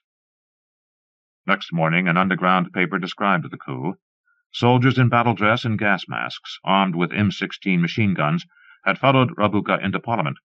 Believed to be international mercenaries, they spoke only with hand signals, hustling Prime Minister Pavadra, 28 members of his cabinet and party coalition, and Jemese Koro, a bystander, outside to waiting vans. Their destination was not known. At noon, Rabuka shut down newspapers and took control of broadcast stations. Suspending the Constitution, he cut all links with the outside world. Annabel tried reaching Numan Shaki at Lautoka Mill. Each time she was disconnected. Her students brought news from the underground that the hostages had been driven north of Nandi. They were now prisoners in an old hotel called Bombs. Military helicopters were landing and taking off from there. She pushed through crowds to Jemese's flat and held his clothes against her face. His mongoose whined, deranged by his absence, its nose wet and vulnerable like a human heart. That night, a personal aide of Rabuka stood at her door. He entered cautiously, inspecting every room, then spoke quietly. Trying to escape, Jemese Koro had leapt from the hotel balcony into the sea, near a cove known for shark attacks. Annabel laughed like a madwoman. Jemese wasn't a swimmer. He was terrified of the sea. She crossed the room. She punched his chest. "Who pushed him? Rabuka? The mercenaries? You?" The aide threw her to the floor. "Where is your proof, your so-called mercenaries?" A week later, Pavadra and his party were released unharmed. Knowing Nubu Tautau had heard the news, Annabel sent word for the village to pray. There was no proof, no body. Surely Jemese was alive. One night, while her clan tongue-stormed and grieved in the highlands, scarring their limbs with splintered bones, she set his mongoose free at the edge of town. Then she sat at Jemese's writing desk with a razor, making small hesitation cuts in her wrists. She sat for 2 days, unable to plunge past herself and do it. 4 weeks after the coup, deposed Prime Minister Pavadra testified in Washington, D.C., submitting documents proving the masked soldiers who pulled off the coup were South African mercenaries hired by the CIA. The United States was concerned that the Soviets were becoming too friendly with Fiji, that Pavadra's Labour Party would allow the Russians to take over trade. South African blacks had been used because they blended with locals. The leader had been planted in Fiji months before the takeover, posing as an engineer at a mill near Lautoka. His soldiers were flown into Fiji 2 nights before the coup. Annabel studied her face in the mirror. She had lost her jungle instinct, her hiding and hunting skills. She had forgotten how to distinguish between what was fascinating and what was deadly. Inside the Fiji Museum, she stared at Jamese's favorite display, the ornate fork used in eating Reverend Baker, symbol of fierce Tauke pride, reminder that they were the eaters of man. She looked at beautifully carved dishes used to serve the Reverend, at the extraordinary diversity of instruments of death, a throwing club of smooth black wood inlaid with ivory stars and crescent moons, masterworks in ebony like viii wood, carved, polished, baroque, bludgeons, cudgels, battle-axes, a 7-foot razor-sharp spear used by the fiercest warriors in Fiji's history, called "The White Man Does Not Run Fast Enough." Knowing it was time, she left for Nubutau. Skirting roadblocks, hiding in ditches when military trucks passed, she walked all night to foothills where the jungle began. For a while she lay down, drawing strength from the sap and drizzle of plants. Then she pushed on, beneath the lush jungle canopy, stroking the bark of trees like a long-distance swimmer making contact with shore. For 20 years she had fought this place, not letting it claim her. She had even instilled in her daughter the need to run from here. Now, at dawn, she watched naked children ride umbrella leaves down the river, hoping someday her daughter would return, hoping she could teach her daughter's daughter ancient hiding and hunting skills. She would recite to her their descent line, their cannibal history. She would enrich her with viii, the Fijian way. Exhausted, she leaned against a tree, wondering how she could relearn these things. How did one proceed? Something tapped her rib cage. A glowing form knifed the jungle in flight. "Mama!" She came like a storm, raining green on everything. "Jamese is dead," Annabel cried, "and I am dust. Mama, tell me what to do." The woman shook her head and wept. She touched a finger to her daughter's cheek, then slowly dissolved. Annabel saw men approaching from her village. "Bula!" she shouted. "Bula!" They stood holding spears, blocking her progress. Seeing her grandfather in the distance, she called out again, "Grandfather, forgive me. Let me mourn with you." He stared at her, then turned his back and walked away. Slowly, a human wall, staked with spears, grew across the jungle. Something swift bit into her. A blade, the blue of deep ravines, hung between her ribs. The handle quivered, ebony fraught with inlaid stars. She went down on one knee. Something large and infinitely old blinked up at her. She felt the incredible immobility of things. Nothing moved but the eyes of the iguana. Sign. Charlotte Forbes. From New Orleans Review. The sign could come in the form of a tap on the shoulder, or a great lavender light, or a speeding car, or just an everyday object that will rise up and say very clearly what it is about me, or about Tom, or about me and Tom, that keeps killing the babies. That sign is all I am looking for now, and I am looking everywhere because that is where it may come from, too. Tom is a good man, good but bullheaded, forever smoking his cigars, taking his nightly walks along the streets of our town, which is 94 minutes from the city by commuter train and full of white Victorian houses with wide, gleaming windows, protected from the world by a river and a crescent of woods. Everything a baby needs to be happy. A cigar in the mouth makes a man look like an English lord in a smoking jacket or a card shark. It makes Tom look like a card shark, especially when he wears a dark shirt and slicks his hair back, and always because of his eyes, which narrow and dart about looking for luck. Luck doesn't grow on trees. You've got to make your own sometimes.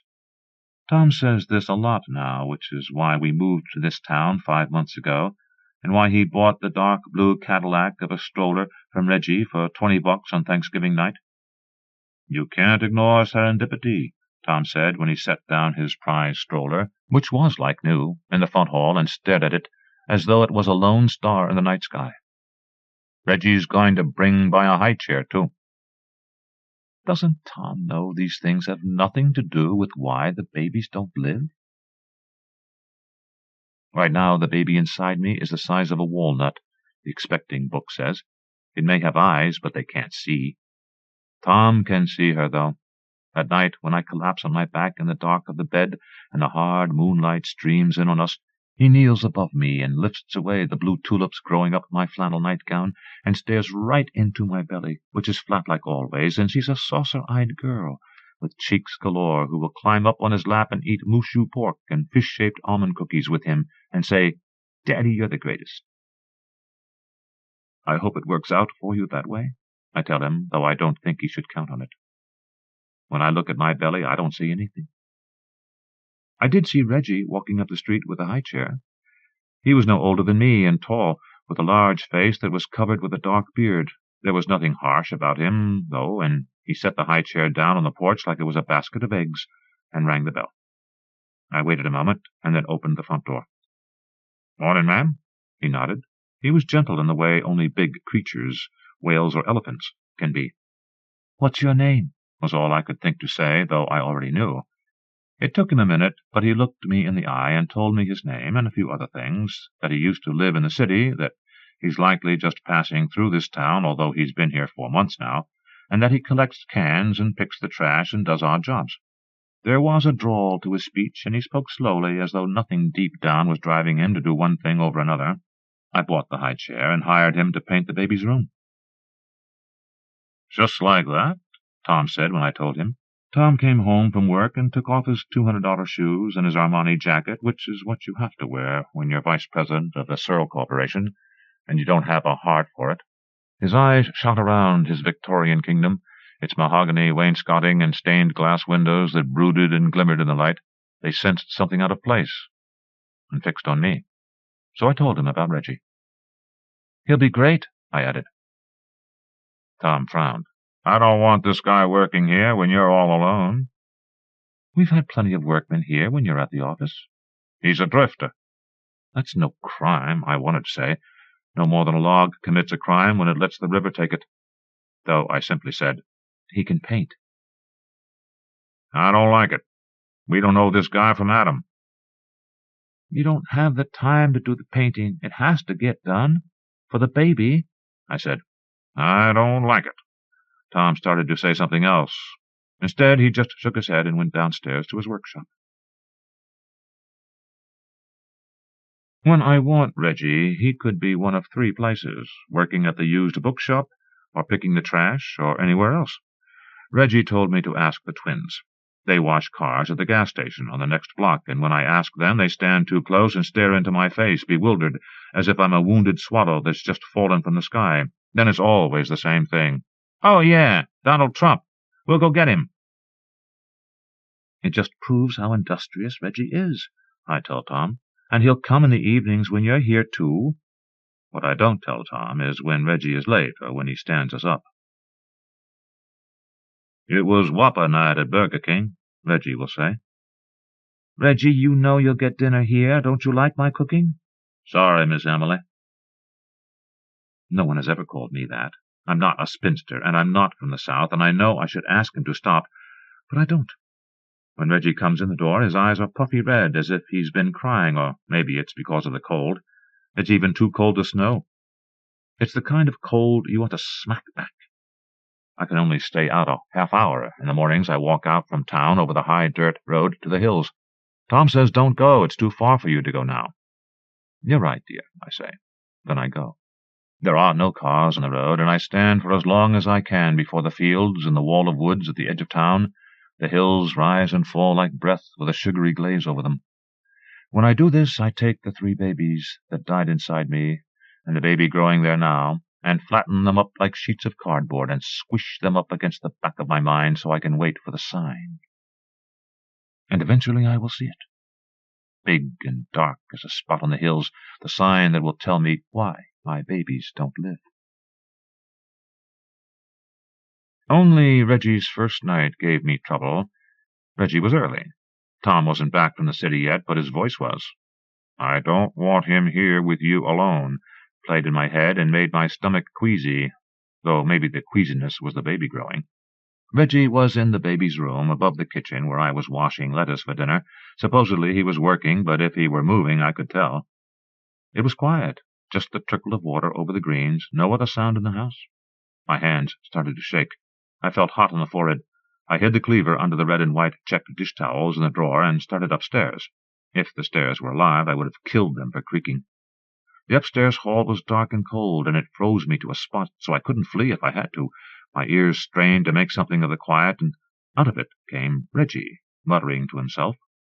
Then a transistor radio sputtering, "Oh, come all ye faithful." Then Reggie again, singing over the radio's tinny words in a voice that was low and rich and heavy with prayer. I am as bad as Tom. It took Reggie a week, but he smoothed and scraped and spackled the walls until you could slide a hand over them and mistake them for silk. He painted them the pink of peony petals and fixed the radiator, put on a new door, hung pictures of Cinderella and Snow White. Even Tom had to admit a baby would be thrilled to sleep there. "You were right. The guy can paint," Tom admitted when he came home from work early one night and handed me a bunch of daisies.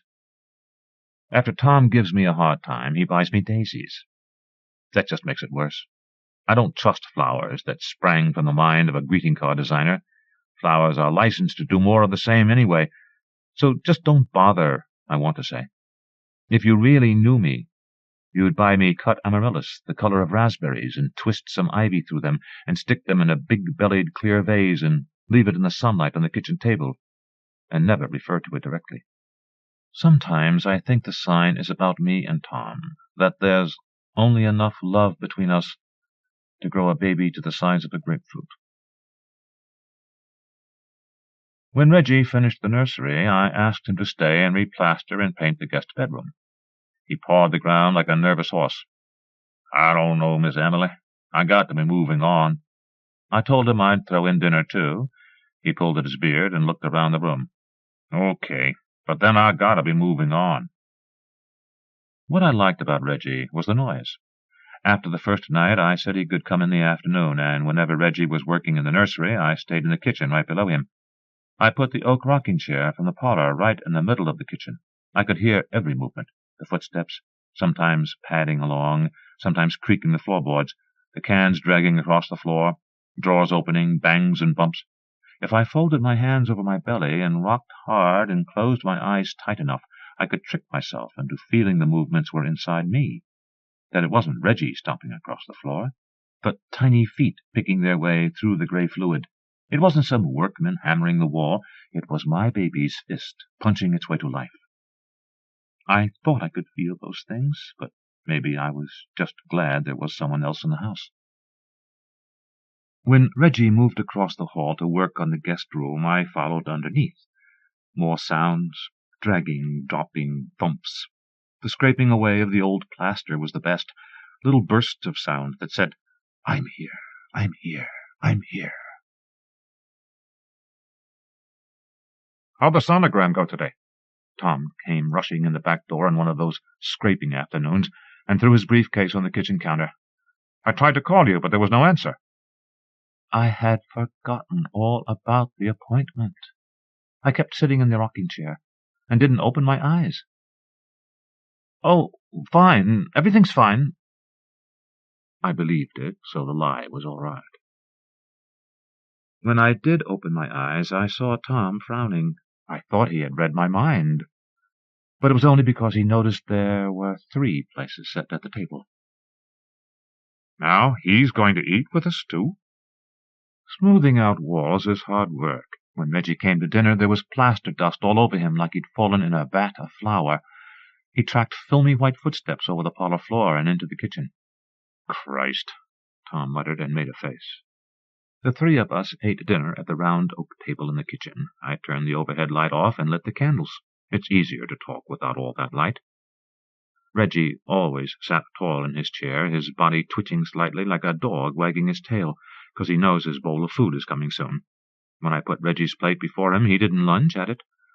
Only when I started eating would he dig in. His mamma has taught him this, I can tell, and he would never say there's too much ginger in the stir-fry or the onions are overdone. I knew how he would kiss me, too. He'd put his hand on my cheek, or stroke my hair, or look into my eyes.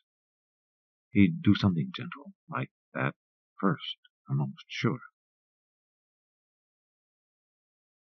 Thoughts like that are a sign I am an unfit mother. I'm still playing pick, too. When Tom and I are at a restaurant, I am listening to him, but in my head I am playing pick with the men eating quietly with their own wives, which means pick the one you would go to bed with, and say why. To yourself, of course.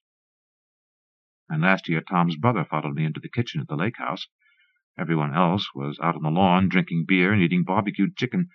He took the platter of coleslaw from my hands and set it down on the counter and looked at me for a full minute and said, "I hear you're a great kisser." And I showed him. A baby shouldn't have a tart for a mother. That's what I was thinking when Tom yelled up to me from his workshop. "Emily, where's my screwdriver? The big Phillips screwdriver with a red handle?" Oh, I gave it to Reggie. He needed it to fix a table he found in the trash.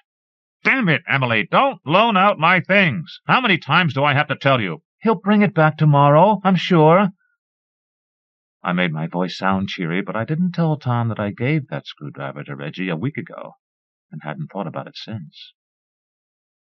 Another thing I didn't tell Tom, I was walking the river path one afternoon, thinking about signs, but there were none, just gray water and leftover snow and bare black trees and a black road carved into the mountain across the way.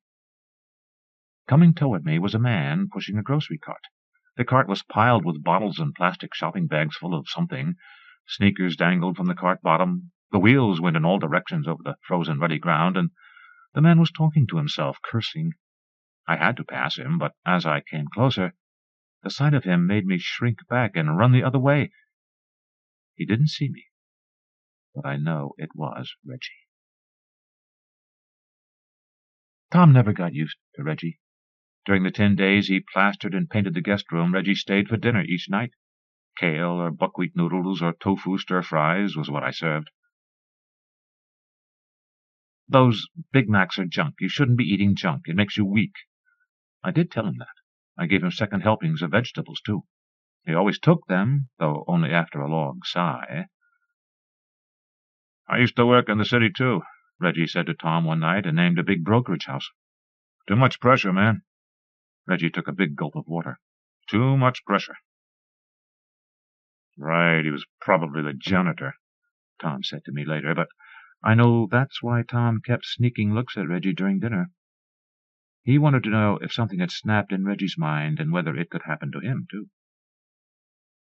There was no stopping Tom. His eyes kept darting around the room and lighting on Reggie, so finally I cleared my throat and spoke up. "I know a dozen people around here who would hire you in a second," I said to Reggie. "The woman in the stone house at the end of the street." Tom didn't even let me finish the sentence. "Watch out, Reggie," he said. "She'll have your whole life planned out for you." He was laughing, of course, and when Reggie squirmed in his chair and rested his fork on top of the tofu casserole and stared at his plate, Tom had to say, "It's a joke." I always packed up the leftovers for Reggie. One morning at the bottom of the driveway I found a little explosion of bulgur wheat and corn kernels and tofu chunks.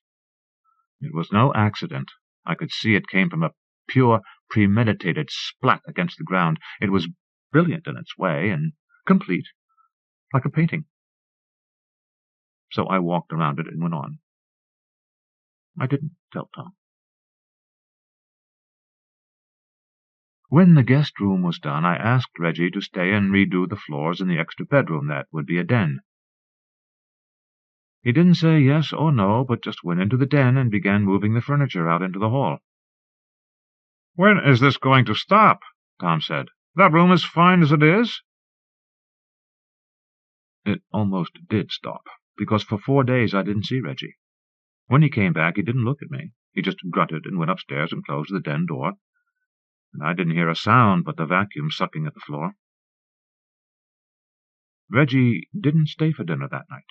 He had something to do, he said. That made 5 nights in a row I thought he was coming for dinner, and he didn't. Tom and I sat at the table in the kitchen by ourselves.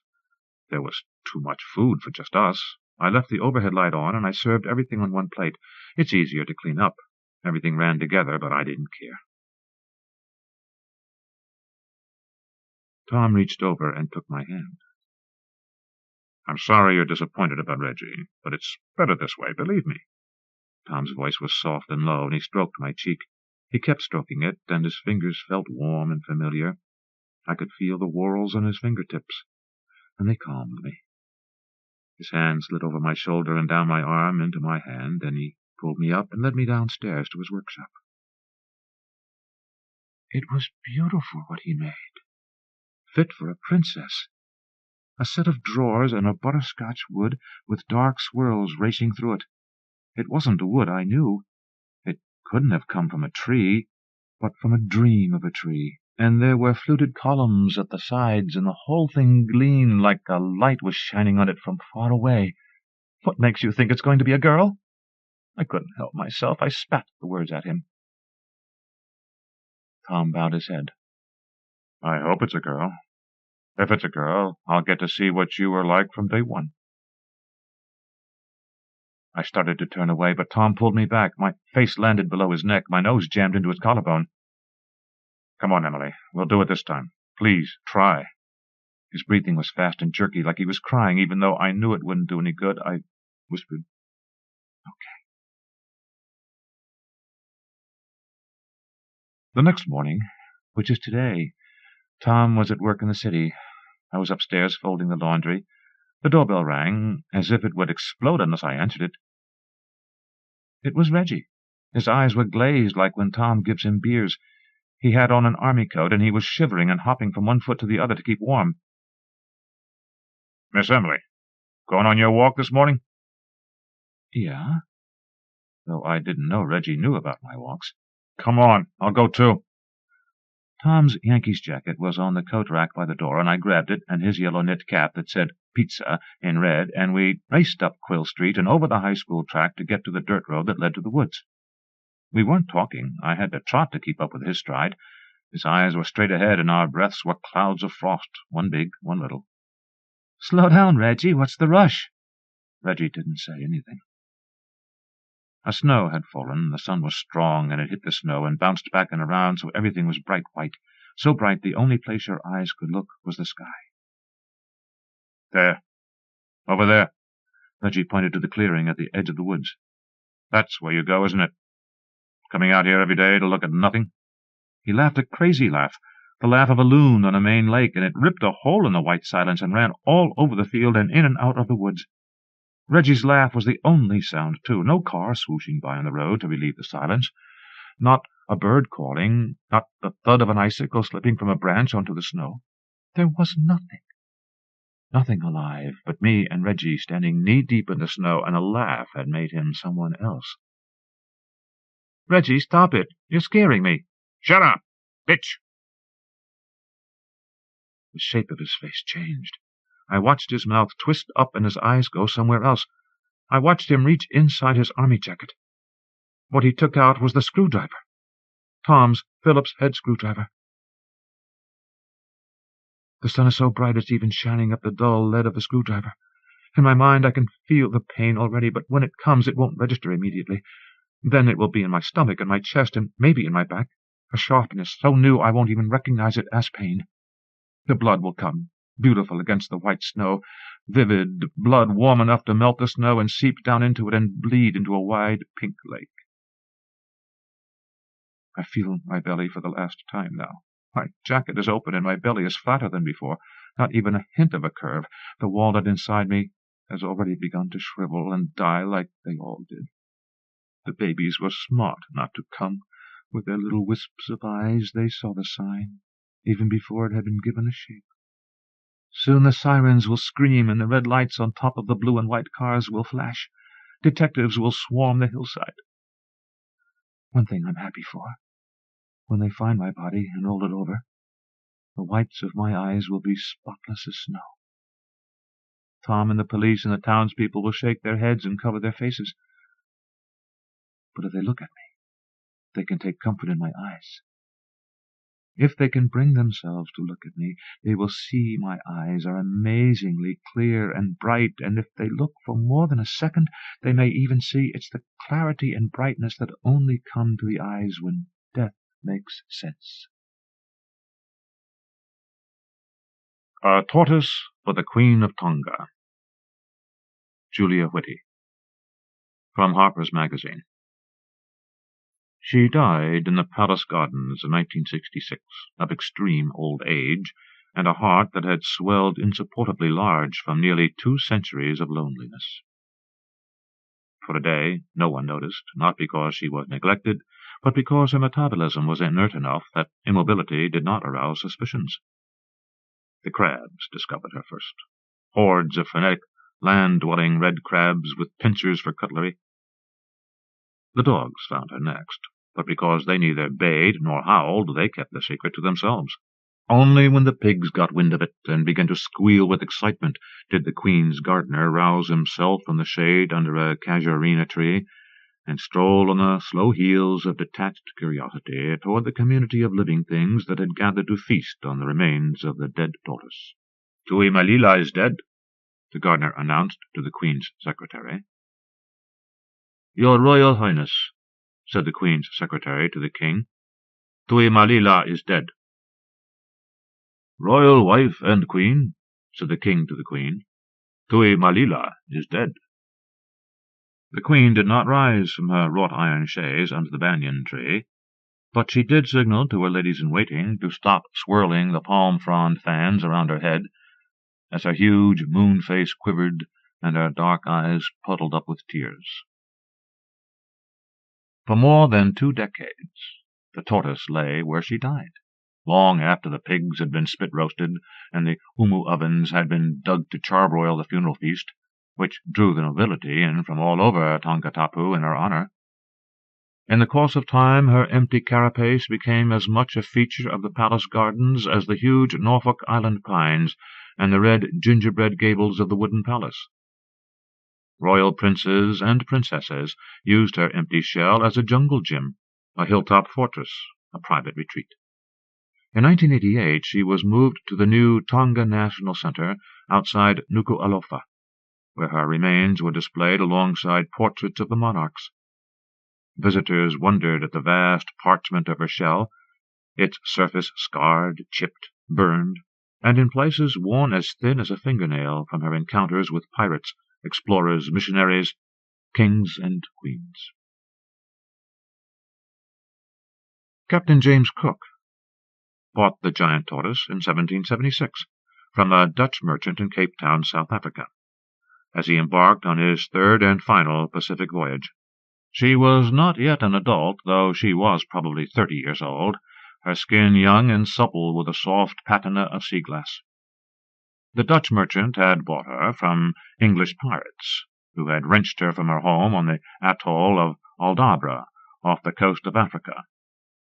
She had spent weeks in the dark bellies of various ships, trussed, unwatered, and unfed, panicking at the strange motion of the sea, the perpetual blackness, the stench of men, the attacks of sea lice and rats. The sailors had no concept of her as a living thing. They kicked her and laughed. They dripped hot lamp oil on her. She retreated into an hallucinogenic state. In her mind's eye she could see the yellow light of Aldabra, the turquoise sea, the glassy sky decorated with the black kites of soaring frigate birds.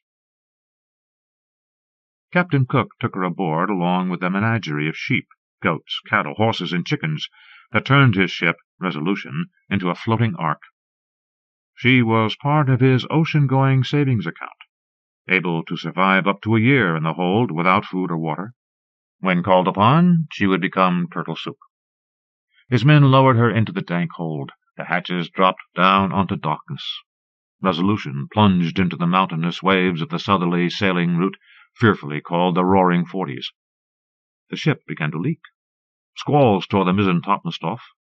The horses tap-danced day and night. The sheep shivered and died. When a fog as dense as smoke settled over the sea, Resolution and her companion ship Discovery maintained contact with each other by the steady firing of their guns. In Tonga, William Bligh, the young master of Cook's ship, oversaw the tricky business of getting the Tortoise off the ship and onto a launch. 2 sailors ran the deck winch. 3 sailors waited below in the open boat. The Tortoise emerged from the darkness with her head drawn deep into her shell and her eyes squeezed shut. "A dozen lashes to any fool who drops it!" shouted Bligh as the ropes shifted and the Tortoise took a list to starboard. The sailors heaved. The knots slipped. The Tortoise crashed onto the boat's thwart, chipping a bony plate on the left side of her carapace. Captain Cook accepted a gift a day from the Tui Tonga, the king of the islands of Tonga, which Cook called the Friendly Isles. He accepted a sacred red feather bonnet, bowls of intoxicating kava drink, and exquisitely made tapa paintings on bark. The king, in return, took few gifts, showing no interest in the novelties that his people borrowed with infuriating regularity from Resolution: cats, muskets, buttons, nails, anchors. The king did not care for such things. He accepted only one small glass bowl, some livestock, and the tortoise. "For my wife," he said. The queen adored the tortoise from the start. She loved the tortoise's eyes, dark as mirrors. She loved the way the tortoise stretched her long neck and tilted her head and hissed. The sound was soft and undemanding, but it never failed to catch the Queen of Tonga's ear, even above the perpetual sibilance of the court. Nearly a year had passed since the tortoise had been taken from Aldabra, and when she arrived on Tonga she was emaciated and dehydrated. The queen understood this at once, and undertook to feed her by hand, offering tempting gardenia blossoms, bananas, coconut milk, and, wonder of wonders, the tart fruit from the Polynesian screw-pine. This screw-pine was so much like the screw-pine from Aldabra that when the tortoise ate it, the yellow flesh frothed up on her lipless mouth and damp rings formed around her eyes. "The leeta," said the queen, recognizing the tortoise's favorite. "This one is the best." Then the queen sent a summons to bring in screw-pine fruit from all over Tongatapu, and toward the end of the fruiting season, from as far away as Vava'u. The tortoise responded to these feasts by swelling back into her skin so that the wrinkles and sags disappeared. The tortoise grew fat. The queen admired her fatness. The queen was also fat, the fattest person in the islands other than her husband, the king. The queen felt a communality with the tortoise's girth. She realized that the tortoise met every criterion for Tongan royalty: hugeness, ponderousness, dignity, silence. The tortoise began to join the king and queen for their stroll down the beach each morning. The queen loved the cut of their 3 stately bodies moving in corpulent elegance from the clutter of shade beneath one palm tree to another. To an outsider, they looked like a trio creeping under water against a hard current. "The tortoise lives Whakatonga," said the queen, "the Tongan way. We will call him Tui Malila, King Malila." The royal title guaranteed the tortoise's future. Of all the animals that Cook bestowed or lent to the Tongans, only the tortoise survives the cooking fires.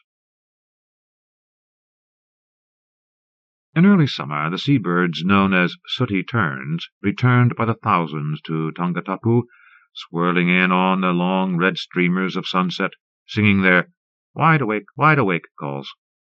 Tongans by the 2s and 3s sat on the resting mounds called Asi, staring out to sea, admiring the lines of the birds' wings as they hovered, then plunged to the surface of the water, rising with shiny anchovies in their bills. The tortoise took to joining the queen on the beach each afternoon, as Tongan slaves cast webs across the shallows, gathering in jeweled reef fish for the royal tables. Warriors drove canoes with synchronous cuts of their paddles. Girls slithered naked through the water. The king bobbed on the waves, nude, brown, enormous, buoyant, terns butterflying around him. The ladies-in-waiting removed the queen's ta'ovala, the pandanus mat, then guided her by the elbows to the water's edge. With each demi-step her flesh liquefied and rippled. Rolls of fat surged into motion, cascading up and down her body. The king raised his head from his pillow on the waves and watched admiringly. The tortoise learned to join them in the water, her shell sinking down until only its crown remained dry. Her long neck snaked up through the surface for each breath. She let the warm water flood the secret folds of her skin, in her armpits, under her tail, inside her shell. Under water she studied the queen's buttocks, huge, dimpled, swaying in the surge. The king's hair dangled like the tentacles of a jellyfish. Clouds of neon-blue chromis fish rose up to greet her. Sometimes a sea turtle flew past, thrusting long flippers backward. Then the tortoise would piston with her legs, trying to sink away into the blue world. But she was a creature of the land, with feet, not flippers.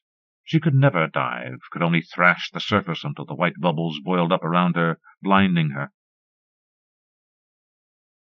The tortoise felt her loneliness most in the season when the sea turtles came ashore. Although their realm was the ocean, they returned to their ancient birth islands once a year to lay their eggs. The sight of their smooth shells evoked ancient needs in the tortoise. She found herself drawn to the island's sandy plateaus, where she dug holes and laid clutches of infertile eggs. On summer nights she felt a magnetic attraction to fields of volcanic boulders. In the darkness the boulders resembled giant tortoises. The tortoise's shell recorded the first of many deep abrasions from squeezing in between them. The queen was admiring the smoky luster reflecting off the tortoise's shell when the news arrived. "The captain cook is dead," said the king to the queen. "He has died in the islands far to the north." The queen had never been to Hawaii, but she knew about it. "He died in battle with the king," said the king. "He was cooked on a slow fire and eaten, and some of his bones are now kept in a stone Langi burial tomb, where they are worshipped."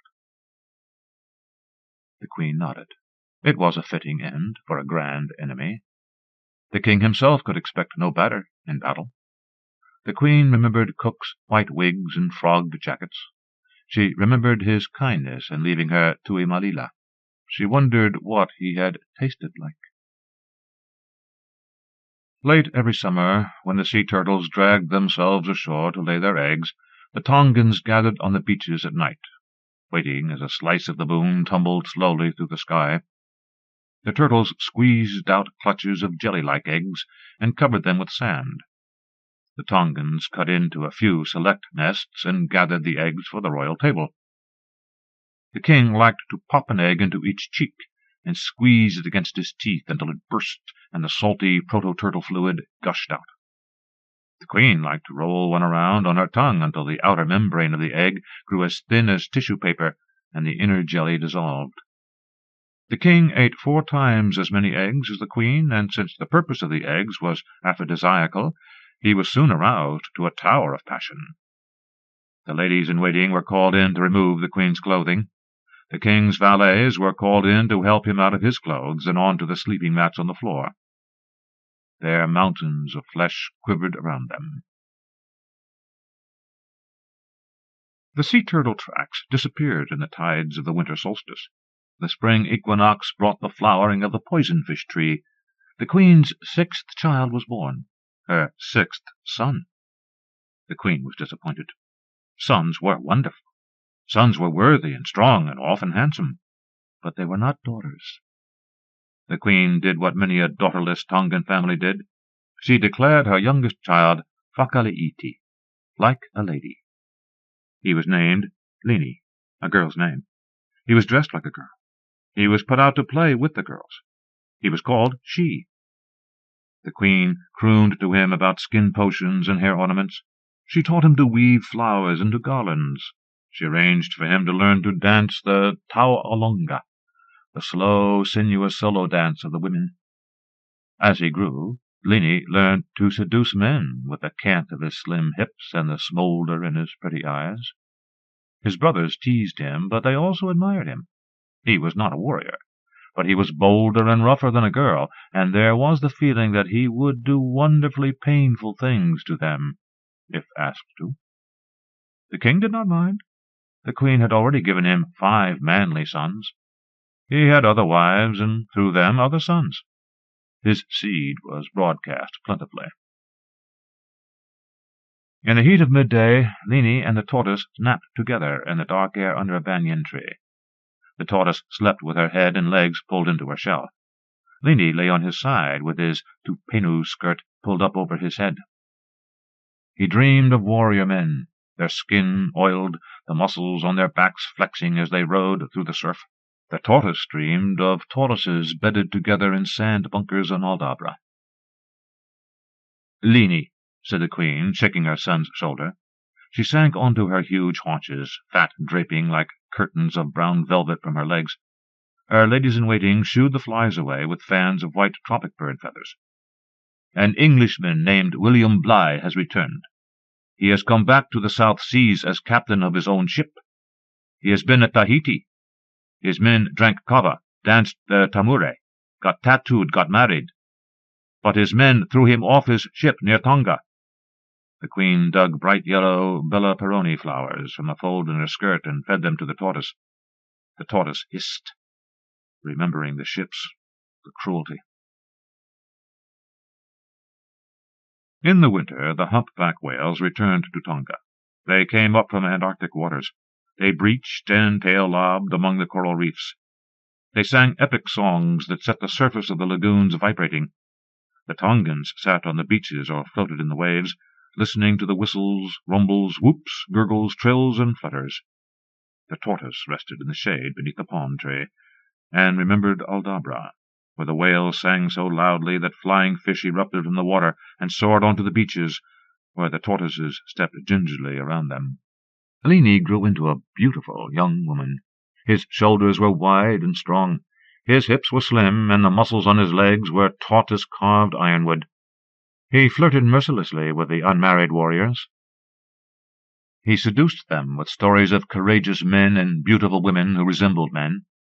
Sometimes, on moonless nights, Lini and the tortoise sat on the beach together, watching the stars circle overhead. Lini told their stories, pointing out the constellations to the tortoise. "That one is the sun god, Pankaloa, and that is his human love, Vaepopua. He has caught her while she is collecting shellfish.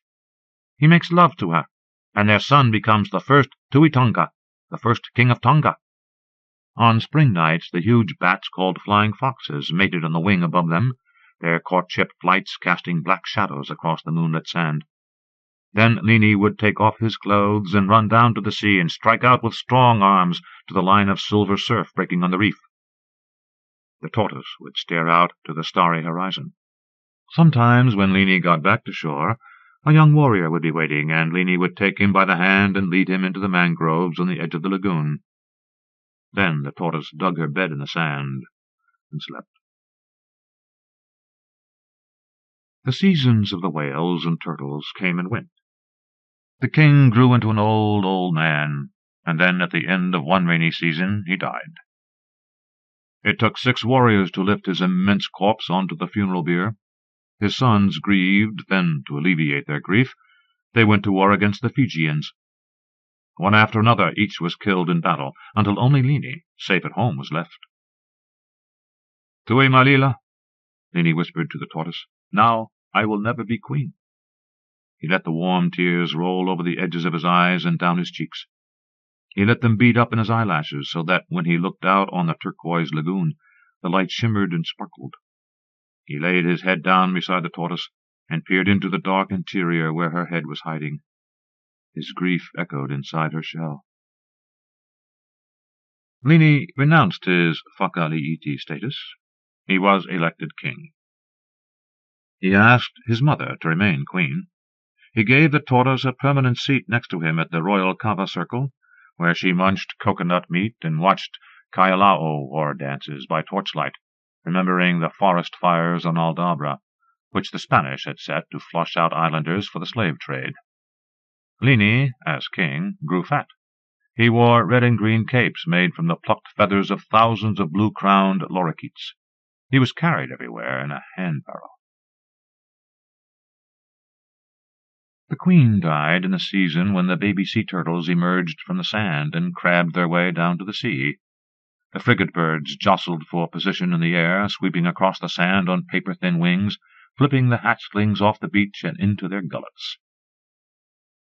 The queen stared out to the turquoise waters of the lagoon. "Is it the sea turtles?" she asked, wondering about the clouds of frigate birds. Her ladies-in-waiting wept and nodded. "Lini," she said to the son, whom she had always regarded as a daughter, "now you must find a queen." She reached out for the tortoise's head. "And don't forget to bring screw pine fruit from Vava'u." The funeral feast lasted for a week. Everything that could be caught was roasted in umu ovens and eaten. Pigs, bats, chickens, terns, dogs, tuna, crabs. Ma'ulu-ulu dances were choreographed, using seated female dancers who moved only their graceful hands to eulogize the Queen's life. Musicians beat sharkskin drums through the night. The priests performed round-the-clock obsequies beside her cadaver on a raised platform. Lini visited often, his huge girth humbly clothed in an ancient ta'uvala mat that had been handed down from mother to son to wife to son for 5 generations. The tortoise rested her head in his lap. An Englishman named George Vason came to visit Lini, the king, on a winter day when water leaked from heavy skies and the spirals of waterspouts menaced the horizon. Lini, befitting a king, said nothing. "I would like to marry a Tongan," said the Englishman in his slow, accented Tongan. "If it pleases your Highness, your Royal Highness." The king worked his way down a banana, eating some, biting some off for the tortoise. "I believe I am worthy, sire." The tortoise hissed, remembering the smell of white men. The Englishman drew back. "You know you can eat that thing," he said, pointing to the tortoise, but the king only reached for another banana. The Englishman tried again. "I know that I came as a missionary, and I believed in the Bible." The rain moved on shore in a black wave. Attendants held huge bandana sleeves above the king. The Englishman flinched under the hard slaps of the raindrops. "But I no longer believe that. Now I believe in Tongaloa, the sun god. I have renounced Christianity." The king looked up from his third banana and studied the Englishman with his strange blue eyes. The man had arrived uninvited, along with 9 others from the London Missionary Society. None had converted a single Tongan. 3 had failed to survive the Tongans. 6 had escaped to Australia. The last, George Vason, was here before him, yellow hair dripping down his face. The king broke eye contact, reached for another banana, gave the tortoise the first bite. "I love this woman," said the Englishman, looking away. The tortoise left the king's side, ambled to the man, reached out her long neck. Without thinking, the Englishman patted her. "Go on, then," said the king. "Marry. Settle here. Live whakatonga with your woman." 8 beautiful, near-naked warriors carried the king to his own wedding. All were brown as teak, skins glistening with coconut oil, muscles rippling. They wore yellow hibiscus blossoms in their hair. The king rode in titanic splendor on a stretcher made of pigskin and pandanus. His vast girth was smothered under mountains of flowers and fruits. He snacked on roasted yams during the ride. His 13-year-old queen was tiny by comparison, brown and lithe, with delicate arms and small breasts. She could barely look at the king, at his gigantic dimensions. The tortoise ambled toward her, tilting her head. The new queen giggled. Her teeth were white and smooth. Her eyes sparkled with reflected torchlight. She stole a glance at the king, but he was admiring his warriors, who in turn were admiring her. The new queen loved the tortoise. She loved her wise, patient eyes, her stately gait, her affection. The new queen joined the tortoise on the tortoise's morning walks down the beach.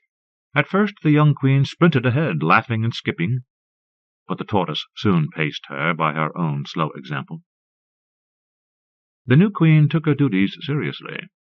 She began to consume frequent, large meals. She learned to never go anywhere without a bunch of bananas or a fistful of crab's legs to munch on. She drank gallons of coconut milk to make her skin shine. She slurped dozens of oysters, fat as little tongues, off their half-shells. She ate feke and ufi and bowl after bowl of viii. The people of Tonga noted it, even those from neighboring islands, and nodded their heads in approval. "The queen is fattening," they said, "for the king." The new queen outgrew all her old ta'uvala mats, and the king solemnly awarded her one that had belonged to the old queen, his mother. "This will be handed down to our children," he said shyly, looking down, then adding quickly, "Your feet are doing well. Even your toes are getting fat." The Queen blushed and smiled and tried to grab his hand as he was turning to leave, but her reflexes were slowed by her weight, and she missed. "I am not fat enough," worried the Queen as the King walked away. "I am not yet fat enough for the King to love." The Queen grew fatter than the old Queen. She was the fattest person in the islands other than the King. The King admired her, but only from a distance. The Queen began to pine. She gnawed on her fingernails. She drummed her fingers on her knees. Her appetite waned. She waved away plates of jellied stingray. She chewed, but did not swallow, the platters of steamed bat's wings. She took long walks down the beaches, slowly, yes, but without any food to fortify her. Her hard-earned pounds began to evaporate. The Tortoise went with the Queen out to the beach for a night-time swim. The King bobbed in the waves. The Queen, ever more listless, did not notice. The Tortoise kicked at the sand, excavating a clutch of turtle eggs. The Queen, without thinking, wiped one clean, popped it in her mouth.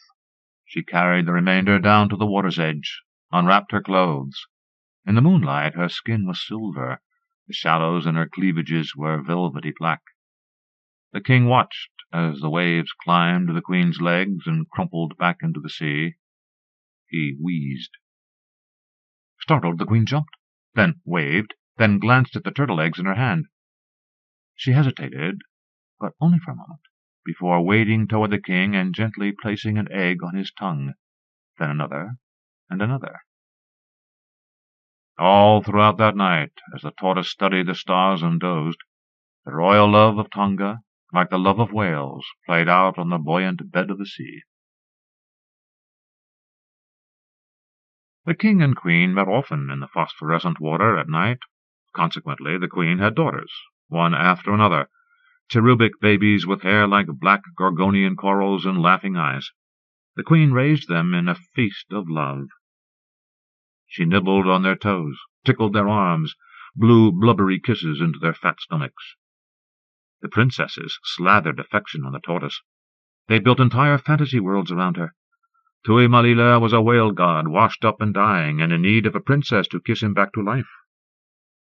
Tui Malila was a handsome prince, bewitched by a lizard spirit who would release him from his spell if only a beautiful girl sang out her heart to him. The girls wore a faint saddle into the Tortoise's back from taking so many rides. They polished her shell to a translucent sheen from the constant caress of their hands.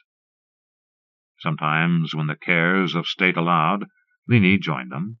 Alone with his girls and the Tortoise, he danced the Taolunga again, showing them the slow, sinuous moves.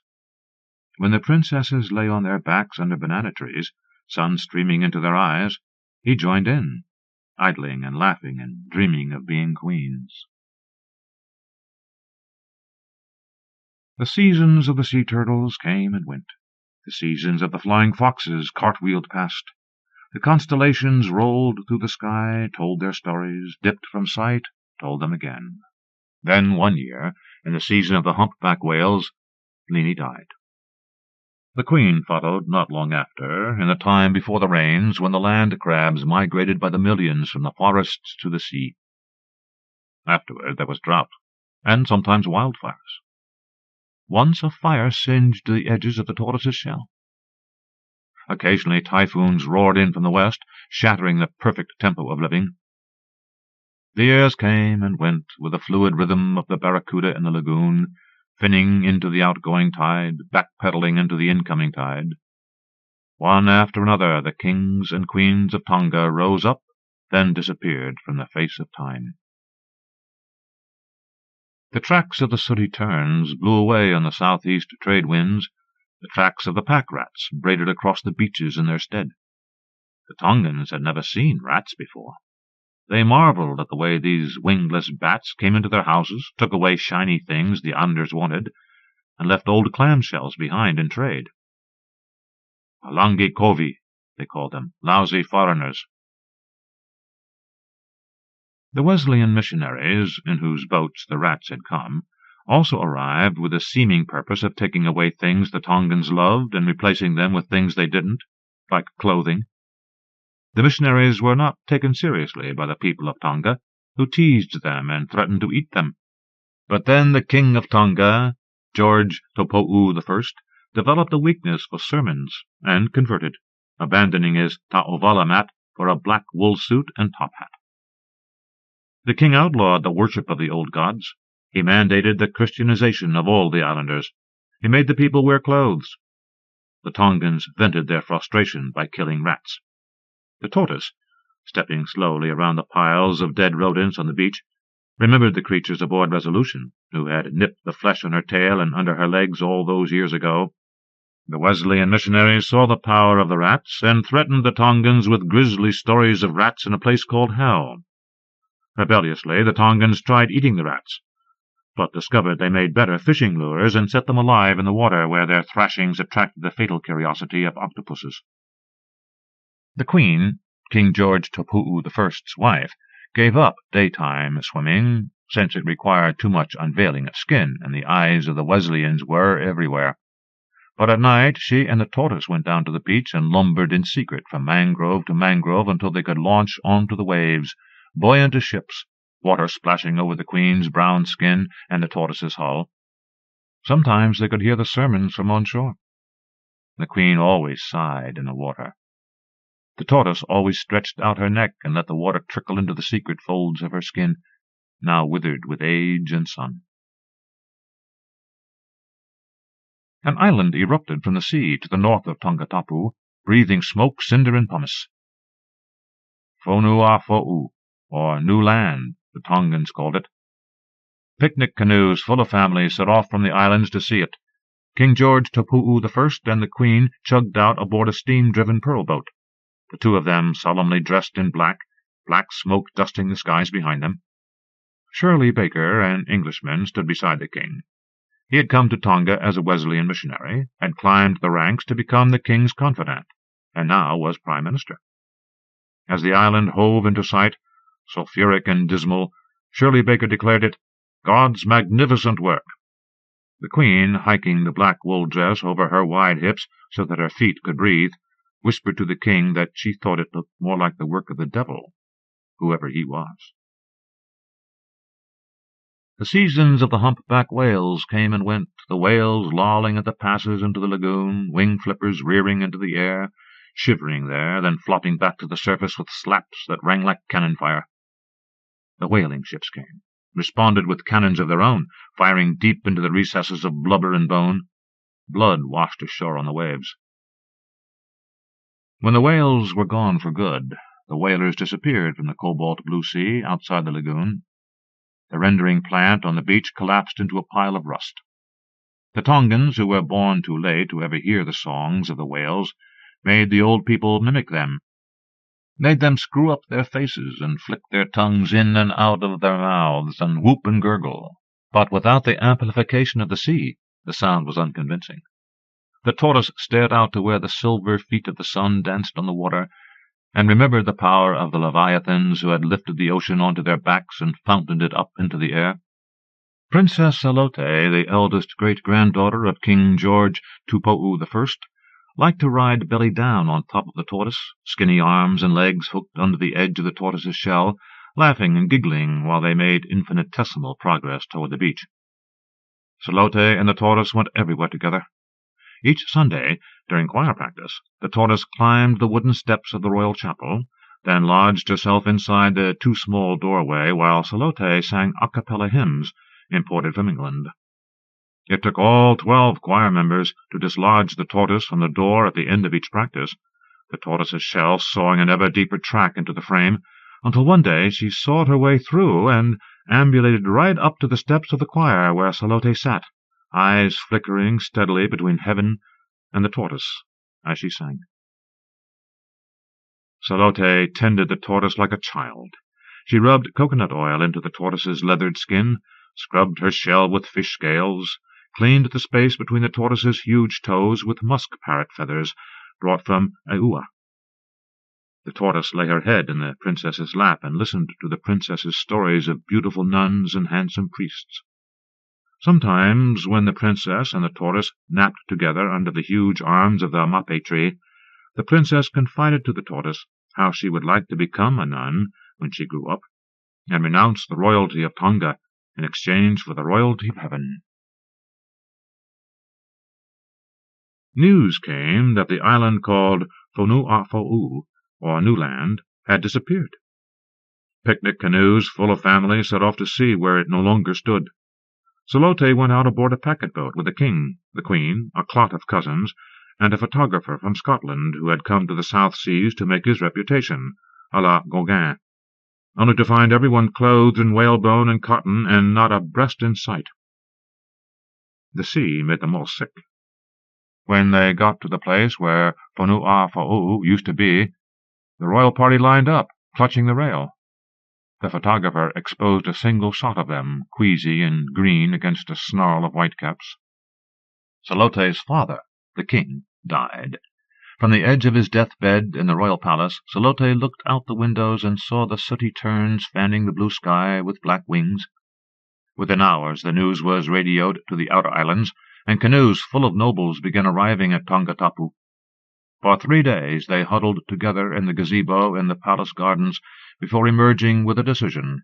Since there was no prince to become king, Princess Salote, 18 years old, would become queen. She appeared at her coronation wearing an ancient ta'ovala mat, a red and green lorikeet feather cape, and a small golden crucifix on her brown throat. The people of Tonga were impressed. Despite being female and as skinny as a sea snake, the new queen appeared, somehow, spiritually weighty.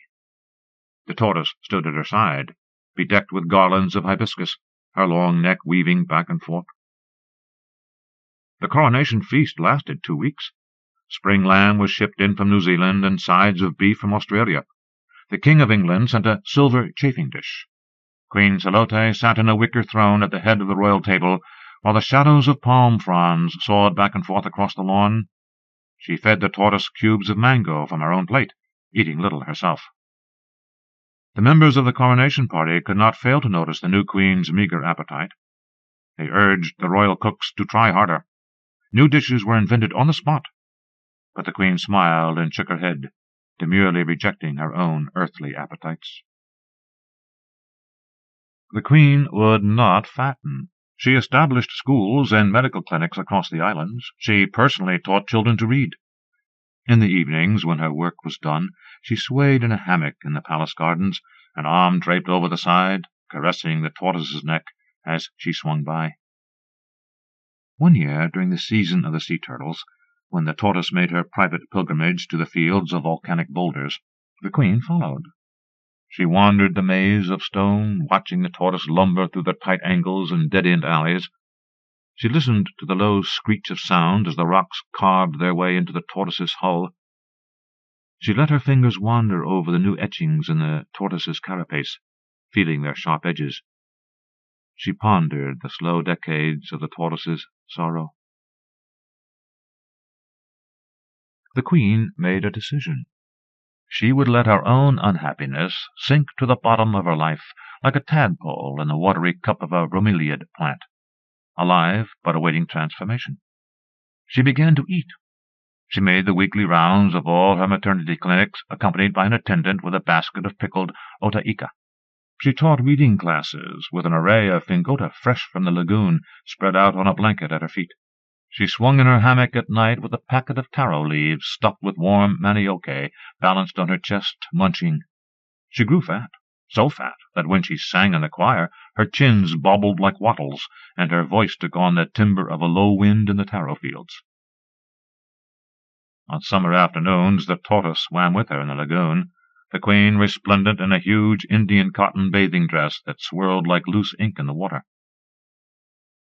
The queen fell in love. She married. She had children, one after another. The Tortoise revelled in the affections of a new generation of princes and princesses. The years came and went like the fingerling waves inside the lagoon, tickling the stilt roots of the mangroves, stepping away. The seasons of the moon tumbled acrobatically through the sky. The new island, called Fo'ou, began to rise again. The Tongans watched its fiery progress from the ferry that ran between Tonga Tapu and Fo'ou. The turtle boats waited for moonless nights, when the sea turtles swam up the sandy beaches and kicked open the hollows of their nests. The fishermen followed, scooping the turtles from the beach, trussing them, tossing them on their backs into the bottom of their dinghies, rowing them to ships offshore. The visits of the sea turtles became rare, and rarer, until they stopped altogether. Then the old people of Tonga entertained the young people with stories of turtle eggs, how different love had been with them around. The Tortoise sat on an icy resting mound, staring out to sea. The queen, afloat on the waves, could no longer entice her into the water, not even with handfuls of late-season screw-pine fruit. The queen flew to England for the coronation of that queen. It rained incessantly. The Queen of England lived in opulence, but she had no tortoise. The Queen of Tonga shared her snapshots with the Queen of England, showing her Tui Malila, King Malila, older and wiser than the wind itself. The tortoise, sleepy with age, napped under the shade of the palm trees in the palace gardens. The royal grand princesses and grand princes played on top of her, painting her shell with magic markers, sliding down into the soft cushions of sand castles built at her feet. In her dreams, the tortoise smelled the dune grasses of the Indian Ocean. She heard the snoring of other tortoises, who, in her aging memory, now resembled volcanic rocks. The queen, ancient as a wave-worn coconut, died in the rainy season, when the irregular thud of dropping mangoes kept time between the peals of thunder. Not only the people of Tonga mourned. Heads of state from around the world sent condolences. Planes carrying flowers from abroad bumped to the ground on Tongan runways made of white coral rubble. The tortoise accompanied the funeral procession to the royal cemetery, her shell bedecked with pure white gardenias. When the people filed away, the tortoise stayed behind, listening to the water drum against her shell. She stayed there through the night, and the next one, and the next. She stayed until the end of the rain started the geckos chirping and mating on the underside of every palm frond in the islands. She drifted through the dry season, while her memories played out inside the interior of her shell. The sounds of guns firing in the fog, the sight of a young man dancing the Tau Olunga, the smell of human sweat, the burning torches of Kalao, war dances, a young girl's white teeth. Deep in the core of all her dreams was a memory of something long ago lost, now finally forgotten. The screw-pine trees fruited, then faded. The land crabs came and went, cleaning out the tortoise's massive hull until the pack rats could carry off her bones.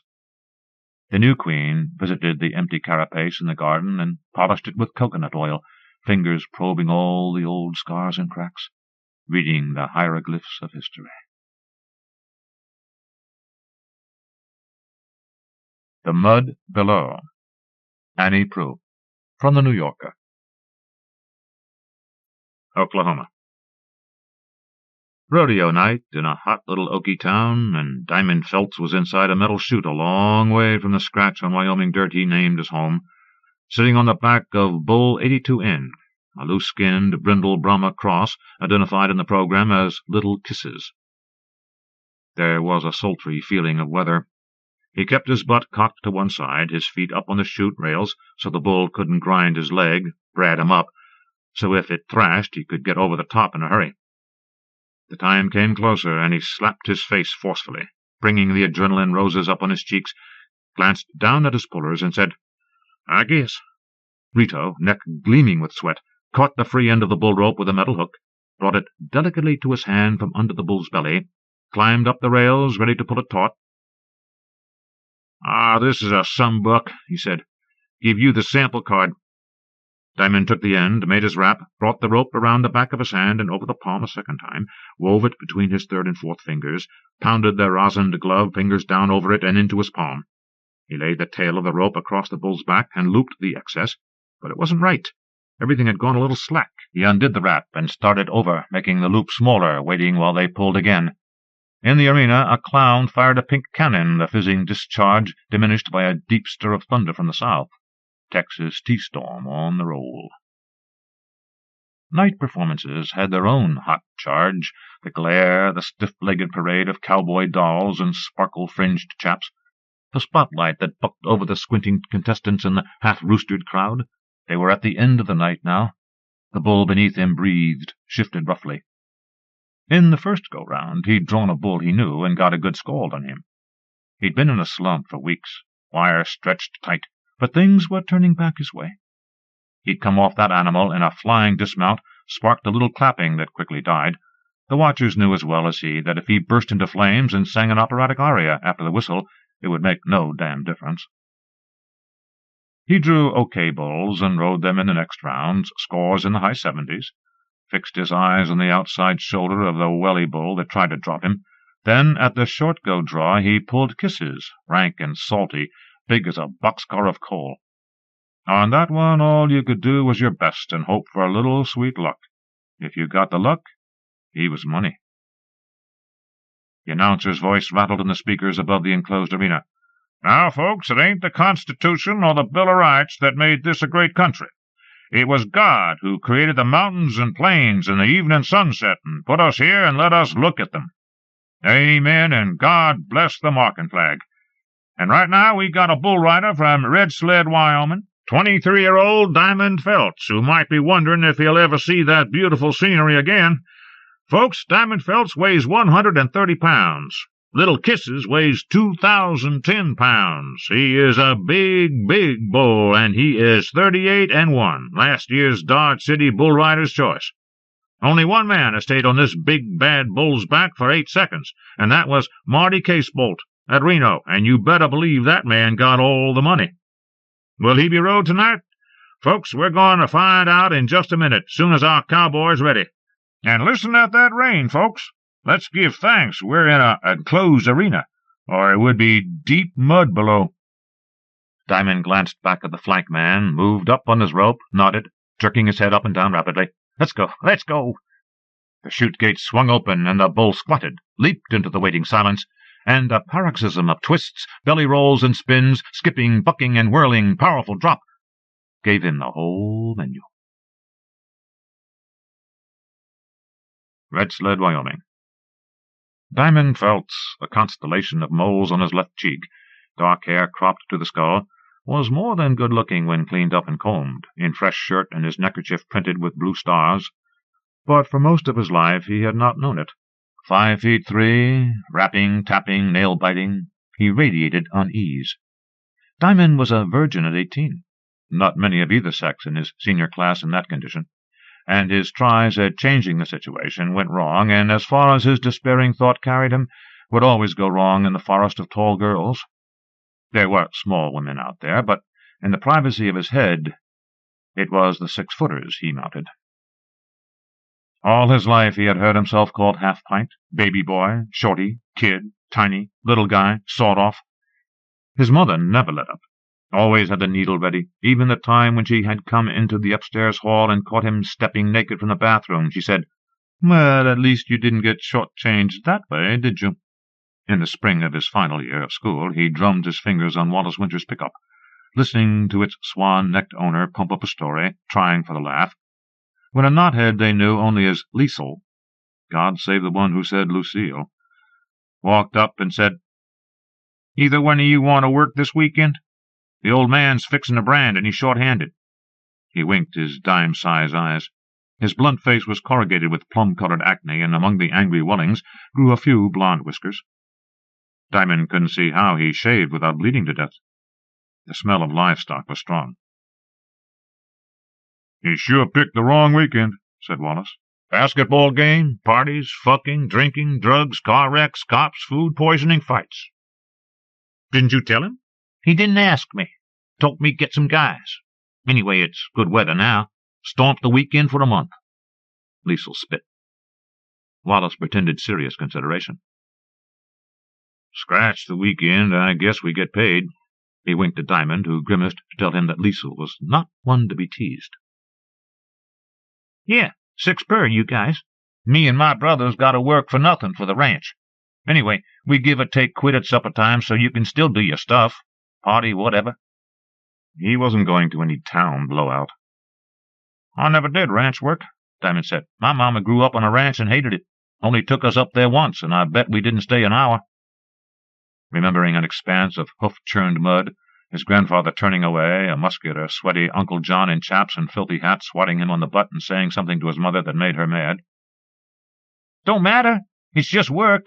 Get the calves into the chute, brand 'em, fix 'em, vaccinate 'em, get 'em out.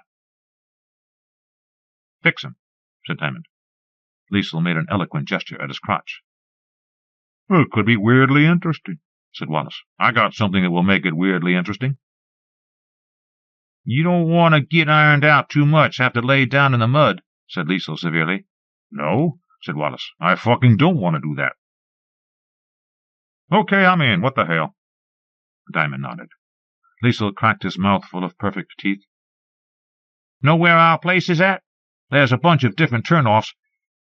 Here's how you go. And he drew a complicated map on the back of a returned quiz, red marked F. That solved one puzzle. Liesel's last name was Bude. Wallace looked at Diamond. The Bude tribe, scattered from Fan Creek to Pine Bluffs, filled a double-X space in the local pantheon of troublemakers. 7 a.m., said Liesel. The good weather washed out. The weekend was a windy, overcast cacophony of bawling, manure-caked animals, mud, dirt, lifting, punching the needle, the stink of burning hair that he thought would never get out of his nose. 2 crotch-scratchers from school showed up. Diamond had seen them around, but he did not know them and thought of them as losers for no reason but that they were inarticulate and lived out on dirt road ranches, friends of Liesel. Como Bude, a grizzled man wearing a kidney belt, pointed this way and that as Liesel and his brothers worked the calves from pasture to corral to holding pen to chute, and the yellow-hot electric branding iron to cutting table, where the ranch hand Lovers bent forward with his knife and with the other hand pulled the skin of the scrotum tight over one testicle and made a long outside cut through skin and membrane, yanked out the hot balls, dropped them into a bucket, and waited for the next calf.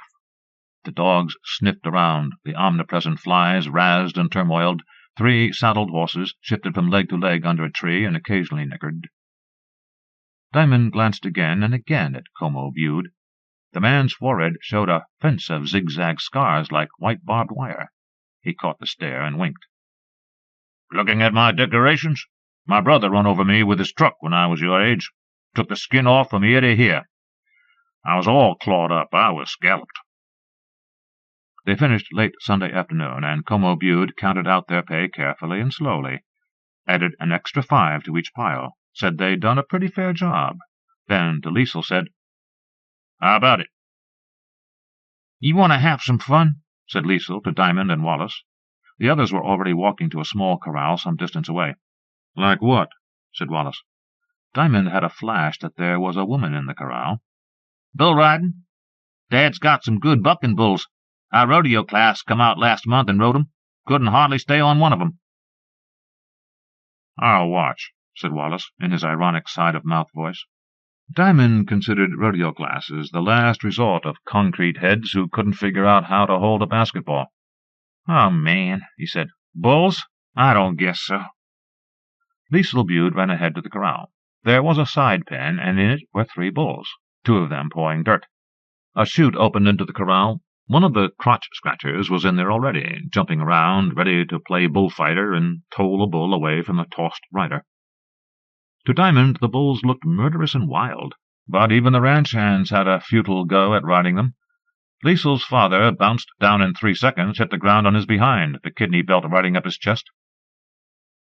Try it, said Liesel, mouth bloody from a face slam, spitting.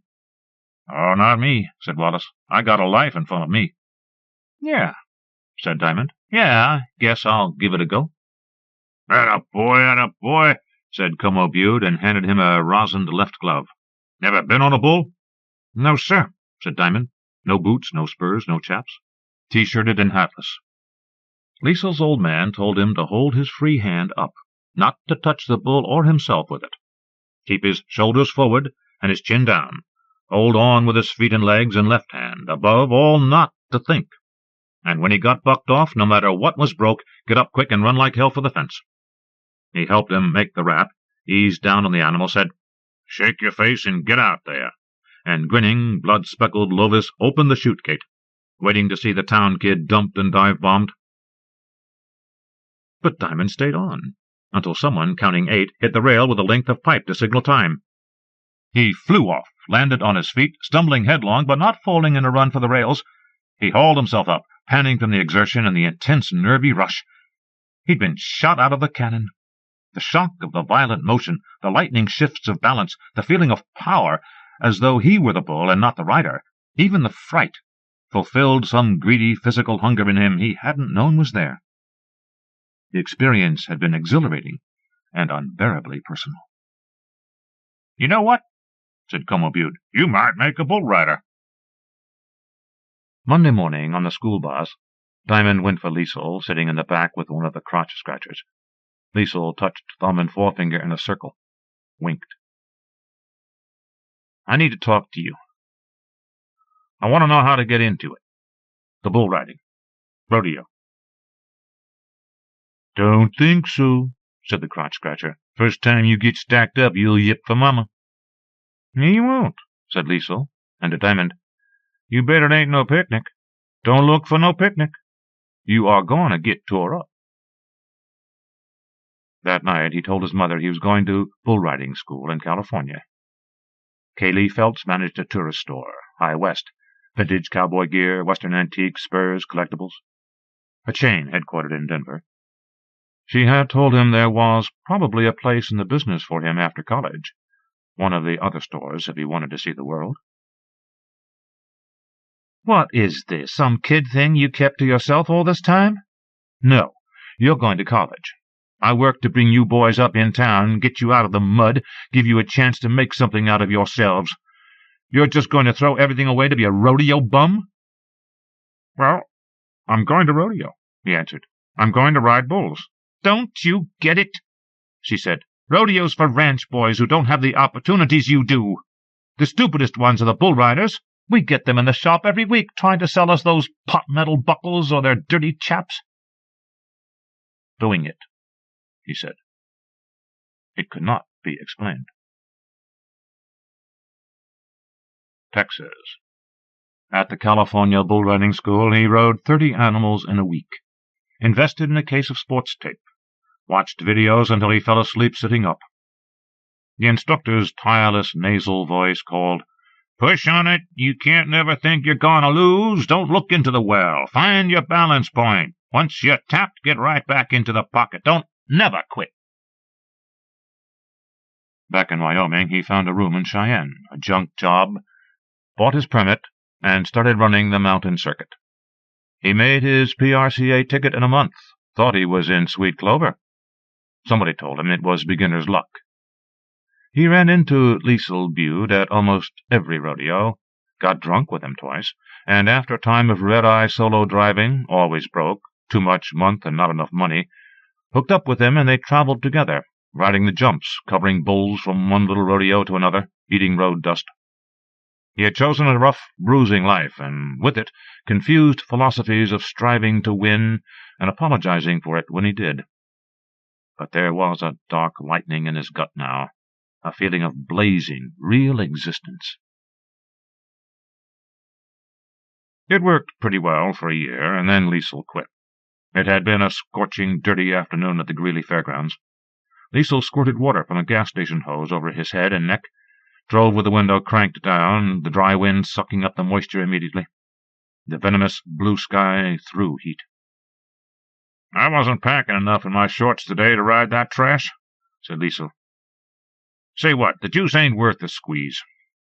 Made up my mind when I was rolling in the dirt. I used to think I wanted a rodeo more than anything, but shoot, I gotta say, I hate it. I don't got that thing you got, the style, the fuck-it-all-I-love-it thing. I miss the ranch bad. The old man's on my mind. He got some medical problem, can't hardly make his water good, told my brother there's blood in his bull stuff. They're doing tests. And there's Renata. What I'm trying to say is, I'm cutting out on you. Anyway, guess what? I'm going to get married." "What do you mean? You knocked Renata up?" It was all going at speed. Yeah, it's okay. Well, shit, Liesel. Won't be much fun now. He was surprised that it was true. He knew he had little talent for friends or affection, stood armored against love, though when it did come down on him later it came like an axe and he was slaughtered by it. I never had a girl stick with me more than 2 hours. I don't know how you get past that 2 hours, he said. Liesel looked at him. After Liesel quit, he moved to Texas, where there was a rodeo every night for a fast driver, red-eyed from staring at pinhead lights miles distant, alternately dark and burning as the road rose and fell away. The second year he was getting some notice and making money, until a day or so before the big 4th of July weekend. He came off a great ride and landed hard on his feet with his right knee sharply flexed, tore the ligaments, and damaged cartilage. He was a fast healer, but it put him out for the summer. When he was off the crutches, bored and limping around on a cane, he thought about Red Sled. The doctor said the hot springs there might be a good idea. He picked up a night ride with T-Dove, a Texas bull rider, the big car slingshot toward a black hump of range, dazzle of morning an hour behind the rim, not a dozen words exchanged. "It's a bone game," T-Dove said, and Diamond, thinking he meant injuries, nodded. Red Sled. For the first time in 2 years he sat at his mother's table. She said, "Bless this food, amen. Oh, boy, I knew you'd be back one of these days. And look at you, just take a look at you, like you climbed out of a ditch." She was dolled up. Her hair was long and streaked blonde, crimped like Chinese noodles, and her eyelids were iridescent blue. They ate in silence, forks clicking among the pieces of cucumber and tomato. He disliked cucumber. She got up, clattered small plates with gold rims onto the table, brought out a supermarket lemon meringue pie, began to cut it with a silver pie server. "All right," said Diamond. "Calf slobber pie." Pearl, his 10-year-old brother, let out a bark. She stopped cutting and fixed him with a stare. "You can talk ugly when you're with your rodeo bums, but when you are home, keep your tongue decent." He looked at her, seeing the cold blame. "I'll pass on that pie." "I think all of us will after that unforgettable image." She went out then, some kind of Western junk meeting at the Red Sled Inn, sticking him with the dishes. It was as if he'd never left. He came down late the next morning. Pearl was sitting at the kitchen table reading a comic book. He was wearing the T-shirt Diamond had sent. It read, "Give blood, ride bulls." It was too small. "Mama's going to the shop. She said you should eat cereal, not eggs. Eggs have cholesterol. I saw you on TV once. I saw you get bucked off." Diamond fried 2 eggs in butter and ate them out of the pan, fried 2 more. He looked for coffee, but there was only a jar of instant dust. "I'm going to get a buckle like yours when I'm 18, Pearl said, "and I'm not going to get bucked off because I'll hold on with the grip of death. Like this," and he made a white-knuckled fist. "This ain't a terrific buckle." "I'm going to tell Mama you said ain't." "For Christ's sake, that's how everybody talks, except for one old booger steer-roper." "You want an egg?" "I hate eggs. They aren't good for you. Ain't good for you." "How does the old booger talk? Does he say calf slobber pie?" "Why do you think she buys eggs if nobody's supposed to eat them?" "The old booger's religious, always reading pamphlets about Jesus. Actually, he's not old. He's no older than me. He's younger than me. He don't never say ain't. He don't say shit, or fuck, or cunt, or prick, or goddamn. He says good Lord when he's pissed off or gets slammed up the side of his head." Pearl laughed immoderately, excited by the forbidden words and low-down grammar spoken in their mother's kitchen. "Rodeo's full of Jesus freaks, and double and triple sets of brothers, all kinds of Texas cousins. There's some fucking strange guys in it. It's like a magic show sometimes, with prayers and jujus and crosses and amulets and superstitions. Anybody does anything good, makes a good ride, it's not them, it's their mystical power connection helping them out." He yawned and began to rub the bad knee. "So, you're going to hold on tight and not get bucked off?" "Yeah, really tight." "I'll have to remember to try that," said Diamond. On Thursday night, after supper, she said to Diamond, "I've got something I want you to see. We'll just take us a little ride." "Can I come?" said Proulx. "No, this is something I want your brother to see. Watch TV. We'll be back in an hour." "What is it?" said Diamond, remembering the dark smear on the street she had brought him to years before. She had pointed, said he didn't look both ways. He knew it would be something like that. He should not have come back. She drove past the scrap metal pile in the bentonite plant, and at the edge of town crossed the railroad tracks where the road turned into rough dirt cutting through prairie. Under a yellow sunset stood several low metal buildings. The windows reflected the bright honey-colored west. She said, "Hondo Gunch, you know that name?" No, but he had heard it somewhere. "Here," she said, pulling up in front of the largest building. Thousands of insects barely larger than dust motes floated in the luteous air. She walked quickly. He followed, dotting along. "Hello," she called into the dark hallway. A light snapped on. A man in a white shirt came through a door, his pocket stiffened with a piece of plastic to hold his ballpoint pens. He had a black hat, brim bent like the wings of a crow, and a face crowded with freckles, spectacles, beard, and mustache. "Hey there, Kaylee." The man looked at her as though she were hot buttered toast. "This is Shorty. Wants to be a rodeo star. Shorty, this is Kerry Moore." Diamond shook the man's hand. It was an exchange of hostilities. "Hondo's out in the tack room," said the man, looking at her. He laughed. "Always in the tack room. He'd sleep there if we let him. Come on out here." He opened a door into a large square room at the end of the stables. The last light fell through high windows, gilding bridles, and reins hanging on the wall. A small refrigerator hummed behind a desk, and on the wall above it Diamond saw a framed magazine cover. Boots and Broncs, August 1960, showing a saddle bronc rider, straight, square, and tucked on a high-twisted horse, spurs raked all the way up to the cantle, his outflung arm in front of him. His hat was gone, and his mouth open in a crazy smile. A banner read, "Gunch takes Cheyenne SP crown."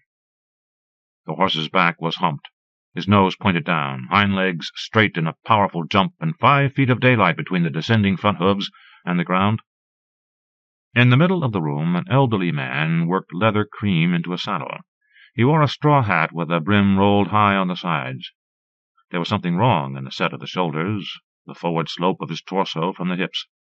The room smelled of apples, and Diamond saw a basket of them on the floor. "Hondo, we got visitors." The man looked past them at nothing, revealing a flat bulb of a crushed nose, a dished cheekbone, the great dent above the left eye, which seemed sightless. His mouth was pursed with concentration. There was a pack of cigarettes in his shirt pocket. There was a kind of carved wood quietude about him, common to those who have been a long time without sex, out of the traffic of the world. "This here's Kaylee Feltz and Shorty. Stopped by to say howdy. Shorty's into rodeo. Guess you know something about rodeo, don't you, Hondo?" He spoke loudly, as though the man were deaf. The bronc rider said nothing, his blue, sweet gaze returning to the saddle, the right hand holding a piece of lamb's wool, beginning again to move back and forth over the leather. "He don't say much," said Moore. "He has a lot of difficulty, but he keeps trying." "He's got plenty of try, haven't you, Hondo?" The man was silent, working the leather. How many years since he had spurred a horse's shoulders, toes pointed east and west. "Hondo, looks like you ought to change them sorry old floppy stirrup leathers one day," said Moore in a commanding tone. The bronc rider gave no sign he had heard. "Well," said Diamond's mother, after a long minute of watching the sinewy hands, "it was wonderful to meet you, Hondo. Good luck." She glanced at Moore, and Diamond could see a message fly, but didn't know their language. They walked outside, the man and woman together, Diamond following, so deeply angered he staggered. "Yeah, he's kinda deaf, old Hondo. He was a hot saddle bronc rider on his way to the top. Took the money 2 years running at Cheyenne. And some dinky little rodeo up around Meeteetse. His horse threw a fit in the chute, went over backwards. Hondo went down, got his head stepped on. 1961. And he'd been cleaning saddles for the Bar J since then. 37 years. That's a long, long time. He was 26 when it happened, smart as anybody. Well, if you're rodeo, you're a rooster on Tuesday, feather duster on Wednesday. But like I say, he's still got all the try in the world. We sure think a lot of Hondo." They stood silently watching Diamond get into the car. "I'll call you," said the man, and she nodded. Diamond glared out the window at the plane, the railroad tracks, the pawn shop, the Safeway, the Broken Arrow bar, Custom Cowboy, the vacuum cleaner shop. The sun was down, and a velvety dusk coated the street, the bar neon spelling good times. As she turned onto the river road, she said, "I would take you to see a corpse to get you out of rodeo." "You won't take me to see anything again." The glassy black river slowed between dim willows. She drove very slowly. "My God!" she shouted suddenly. "What you've cost me!" "What? What have I cost you?" The words shot out like flame from the mouth of a fire-eater. The low beams of cars coming toward them in the dusk lit the wet run of her tears. There was no answer until she turned into the last street. Then, in a guttural, adult woman's voice, raw and deep, as he had never heard it, she said, "Everything." He was out of the car before it stopped, limping up the stairs, stuffing clothes in his duffel bag. He called a taxi to take him to the Cracker Box Airport, where he sat for 5 hours until a flight with connections to Calgary left. Cody, Wyoming. He bought a third-hand truck, an old Texas Hoopy, traveled alone for a few months, needing the solitary distances, blowing past mesas and red buttes piled like meat, humped and horned, and on the highway chunks of mule deer, hair the buckskin color of winter grass, flesh like rough breaks in red country, playas of dried blood. He almost always had a girl in the motel bed with him, making up for years of nothing. A half-hour painkiller, but without the rush and thrill he got from a bull ride. There was no sweet time when it was over. He wanted to get gone. The in-and-out girls wasped it around that he was quick on the trigger, an arrogant little prick. "Hit the delete button on you, buddy," flipping the whorish blonde hair. What they said didn't matter, because there was an endless supply of them by now, and because he knew he was getting down the page and into the fine print of this way of living. There was nobody in his life to slow him down with love. Sometimes riding the bull was the least part of it, but only the turbulent ride gave him the indescribable rush, shot him mainline with crazy-ass elation. In the arena, everything was real, because none of it was real except the chance to get dead. The charged bolt came, he thought, because he wasn't dead. One night in Cody, running out to the parking lot to beat the traffic, Pake Bitts, a big Jesus-loving steer-roper, yelled out to him, "You going to Roswell?" "Yeah." Pake Bitts was a big stout guy with white blonde hair and high color. A sticker, praise God, was peeling loose from his gear bag. "Can I get a ride? My D-truck quit on me up in Livingston. I had to rent a puny car, then couldn't hardly haul my trailer. Burned out the transmission." "You bet. Let's go, if you're ready." They hitched up Bitts's horse, trailer, left the rental car standing. "Fog it, brother. We're short on time," said the roper, jumping in. Diamond had the wheels spattering gravel before he closed the door. He thought it would be bad, a lot of roadside prayers and upcast eyes, but Pake Bitts was steady, watched the gas gauge, took care of business, and didn't preach. Big and little they went on together to Malala, Roswell, Guthrie, Casey, Baker, and Bend. After a few weeks, Pake said that if Diamond wanted a permanent traveling partner, he was up for it. Diamond said yeah, although he knew that only a few states still allowed steer-roping, and that Pake would have to cover long, empty ground, his main territory in the livestock country of Oklahoma, Wyoming, Oregon, and New Mexico. Their schedules did not fit into the same box without patient adjustment. But Pake knew 100 dirt road shortcuts. He steered them through scab land and slope country, in and out of the tiger shits, over the tawny plain still grooved with pilgrim wagon ruts, into early darkness and the first storm laying down black ice, ragged webs of dry rain that never hit the ground, through small-town traffic, band of horses in morning fog, 2 red-headed cowboys moving a house that filled the roadway, and Pake busting around and into the ditch to get past, leaving junkyards and Mexican cafes behind, turning into midnight motel entrances with ring office bell signs, or pulling off onto the black prairie for a stunned hour of sleep. Bitts came from Rawlins, Wyoming, and always wanted to get to the next rodeo and grab at the money. Was interested in no woman but his big-legged pregnant wife Nancy, a heavy Christian girl, studying, said Bitts, for her degree in geology. "You want to have a good talk?" he said. "Have one with Nancy. Good Lord, she can tell you all about rock formations." "How can a geologist believe that the earth was created in 7 days?" "Shoot, she's a Christian geologist. Nothing is impossible for God, and he could do it all in 7 days, fossils, the whole nine. Life is full of wonders." He laid a chew of long cut into his cheek, for even he had his vices. "How did you get into it?" asked Diamond. "Grow up on a ranch?"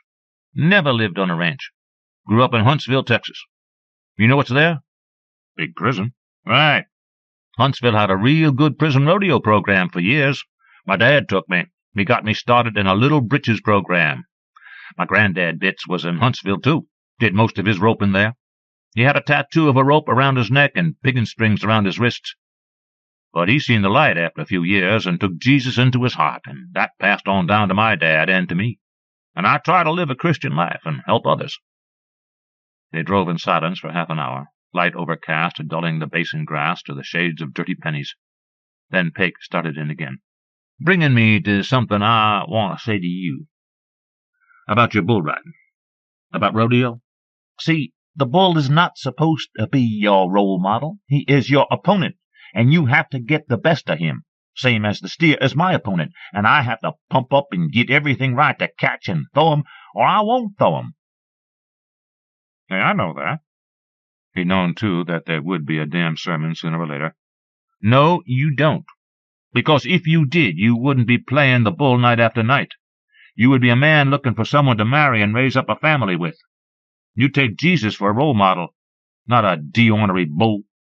Which you can't deny you done. You gotta quit off playing the bull." "I didn't think Jesus was a married man." "Maybe not a married man, but he was a cowboy. The original rodeo cowboy. It says it right in the Bible. It's in Matthew, Mark, Luke, and John." He adopted a sanctimonious tone. "Go into the village in which, at your entering, ye shall find a colt tied, on which yet never so man sat. Loose him, and bring him here. The Lord hath need of him." And they brought him to Jesus, and they cast their garments upon the colt, and they set Jesus on it. Now, if that ain't a description of bareback riding, I don't know what is. "I ride a bull. The bull's my partner. And if bulls could drive, you can bet there'd be one sitting behind the wheel right now. I don't know how you figure all this stuff about me." "Easy. Myron Sasser's my half-brother." He rolled down the window and spit. "Dad had a little bull in him, too, but he got over it." Pig started in again a day or two later. Diamond was sick of hearing about Jesus and family values. Pig had said, "You got a kid brother, that right? How come he ain't never at none of these rodeos looking at his big brother? And your daddy and mama?" "Pull over a minute." Bitts eased the truck over on the hard prairie verge, threw it into park, misguessing that Diamond wanted to piss, got out himself, unzipping. "Wait," said Diamond, standing where the light fell hard on him. "I want you to take a good look at me." "You see me?" He turned sideways and back, faced Bitts. "That's all there is. What you see. Now do your business and let's get down the road." Cheyenne, Wyoming. He had a wide-legged walk now, as though there was swinging weight between his thighs. He dived headlong into the easy girls. He wanted the tall ones. In that bullish condition he had tangled legs with the wife of Myron Sasser, his second traveling partner. He couldn't regret it now. It had happened. He had been in Cheyenne in Myron's truck, and Myron's wife was with them, sitting in the back seat of the club cab. All of them were hungry. Myron pulled into the burger bar. He left the truck running, the radio loud. "How many you want, Diamond? 2 or 3? Londa, you want onions with yours?" They had picked her up at Myron's parents' house in Pueblo the day before. She was 5'11", long brown curls like Buffalo Bill, had looked at Diamond and said to Myron, "You didn't say he was hardly frying size." Hey there, Chip. That's me, he said, smaller than the little end of nothing whittled to a point. Smiled through murder. She showed them a heart-shaped waffle iron she had bought at a yard sale. It was not electric. It was a gadget from the days of the wood-burning range. The handles were of twisted wire. She promised Myron a Valentine breakfast. "I'll get this," said Myron, and went into the burger bar. Diamond waited with her in the truck, aroused by our orchidaceous female smell. Through the glass window they could see Myron standing near the end of a long line. He thought of what she'd said, moved out of the front seat and into the back with her and pinned her, wrestled her 36 inseam jeans down to her ankles and got it in like fucking sandpaper, and his stomach growling with hunger the whole time. She was not willing. She bucked and shoved and struggled and cursed him. She was dry, but he wasn't going to stop then. Something fell off the seat with a hard sound. "My waffle iron!" she said, and nearly derailed him. He finished in 5 or 6 crashing strokes, and it was done. He was back in the front seat before Myron reached the head of the line. "I heard it called a lot of things," he said, "but never a waffle iron," and laughed until he choked. He felt fine. She cried angrily in the seat behind him, pulling at her clothes. "Hey," he said, "hush up. It didn't hurt you. I'm too damn small to hurt a big girl like you, right? I'm the one should be crying. Could have burred it off."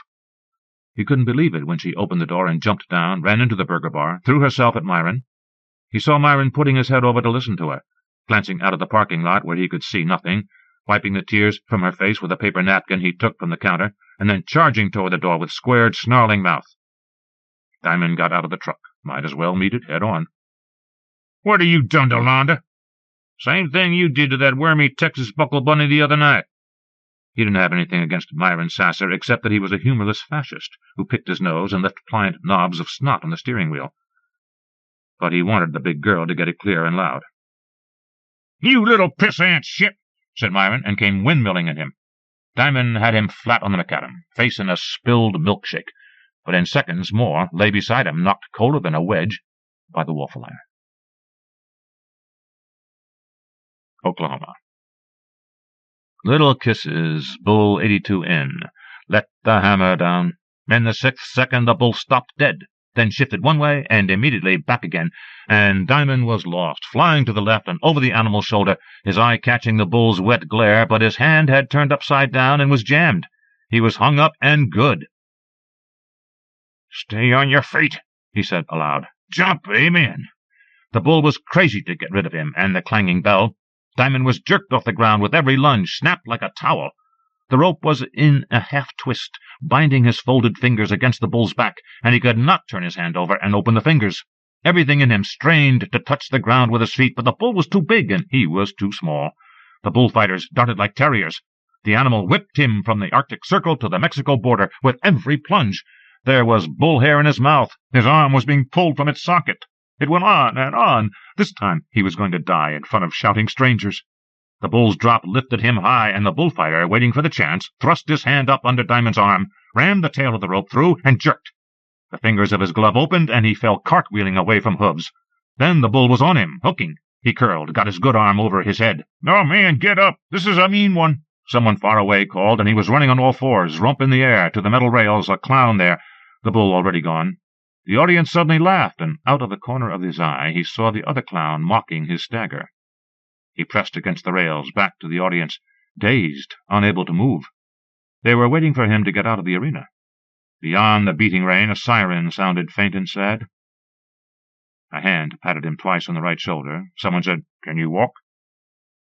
Trembling, he tried to nod his head, and could not. His left arm hung limp. He profoundly believed that death had mocked him out, then had ridden him almost to the buzzer, but had somehow wrecked.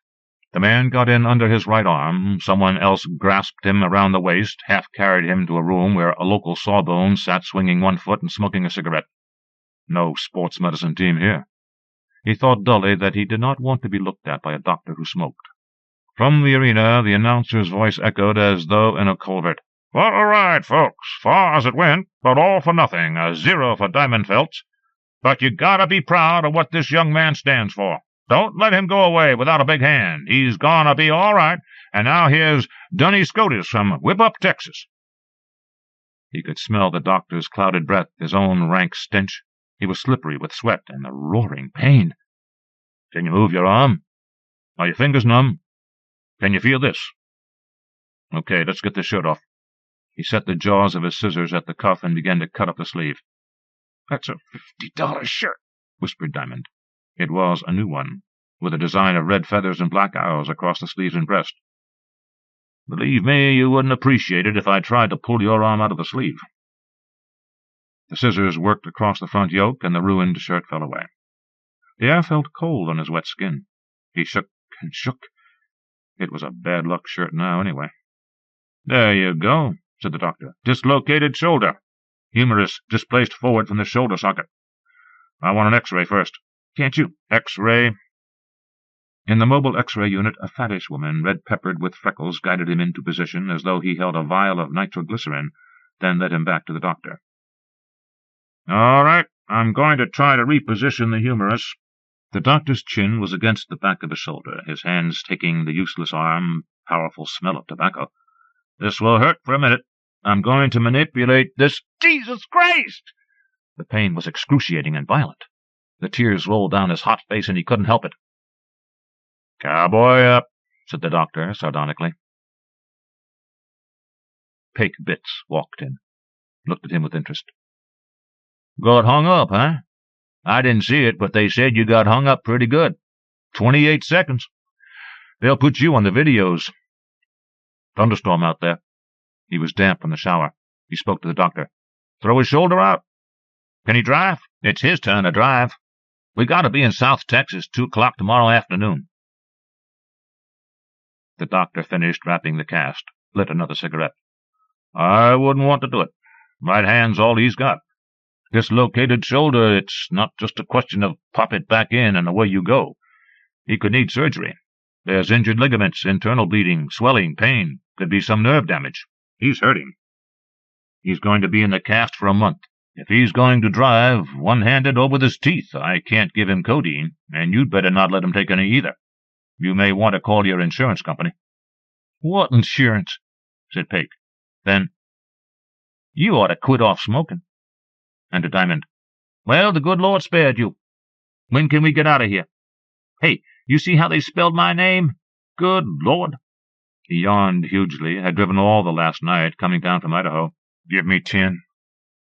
Let me get in the shower, steady up. You get my rope and war bag. I'll be okay to drive. I just need 10. The doctor said, On your way, pal.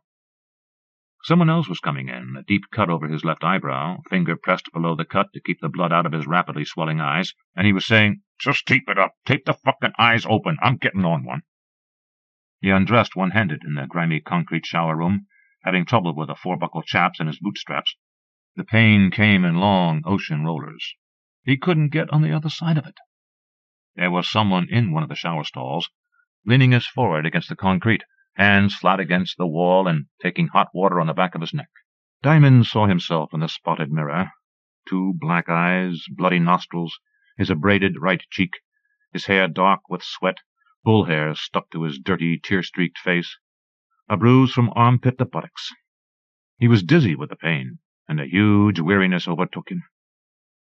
The euphoric charge had never kicked in this time.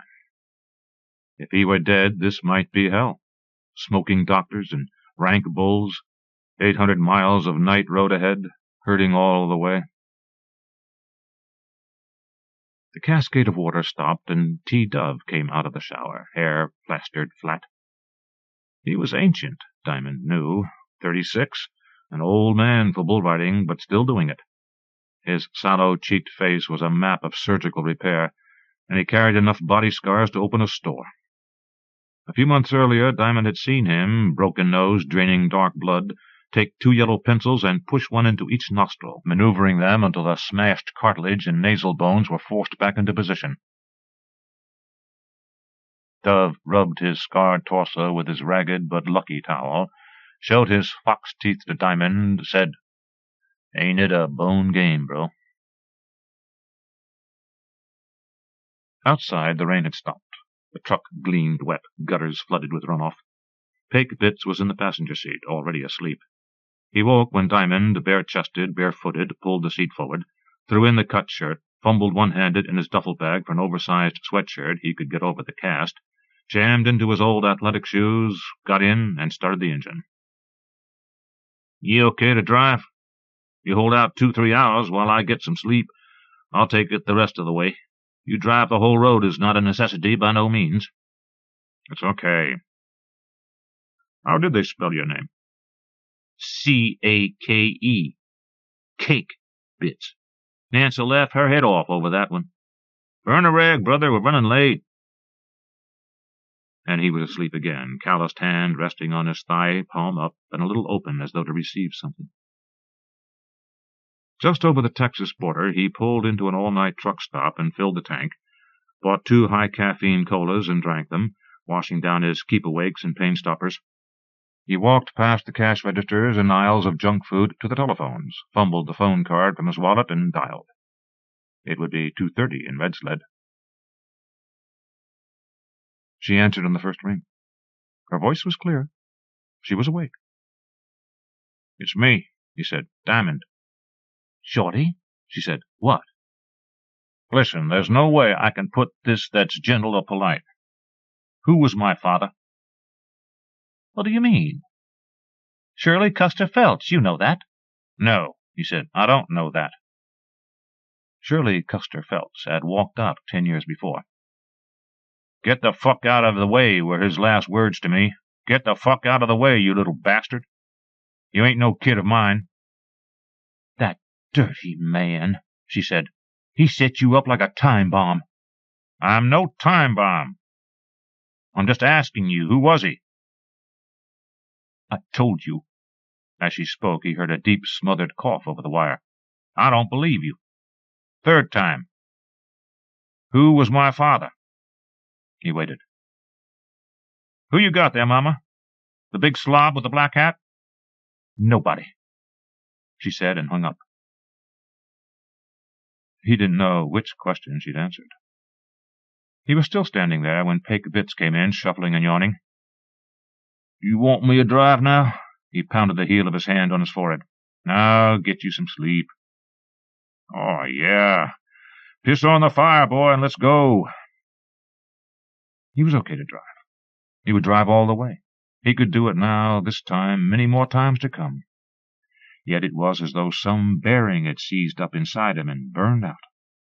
It had been not the phone call, but the flat minute pressed against the rail, when he could not walk out of the arena. He pulled back onto the empty road. There were a few ranch lights miles away, the black sky against the black terrain, drawing them into the hem of the starry curtain. As he drove toward the clangor and flash of the noon arena, he considered the old saddle bronco rider, rubbing leather for 37 years, Liesel riding off into the mosquito-clouded sunset, the ranch hand bent over a calf, slitting the scrotal sack. The course of life's events seemed slower than a knife, but not less thorough. There was more to it than that, he supposed, and heard again her hoarse, charged voice saying, "Everything." It was all a hard, fast ride that ended in the mud. He passed a coal train in the dark, the dense rectangles that were the cars gliding against indigo night, another and another. Very slowly, as slowly as light comes on a clouded morning, the euphoric heat flushed through him, or maybe just the memory of it.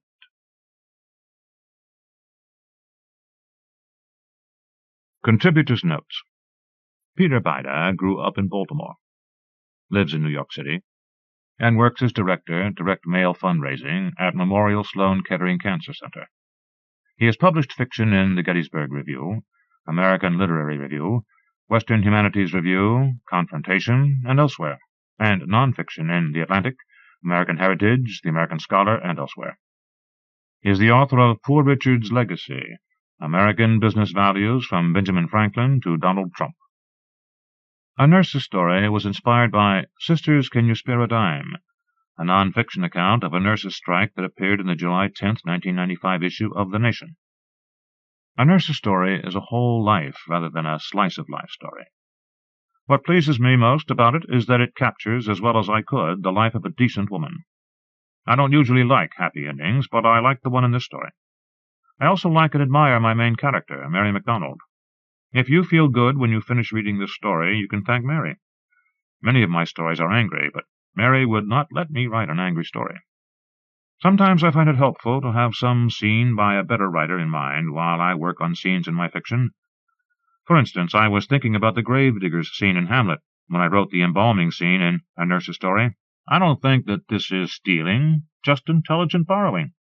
The last scene in A Nurse's Story, Mary's family at her deathbed, was inspired by the scene in The Wizard of Oz, when Dorothy awakens back in Kansas, surrounded by the farm hands, whom we recognize as the Scarecrow, the Cowardly Lion, and the Tin Man.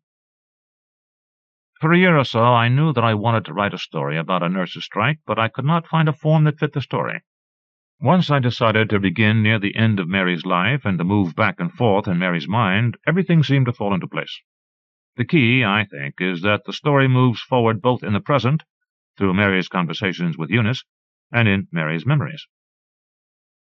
A note of encouragement for middle-aged writers. I was 46 when I wrote A Nurse's Story, and had published exactly one story in the previous 20 years.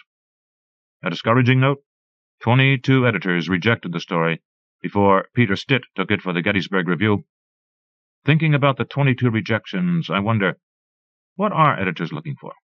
How good does a story have to be to get published in the 1990s? A Nurse's Story is dedicated to my wife, Diane Cole, and to my son Edward. In about 10 years, when he is old enough to read it, Edward may wish to know that he appears in the story, not in the form of a little boy, but in the form of the girl Coretta, making a fuss when her mother declares that the time has come to leave the playground. I'm sorry, Edward, if you dislike being transformed into a girl, but that's what happens in stories. Pinckney Benedict grew up on his family's dairy farm in the mountains of southern West Virginia. He has published 2 collections of short fiction and a novel. His stories have appeared, among other places, in Esquire, Pushcart 21, Best of the Small Presses, Zoetrope All Story, Ontario Review, Story, and the Oxford Book of American Short Stories. He is an associate professor in the creative writing program at Hollins University in Roanoke, Virginia.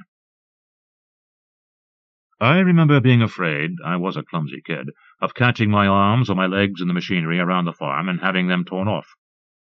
So probably Miracle Boy is my way, as an adult, of reassuring myself, saying, well, it didn't happen, and if it had happened, it would have been okay, because they'd have been reattached, and anyway, I'd have been graceful about the whole thing. T. Coraghessan Boyle. My temptation here is to speak about myself in the third person, but I'm going to resist it. Quite simply, I am honored to be included in this august annual volume for the 3rd time, especially as I am a long-time aficionado of the short story.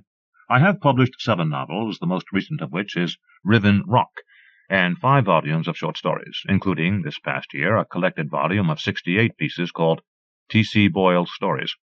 I have been the recipient of a number of awards and honors, for which I am deeply grateful, including the 1988 Penn Faulkner Award for World's End and the 1997 Prix Médicis Étranger for the Tortilla Curtain.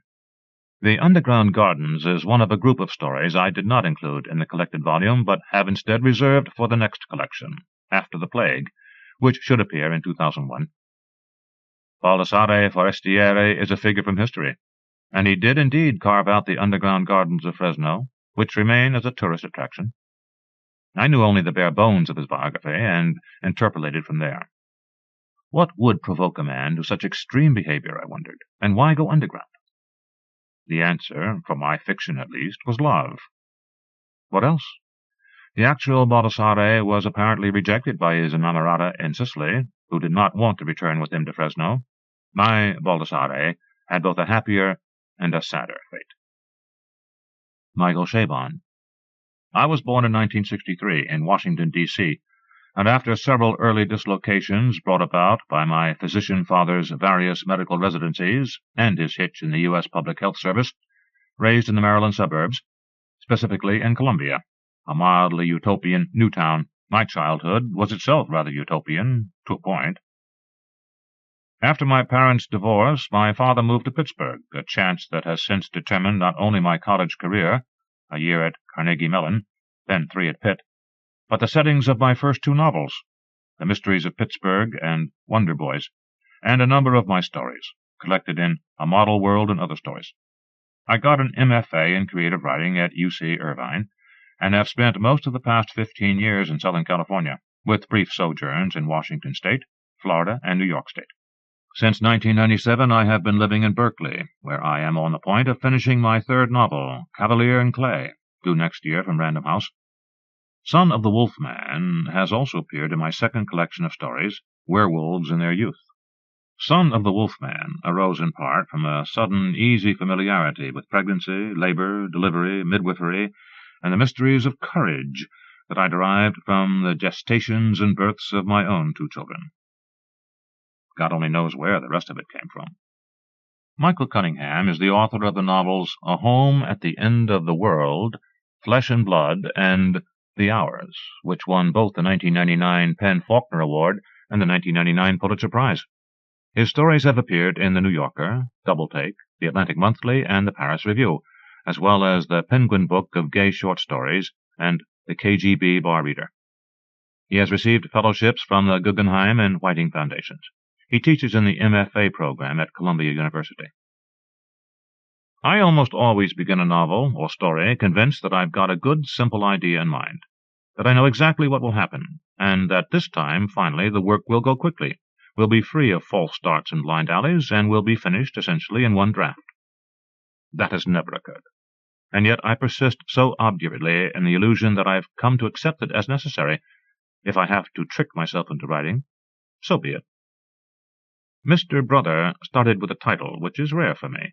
I generally write whatever I write, see what it turns out to be, and then give it a name, which again seems like a necessary part of my process, but is, in practice, very much like waiting to name the baby until he or she turns 35. The title, Mr. Brother, presented itself mysteriously one afternoon while I was doing errands, and once I'd decided that it would concern a boy who's in love with his older brother, I believed I would simply set one sentence rapidly on top of another until it was done. 2 months later, after countless discarded drafts, I had a 7-page story.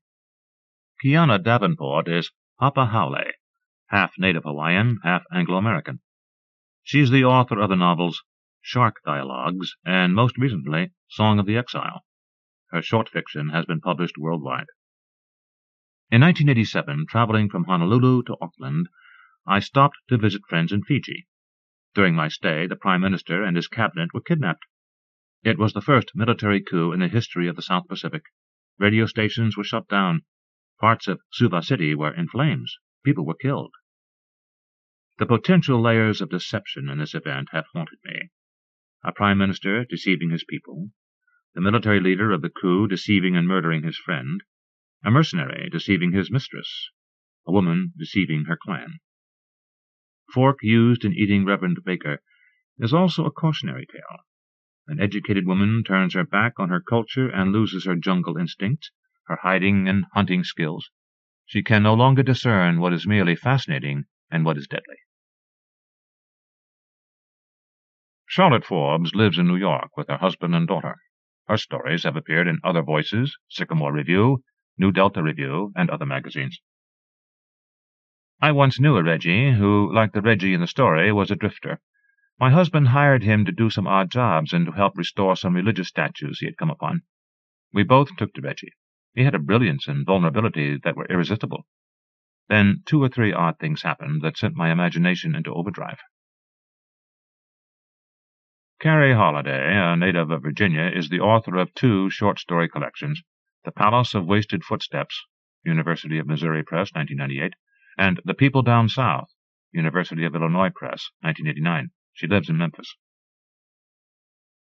I found the term Merigosari, which serves as the title for this story, in an old copy of the Book of Lists. It's an ancient word that means a tale containing both good news and bad. As soon as I saw it, I recognized it as a principle underlying my own way of storytelling. In trying to come to terms with the horrific subject matter of this particular story, I gained a greater understanding of Memphis, Arkansas, and the Delta region, a proud, defiant, emotional culture where tragedies stay fiercely fresh in recollection, prayer, and debate.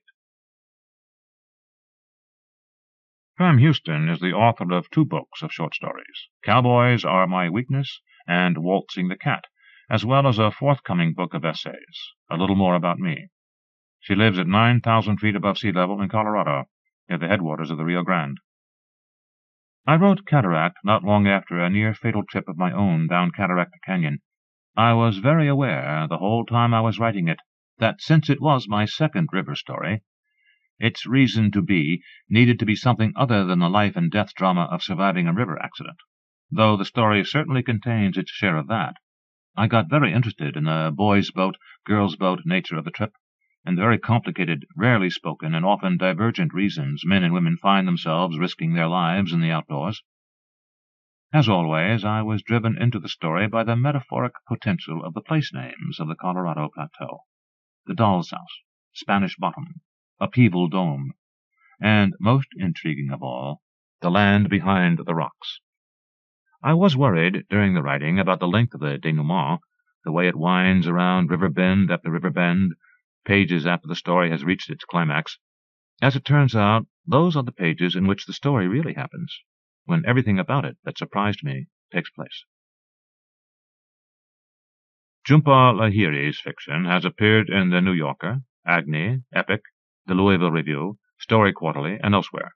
She is the author of Interpreter of Maladies, a collection of short stories published by Houghton Mifflin. Interpreter of Maladies began as a title without a story.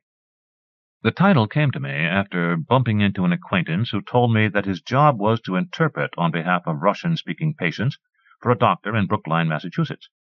I wrote the phrase on a piece of paper at the back of my agenda, and for 4 years I tried to write a story to go with it. One day, on the same piece of paper, I wrote, "Monkeys stole the driver's clothes," which was what had happened when I was touring in the north of India with my family, and our driver had set some laundry to dry on the roof of his car. Eventually, these 2 phrases set the story in motion. Alice Munro. I have written several books of short stories, many stories originally appearing in The New Yorker and also in Saturday Night, Canada, The Atlantic Monthly, Granta, and several times in Best American Short Stories. I live in Ontario and British Columbia. The story started with an anecdote heard about a visit to a house like this by a woman who had known it in her childhood, and the discovery of this sort of dreary, humdrum, sinister scene within.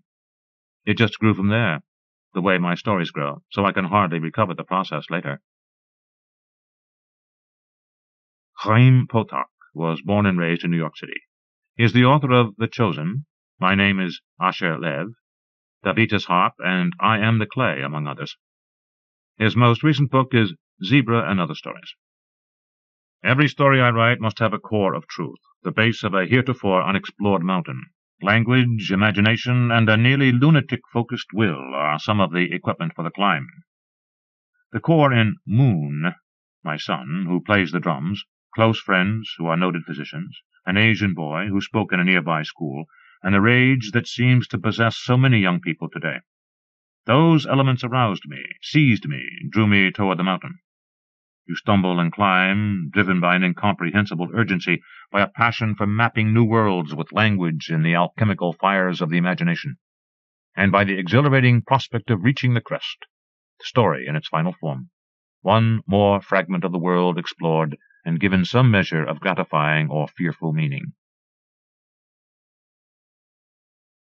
Annie Proulx lives and writes in Wyoming. The title, The Mud Below, is taken from the title of a song by Tom Russell, The Sky Above, the Mud Below, and used with his kind permission. Gerald Riley. I was born and raised in New Jersey, where I currently live. Other recent stories have appeared in Prairie Schooner, the Virginia Quarterly Review, and Image, among other places. The stories are part of a collection entitled The Zen Adulterer. Among other things, Nixon Under the Bodhi Tree is about managing inner landscapes. In this age of talk radio and 24-hour cable news, we're full of opinions about people and things we know nothing about. I have passed the requisite hours seething about this or that affront to my sense of cosmic justice. Even after 25 years, the bombing of Cambodia still inhabits a special place in my imagination, as a symbol for human callousness and national amnesia. Death and suffering tend to cut through all the static and chatter. They don't guarantee wisdom, but they certainly can add a bit of perspective. As I look back at the story, what appears its chief success is maintaining focus on the life and death question. Dallas Boyd's acting role is completely of a piece with the specifics of his meditations. George Saunders teaches in the creative writing program at Syracuse University and is the author of Civil War Land in Bad Decline, a collection of stories. I don't have much to say about Sea Oak, except thanks from the heart to Bill Buford and Megan O'Rourke at the New Yorker for helping me so much with it. Their brilliance and generosity and clear-headedness were greatly appreciated.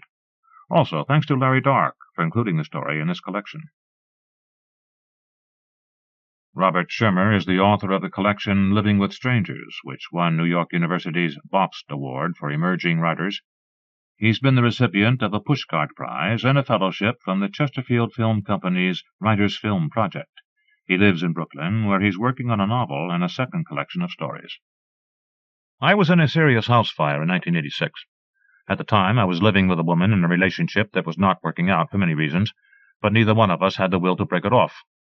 Our fire came at night and burned the crate filled with my stories, not the crippling blow to world literature I had imagined it was then. When the fire finished with the stories, it moved on to the rest of the house. A couple of months later, we broke up, and it seems to me now, looking back, that we saw the truth about our relationship that night, standing out in the cold October night in various stages of undress, exposed to the pitying stares of the Murray, Kentucky Fire Department. An uneasy mixture of adrenaline, clarity, and dread take over a person caught at random in a cataclysmic event. You have the feeling you've been jarred awake from a life you've been dreaming, but now the sleepwalking is over, and you're accountable for getting on with things.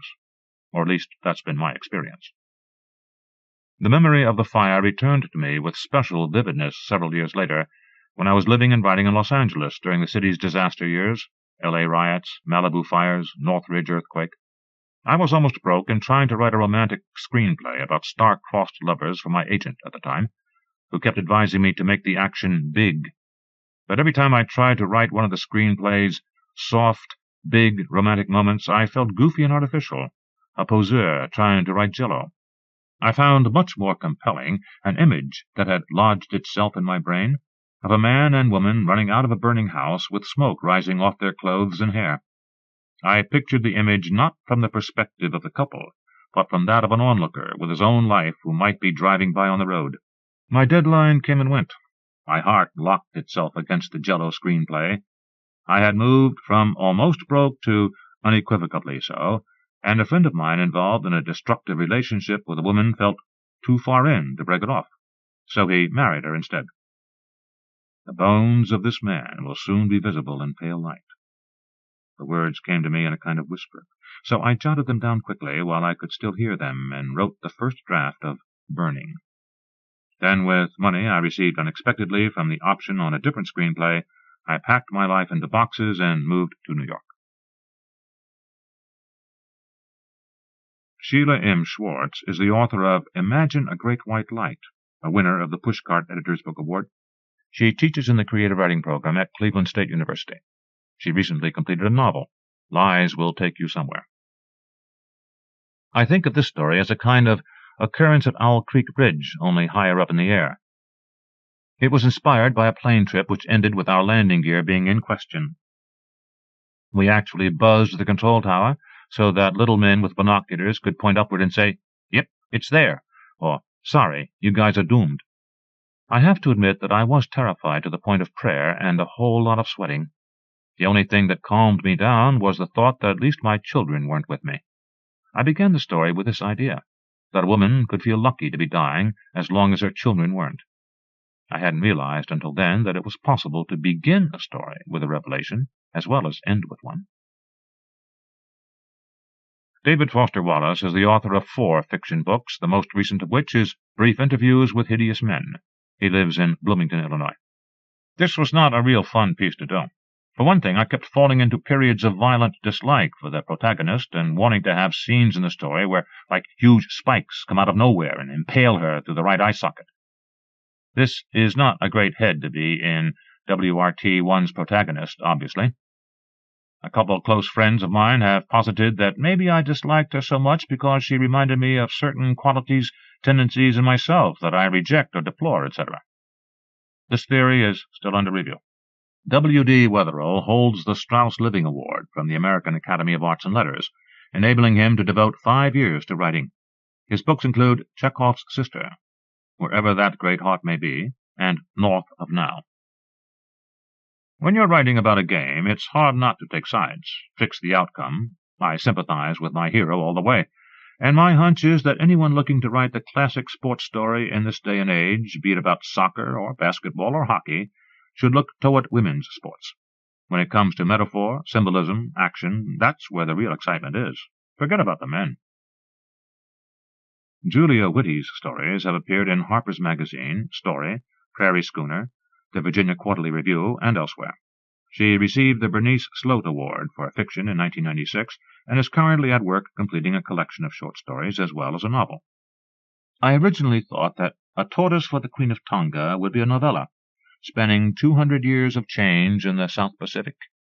But the themes quickly repeated themselves, and in the end I found that all could be said in a short story, while still maintaining the languid tempo of the centuries. Having met giant tortoises in the Seychelles and in the Galapagos, I already knew that they were fine protagonists, slow, dignified, affectionate, and wise. Jurors. Sherman Alexie is a Spokane Coeur d'Alene Indian from Wellpinnet, Washington, on the Spokane Indian Reservation. He earned a 1994 Lila Wallace Reader's Digest Writers Award, was a citation winner for the Penn-Hemingway Award for the Best First Book of Fiction, and was named one of Granta's Best of the Young American Novelists. Alexie's novels include Indian Killer and Reservation Blues, which won him the Before Columbus Foundation's American Book Award. His collection of short stories, The Lone Ranger and Tonto Fistfight in Heaven, served as the basis for the film Smoke Signals. Alexie's books of poetry include The Business of Fancy Dancing, Old Shirts and New Skins, First Indian on the Moon, and The Summer of Black Widows. He is the winner of the Taos Poetry Circus 1998 World Heavyweight Championship Poetry Bout. Stephen King was born in Portland, Maine. He made his first short story sale to a mass-market men's magazine shortly after graduating from the University of Maine. He continued to write while teaching high school English until the successful publication of Carrie allowed him to leave teaching and write full-time. Hearts in Atlantis is his most recent novel. He lives with his wife Tabitha in Bangor, Maine. Laurie Moore is the author of 2 novels and 3 collections of stories, the most recent of which is Birds of America. She lives in Madison, Wisconsin. Series Editor. This is the 3rd volume of Prize Stories, the O. Henry Awards, edited by Larry Dark, who has also compiled and edited 4 previous anthologies: Literary Outtakes, The Literary Ghost, The Literary Lover, and The Literary Traveler. He works at Business Week magazine, is married to writer Alice Elliott Dark, and lives in New Jersey. Shortlisted stories. Chris Adrian, Horse and Horseman, Zoetrope, All Story, Volume 2, Number 3. 2 Haitian sisters sneak out of their parents' Miami house to attend voodoo rituals.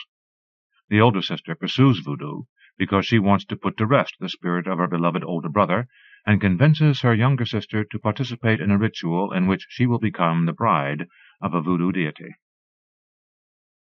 Andrew Alexander, Little Bitty Pretty One, Mississippi Review, Volume 26, Number 3. A girl orders a pet monkey from the back of a catalog, but when it arrives, it's sickly and depressed. Poe Ballantyne, The Mayfly Glimmer Before Last Call, The Sun, Issue 275. An aimless young man is followed west from Niagara Falls by a beautiful woman, who before had been unattainable to him. They see each other often, but only toward the end of her visit is a short-lived romance kindled. T. Coraghessan Boyle, Juliana Cloth, The New Yorker, January 19, 1998. A cloth salesman in an African village spreads AIDS through his method of bartering for a beautiful cloth. Though an unattractive woman is spared, she courts risks through her attraction to a handsome and promiscuous young man. Arthur Bradford, Mollusks, McSweeney's, Autumn 1998. Two friends find a 3-foot-long slug in the glove compartment of an abandoned car. One of them insists on taking it home, believing he can make his fortune with the creature. But while he's trying to cash in on the slug, the other fellow makes a play for his friend's wife. Richard Bergen, The Usher Twins, Another Chicago Magazine, number 34. A woman unhappy in her marriage impulsively writes a letter to a man she hasn't seen for 20 years, whom she had a crush on and a flirtation with when she was a teenager. The letters and phone calls escalate until she is faced with the possibility of leaving her children and her domineering husband for a man who is essentially a stranger to her. Michael Byers, Dirigibles, Glimmer Train Stories, Spring 1998, issue 26. A retired couple living in the country are visited by an old friend from the days they ran a ferry boat out of Seattle. The husband brings out home movies to show the friend, but inadvertently shows an old and embarrassingly intimate family movie. Joseph Clark, Public Burning, Zoetrope, All Story, Volume 2, Number 1. A graduate student sets up a ranch house with microphones and surveillance cameras in order to study the typical white suburban family, becoming obsessively preoccupied with them and learning some disturbing things about them in the process. Ethan Cohen, The Boys, The New Yorker, July 6, 1998. On a family trip, a father finds himself at the mercy of his odd young sons and their strange habits, which range from a diet of jelly omelets to irrational tantrums. Chitrabi Divakaruni. Mrs. Dutta writes a letter. The Atlantic Monthly, April 1998. A widow leaves her native India to be with her son and his family in California. For a while they politely endure her old country ways, but she soon catches on to the fact that they view her presence as being disruptive rather than helpful. Brandon Downing, The Heights of Alan Alexander, Chelsea, 63. The story of a marriage is conveyed through a series of elliptical, fragmentary scenes. André Dubusse, Riding North, Oxford Magazine, Volume 12. Not long after the Civil War, a stranger rides up to a farm in California and shoots and kills a man, then rapes the man's 20-year-old daughter before riding off on a stolen horse. A black man rides up and, after helping the woman to bury her father, goes off to hunt down the killer. Nathan Englander, The 27th Man, Story, Summer 1998. 27 Russian writers are rounded up on Stalin's orders. Most of them are famous, but among them is an unknown, a young man who has spent his life alone in a room, compulsively writing, and who just might be the greatest talent of them all. Castle Freeman, Jr., Another Part of the Present, New England Review, Volume 19, Number 4. A college boy who spends his summers in rural Vermont with his cousin falls under the spell of the cousin's girlfriend, an aspiring actress. She's taken up with the cousin because he saved her from a fire that burned down her summer stock playhouse and dorm. Mary Gateskill, A Dream of Men, The New Yorker, November 23, 1998. A day in the life of a 40-year-old woman who works at a medical clinic in Houston. Her father has recently died, and she recalls his last days.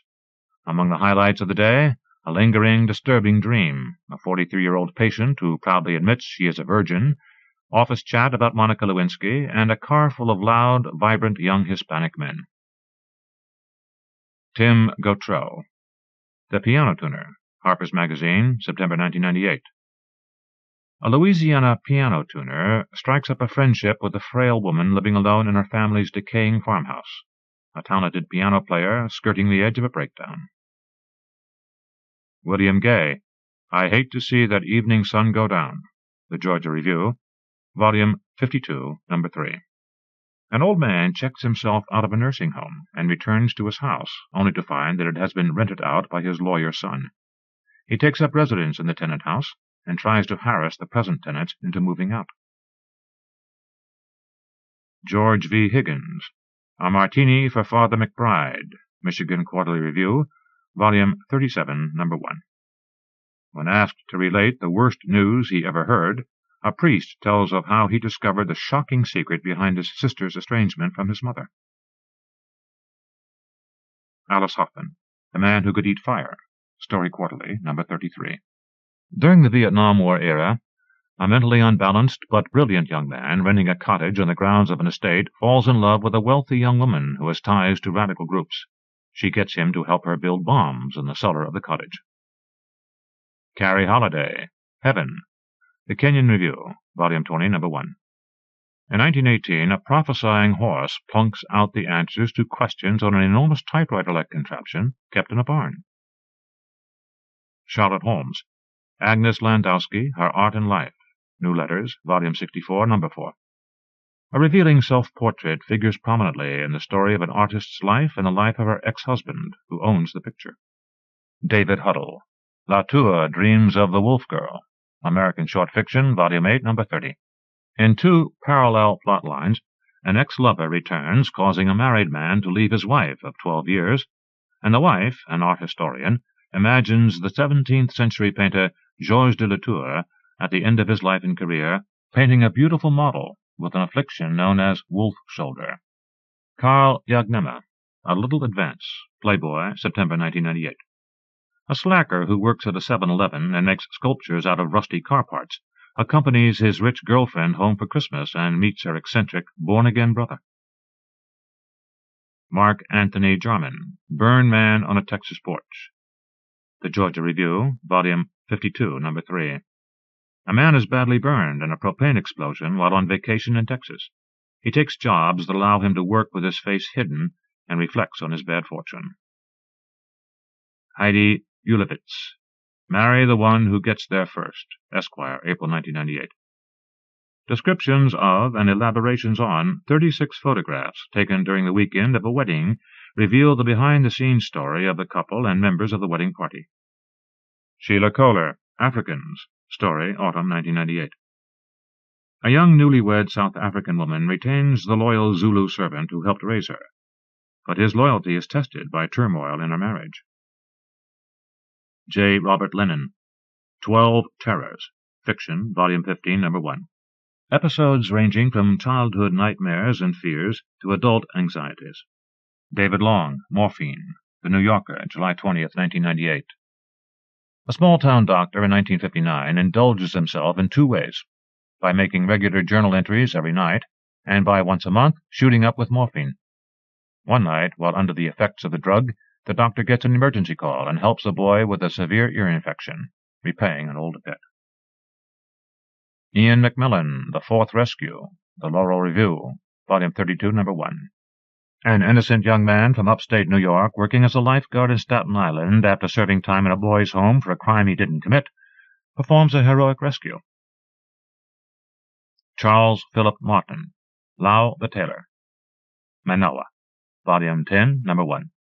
The owner of a Hong Kong tailor shop hires a tailor who has the uncanny ability to take the measure of someone by sight alone, and to make beautiful clothes that correspond to significant moments in the person's life.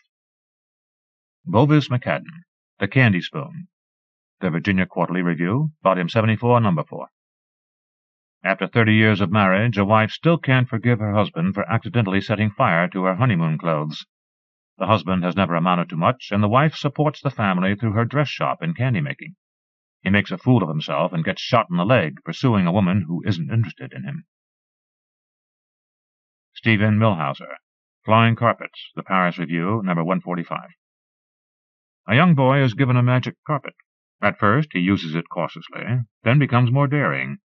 Ultimately, summer draws to a close, and the boy tires of the carpet. It ends up packed away and gathering dust. Alice Munro, Before the Change, The New Yorker, August 24th and 31st, 1998. Set in 1960 and told in the form of unsent letters from a young woman to her former fiancé. The woman has temporarily moved back in with her aging cantankerous father, a still-practicing physician and secret abortionist. Alice Munro, Cortez Island, The New Yorker, October 12, 1998. A newly married couple rents a basement flat in Vancouver. The wife wants to be a writer and goes out looking for a job. The landlord's parents also live in the building, and the woman is hired to look after the husband, partly disabled from a stroke. He gets her to read to him from old scrapbooks that point to a dark secret. Kent Nelson, Gallimatia, Shenandoah, Volume 8, No. 3. A man recalls when he was 16 and a young woman named Gallimatia moved to the Naha reservation where his tribe lived. He became fascinated with her, but rumors circulated about the woman, causing him to keep his distance. Josip Novakovich. Bruno, The Kenyan Review, Volume 20, No. 1. Croatia, 1948. A 10-year-old boy comes down with tuberculosis contracted from drinking raw milk from an infected cow. Under the sway of the illness, he draws great pictures and develops an erotic attachment to his stepmother. He is saved by a delivery of medicine from UNICEF at the insistence of his father, despite the dangers of asking for help from the West. Julie Oringer, What We Save, The Yale Review, Volume 86, No. 1. A woman dying of cancer takes her daughters to Disney World to meet up with her high school sweetheart, his wife, and 2 sons. Cynthia Uzik, Actors, The New Yorker, October 5, 1998. An aging New York character actor gets a part playing a Jewish King Lear. He grows a beard and goes to meet the writer's inspiration for the role, a legendary Yiddish actor living in a nursing home. Melissa Pritchard, Fort-de-Bras, The Southern Review, Volume 34, No. 2. An awkward, overweight 12-year-old girl befriends a beautiful, graceful girl in her ballet class and succumbs to the other girl's flights of fancy. Annie Proulx, The Bunch Grass Edge of the World, The New Yorker, November 30, 1998. An overweight young woman living on an isolated cattle ranch with her parents takes on increased responsibilities when her brother runs off and her father takes ill. An old tractor in disrepair starts to talk to her. Eventually, she meets the son of the cattle buyer, and they marry. Timothy Shafford, Wolves at Bay, Prairie Schooner, Volume 72, No. 2. 2 girls, their father dead, their mother in Mexico, live with their grandmother in her rarely visited antiques store on a highway in the plains. It's Easter, and their car has hit a large bird on the way home from church. The store is visited by a strange trove of bird-watching women. Henry Schuckman, Mortimer of the Maghreb, The Missouri Review, Volume 21, No. 2. A once world-renowned journalist goes off to cover a civil war in Morocco. Nothing happens for days, and he writes letters to his ex-wife about the war. Then he witnesses the brutal murder of 2 POWs, and discovers that the rebels are trying to manipulate him into writing the story of the war their way. Stephen Stern, The Wedding Jester, New England Review, Volume 19, No. 3. A famous Jewish writer, middle-aged and divorced, escorts his widowed mother to a wedding in a Catskills resort. An attractive divorcee and her widowed father, a retired furrier, attach themselves to the man and his mother. During the ceremony, the bride becomes possessed by a Dybbuk, the ghost of a Jewish comic, and the writer leads an exorcism. John Updike, Licks of Love in the Heart of the Cold War, The Atlantic Monthly, May 1998. In the 50s, a renowned bluegrass banjo player is sent on a goodwill tour of the Soviet Union. Before parting, he has a tryst with a voluptuous but mentally unstable secretary in the State Department, who keeps sending him delusional love letters in the packets he receives while on tour. Marianne Villanueva, Silence, The Threepenny Review, No. 72. A young woman in an abusive marriage silently endures. David Foster Wallace, Brief Interviews with Hideous Men, Harper's Magazine, October 1998. Numbered interviews with unnamed men regarding either hideous behavior, hideous attitudes, or hideous things they have suffered. David Foster Wallace, Yet Another Example of the Porousness of Certain Borders. 8. McSweeney's, Autumn 1998. A man on parole accompanies his surgically disfigured mother on the bus ride to her lawyer's office. Victor Walter, A Bell for Rome, New England Review, Volume 19, No. 1. A Jewish bellmaker in 12th century Rome is invited to play chess with a cardinal, who commissions him to make a bell for Santa Maria in Trastevere. Sharon Ord Warner, The Object Lesson, Prairie Schooner, Volume 72, No. 2. A working single mother tries to teach her teenage boy a lesson by making him wash his own sheets, after she discovers stains caused by the boy and his girlfriend. Joy Williams, Substance, The Paris Review, No. 148. A friend who has committed suicide leaves an odd assortment of possessions to his friends. One woman gets his dog, Broom. Though she doesn't want the dog, she also refuses to give him up to her dead friend's brother. 1999 Magazine Award. The New Yorker. For the second year in a row, The New Yorker is the winner of the O. Henry Award for the magazine publishing the best fiction. Given the large number and high quality of short stories published by The New Yorker year in and year out, it will no doubt win many more of these awards. Harper's Magazine, with 3 O. Henry Award-winning stories, and the Gettysburg Review, with 2, including the first prize winner, were strong contenders for this honor and deserve recognition for the excellent quality of fiction they published during the course of the year. The New Yorker has 4 O. Henry Award-winning stories in this collection, more than any other magazine. The third prize-winning Save the Reaper by Alice Munro, The Underground Gardens by T. Coraghessan Boyle, The Mud Below by Annie Proulx, and Sea Oak by George Saunders. 8 short-listed stories, and the magazine's continued devotion to literary fiction, as evidenced by the number and variety of stories it published, and the 2 annual double issues devoted to fiction it produced in 1998, add additional support to the selection of The New Yorker as this year's prize winner for magazines. Congratulations to Editor-in-Chief David Remnick, Fiction Editor Bill Buford, the rest of the fiction staff, and the writers published in The New Yorker during the course of the year. Magazines consulted. Entries entirely in boldface and with their titles in all capital letters denote publications with prize-winning stories. Asterisks following titles denote magazines with short-listed stories. The information presented is up to date as of the time Prize Stories 1999, the O. Henry Awards, went to press. For further information, including links to magazine websites, visit the O. Henry Awards website at www.boldtype.com/OHenry.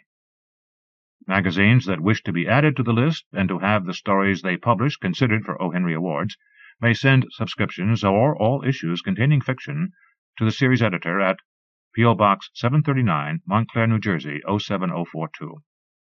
All other correspondence should be sent care of Anchor Books or via email to ohenrypriz@aol.com. Please note, it is the responsibility of the editors of each magazine to make sure that issues are sent to the series editor. If none are received during the course of the year, a publication may no longer be listed as a magazine consulted for the series. Acorn Whistle, 907 Brewster Avenue, Beloit, WI 53511. Fred Burwell, editor. Publishes 1 or 2 issues a year. African American Review, Stalker Hall 213, Indiana State University, Terre Haute, IN 47809. Joe Weichselman, editor. web.indste.edu/artsci/AAR. Quarterly with a focus on African American literature and culture. Averages 1 short story per issue. Agni, prize-winning story. 236 Bay Street Road, Boston University Writing Program, Boston, MA, 02115. Askold Manichuk, editor. webdelsol.com/AGNI. AIM Magazine. P.O. Box 1174, Maywood, IL 60153. America's Intercultural Magazine, quarterly. Alabama Literary Review. Smith, 253, Troy State University, Troy, AL. 36082. Theron Montgomery, Chief Editor, published annually. Alaska Quarterly Review, prize-winning story. University of Alaska Anchorage, 3211 Providence Drive, Anchorage, AK, 99508. Ronald Spatz, editor. www.uaa.alaska.edu/AQR. Alligator Juniper, Prescott College, 220 Grove Avenue, Prescott, AZ, 86301. Melanie Bishop, Managing Editor, Annual. Amelia, 329 E Street, Bakersfield, CA, 93304-2031. Frederick A. Rayborg, Jr., Editor. Quarterly. Includes supplements. Cicada and SPS M&H. American Letters and Commentary, 850 Park Avenue, Suite 5B, New York, NY, 10021. Jean Marie Beaumont, Anna Rabinowitz, editors. www.amletters.org. Annual. American Literary Review, University of North Texas, P.O. Box 13827, Denton, TX 76203, Lee Martin, Editor. www.engl.unt.edu/ALR. Biannual. American Short Fiction, Shortlisted Story, University of Texas Press, Journals Division, Box 7819, Austin, TX 78713-7819. Joseph E. Krupa, Editor. Journals at uts.cc.utexas.edu. www.utexas.edu/utpress/journals/jasf.html. Quarterly, no longer publishing. American Voice, 332 West Broadway, Suite 1215, Louisville, Kentucky, 40202. Frederick Smock, Editor. www.kfw.org/kfw/amvoice.html. Triannual publication. American Way, P.O. Box 619640, DFW Airport, Texas 75261-9640. Chuck Thompson, Senior Editor. American Airlines In-Flight Magazine, published twice a month, no longer publishing fiction. Another Chicago Magazine, Shortlisted Story. Left Field Press, 3709 North Kenmore, Chicago IL, 60613, Barry Selesky, Editor and Publisher. Antietam Review, 41 South Potomac Street, Hagerstown, MD, 21740, Suzanne Cass, Executive Editor. The Antioch Review, P.O. Box 148, Yellow Springs, OH, 45387, Robert S. Fogarty, Editor. Quarterly. Appalachian Heritage, Berea College, Berea, KY, 40404, Sidney Saylor Farr, Editor. Sidney, _FARR, at berea.edu. www.berea.edu/library/ah/current_issue.html. Quarterly of Southern Appalachian Life and Culture. Arkansas Review, Department of English and Philosophy, Box 1890, Arkansas State University, AR, 72467. William Clements, Editor. Delta at toltec.astate.edu. www.clt.astate.edu/ARK-Review. Formerly the Kansas Quarterly, a journal of Delta Studies, triannual. Ascent, English Department, Concordia College, 901 8th Street South, Moorhead, MN, 56562.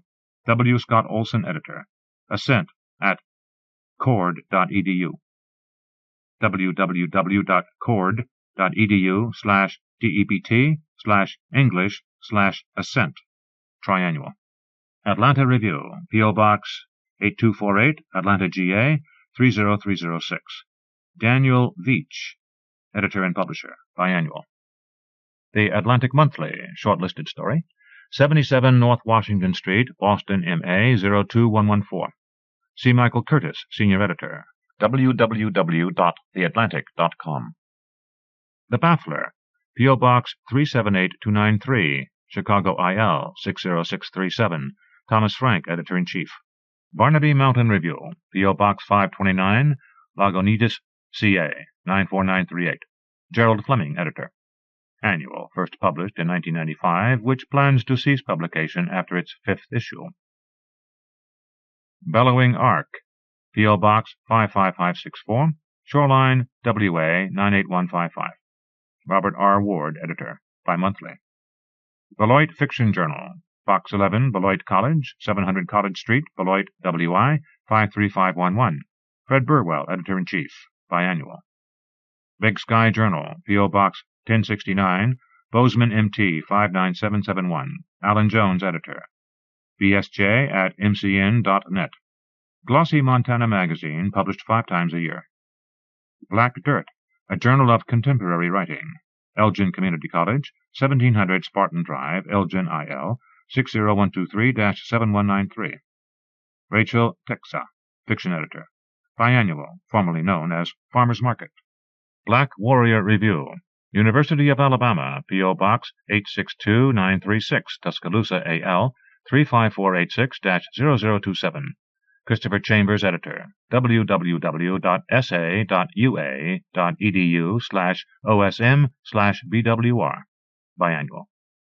Blood and Aphorisms, P.O. Box 702, Station P, Toronto, Ontario. M5S 2Y4, Canada. Michel Alfano, Dennis Block, fiction editors. Fiction at interlog.com. www.interlog.com/fiction, quarterly. Bomb, 594 Broadway, 9th floor, New York, NY 10012. Betty Sussler, editor-in-chief. Editor at bombsite.com. www.bombsite.com. Quarterly magazine profiling artists, writers, actors, directors, and musicians with a downtown New York City slant. Fiction appears in First Proof, a literary supplement. Border Crossings, 500-70 Arthur Street, Winnipeg, Manitoba. R3B 1G7, Canada. Mika Walsh, editor. Border at escape.ca, Magazine of the Arts, quarterly. The Boston Book Review, 30 Brattle Street, 4th floor, Cambridge, MA 02138. Theoharis Constantine Theoharis, editor. BBR-info@bostonbookreview.com. www.bostonbookreview.com. A book review that also publishes fiction, poetry, and essays. Published 10 times a year, monthly with double issues in January and July. Boston Review. E53-407, MIT, Cambridge, MA 02139. Joshua Cohen, editor-in-chief. Boston Review at mit.edu. bostonrview.mit.edu. A political and literary forum, published 6 times a year. Boulevard, 4579 Laclede Avenue, Suite 332, St. Louis, MO 63108-2103. Richard Bergen, editor. Triannual. The Briarcliff Review, 3303 Rebecca Street, P.O. Box 2100, Sioux City, IA 51104-2100. Tricia Currens Sheehan, editor. The Bridge, 14050 Vernon Street, Oak Park, MI 48237. Jack Zucker, editor. Biannual. Buffalo Spree, 3993 Harlem Road, P.O. Box 38, Buffalo, NY 14226. Johanna Hall Vandermark, editor. Buffalo, New York Area Quarterly Arts Magazine. Button, Box 26, Lunenburg, MA 01462. Sally Cragen, editor-publisher. Button x26@aol.com. New England's tiniest magazine of poetry, fiction, and gracious living. Biannual. Callaloo, English Department, 322 Bryan Hall, University of Virginia, Charlottesville, VA 22903. Charles H. Rowell, editor. www.muse.jhu.edu/journals/cal. A quarterly journal of African American and African arts and letters. Calyx, P.O. Box B, Corvallis, OR 97399-0539. Editorial Collective, CALYX@proaxis.com. www.proaxis.com/Calyx. Triannual Journal of Art and Literature by Women. The Carolina Quarterly, Greenlaw Hall, CB number 3520, University of North Carolina, Chapel Hill, NC 27599-3520. Rotating editorship. @email.unc.edu. www.unc.edu/student/orgs/C-quarter. Triannual. The Sheraton Review, Truman State University, Kirksville, MO 63501. Jim Barnes, editor. Biannual. Chattahoochee Review, 2101 Womack Road, Dunwoody, Georgia 30338-4497. Lawrence Hetrick, editor. www.gpc.peachnet.edu/twadley/cr/index.htm. Quarterly. Chelsea, shortlisted story. P.O. Box 773, Cooper Station, New York, NY, 10276-0773. Richard Forster, editor. Biannual. Chicago Review, 5801 South Kenwood Avenue, Chicago IL, 60637-1794. Andrew Rathman, editor. humanities.uchicago.edu/humanities/review. Quarterly. Cimarron Review, 205 Morrill Hall, Oklahoma State University, Stillwater, OK, 74078-0135. E.P. Wolkowitz, editor. Quarterly. City Primeval, P.O. Box 30064, Seattle, WA 98103. David Ross, editor. Quarterly, featuring narratives of urban reality. Clackamas Literary Review, Clackamas Community College, 19600 South Molalla Avenue, Oregon City, OR. Jeff Knorr and Tim Schell, editors. www.clackamas.cc.or.us/CLR. Biannual. Colorado Review, Colorado State University, Department of English, Fort Collins, CO, 80523, David Milofsky, editor. See review at vines.colostate.edu. www.colorado.edu/depts/english/pubs/colrev/colrev.htm. Biannual. Columbia, A Journal of Literature and Art, 415 Dodge Hall, Columbia University, 2960 Broadway, New York, NY 10027. Rotating editorship. Arts-Lit Journal at columbia.edu. www.columbia.edu/cu/arts/writing/Columbia Journal/ColumbiaFR.html. Student-run biannual. Commentary, 165 East 56th Street, New York, NY 10022. Neil Kazodoy, editor. Commentary at CompuServe.com. Monthly, politically conservative Jewish magazine. Communities, P.O. Box 169, Masonville, CO, 80541-0169. Diana Leaf Christian, editor. Communities at ic.org. www.ic.org. Quarterly, Journal of Cooperative Living. Concho River Review, English Department, Angelo State University, San Angelo, TX, 76909. James A. Moore, General Editor, Biannual. Confrontation, English Department, C.W. Post Campus of Long Island University, Brookville, NY, 11548. Martin Tucker, Editor-in-Chief. Conjunctions, 21 East 10th Street, New York, NY 10003. Bradford Morrow, editor. www.conjunctions.com. Biannual. Crab Orchard Review. Southern Illinois University at Carbondale. Carbondale, IL 62901-4503. Richard Peterson, editor. www.siu.edu/CRBOR-CHD. Biannual. Crazy Horse, Department of English, University of Arkansas at Little Rock. 2801 South University, Little Rock, AR 72204. Ralph Burns, editor. www.ualr.edu/tilde-english/chhome.htm. Biannual. The Cream City Review, University of Wisconsin, Milwaukee, P.O. Box 413, Milwaukee, WI 53201. Rotating editorship. www.uwm.edu/dept/english/ccr/about.html. Biannual. The Crescent Review, Box 15069, Chevy Chase, MD, 20825-5069. J. Timothy Holland, editor.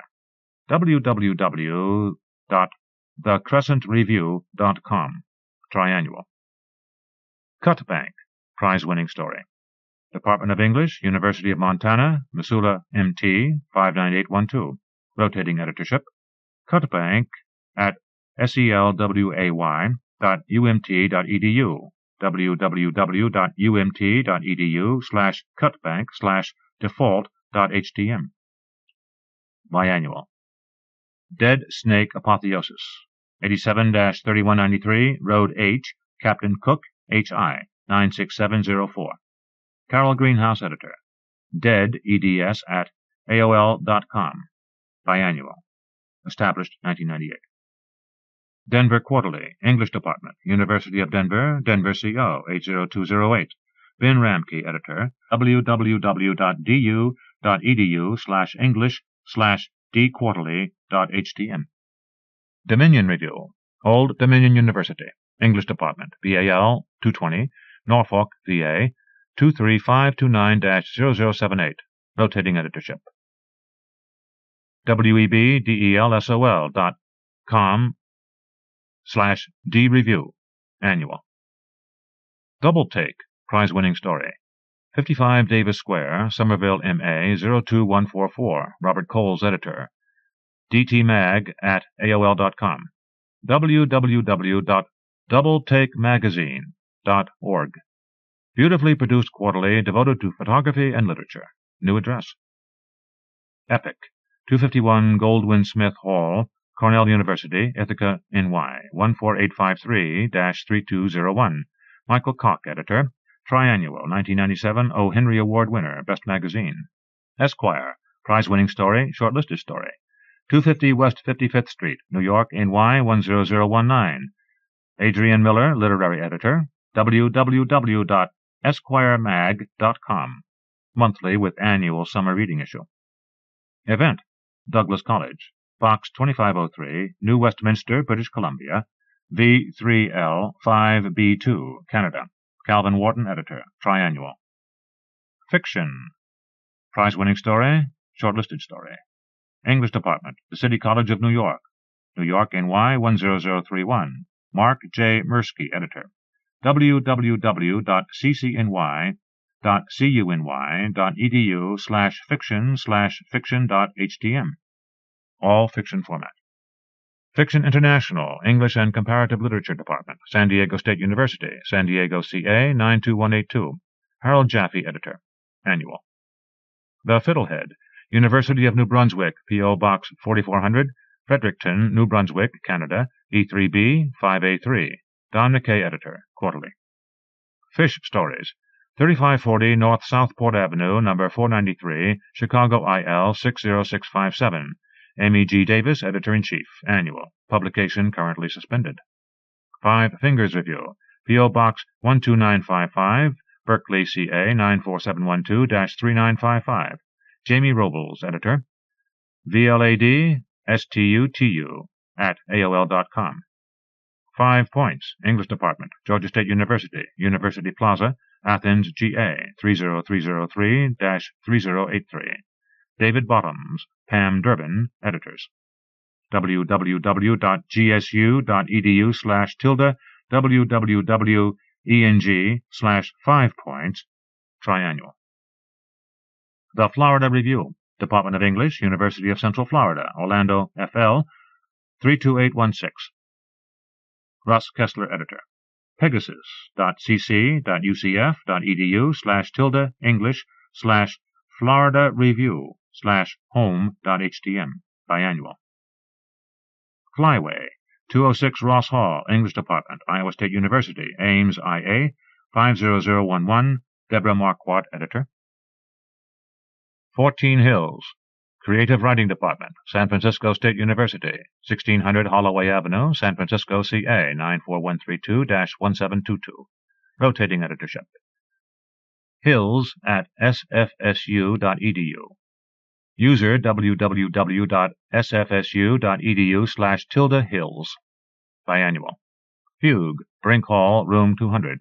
English Department, University of Idaho, Moscow, ID 83844-1102. www.uidaho.edu/ls/eng/fugue. Irregularly published, rotating editorship. Gargoyle, 1508 U Street, Northwest, Washington, D.C. 20009. Richard Peabody, Lucinda Ebersole, editors.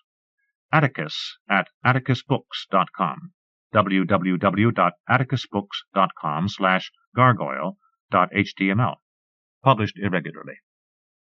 Geist, 1014 Homer Street, number 103, Vancouver, British Columbia, V6B, 2W9, Canada, Stephen Osborne, publisher. GEIST at geist.com, the Canadian Magazine of Ideas and Culture, quarterly. The Georgia Review, prize-winning story, shortlisted story. The University of Georgia, Athens, GA, 30602-9009, Stanley W. Lindbergh, editor, www.uga.edu/GAREV, quarterly. The Gettysburg Review, prize-winning story. Gettysburg College, Gettysburg, PA, 17325. Peter Stitt, editor. www.gettysburg.edu/academics/Gettysburg_review, quarterly. Glimmer Train Stories, shortlisted story. 812 Southwest Madison Street, Suite 504, Portland, OR, 97205-2900. Linda Burmeister Davies, Susan Burmeister Brown, editors. www.glimmertrain.com, quarterly, fiction and interviews. Global City Review, Simon H. Rifkind Center for the Humanities, the City College of New York, 138th Street and Convent Avenue, New York, NY, 10031. Lindsay Abrams, editor. webdelsol.com/Global City, nifty pocket-size format, annual as of 1997. GQ, 350 Madison Avenue, New York, NY, 10017. GQMag at AOL.com, www.gq.com, monthly. Grain, Box 1154. Regina, Saskatchewan, Canada, S4P, 3B4. J. Jill Robinson, editor. Grain.mag at sk.simpatico.ca. www.skywriter.com/grain25, quarterly. Grand Street, 131 Varick Street, room 906, New York, NY, 10013. Gene Stein, editor. www.voyagerco.com/gs, quarterly arts magazine. Granta, 1755 Broadway, 5th floor, New York, NY, 10019-3780. Ian Jack, editor. www.granta.com, London-based international quarterly. The Green Hills Literary Lantern, Box 375, Trenton, MO, 64683. Jack Smith, Ken Reger, senior editors. Annual. Green Mountains Review, Johnson State College, Johnson VT, 05656. Tony Whedon, fiction editor, biannual. The Greensboro Review, English Department, University of North Carolina at Greensboro, Greensboro, NC, 27412. Jim Clark, editor. www.uncg.edu/ENG/MFA/GRHMPG.htm. Biannual. Gulf Coast, English Department, University of Houston, 4800 Calhoun Road, Houston, TX, 77204-3012. Biannual. Gulfstream, English Department, FIU, North Miami Campus, 3000 Northeast 151st Street, North Miami, FL, 33181-3000. Lynn Barrett, editor. Habersham Review, Piedmont College. Demarest, GA, 30535-0010. Frank Gannon, editor. Biannual. Hampton Shorts, P.O. Box 1229, Watermill, NY, 11976. Barbara Stone, editor.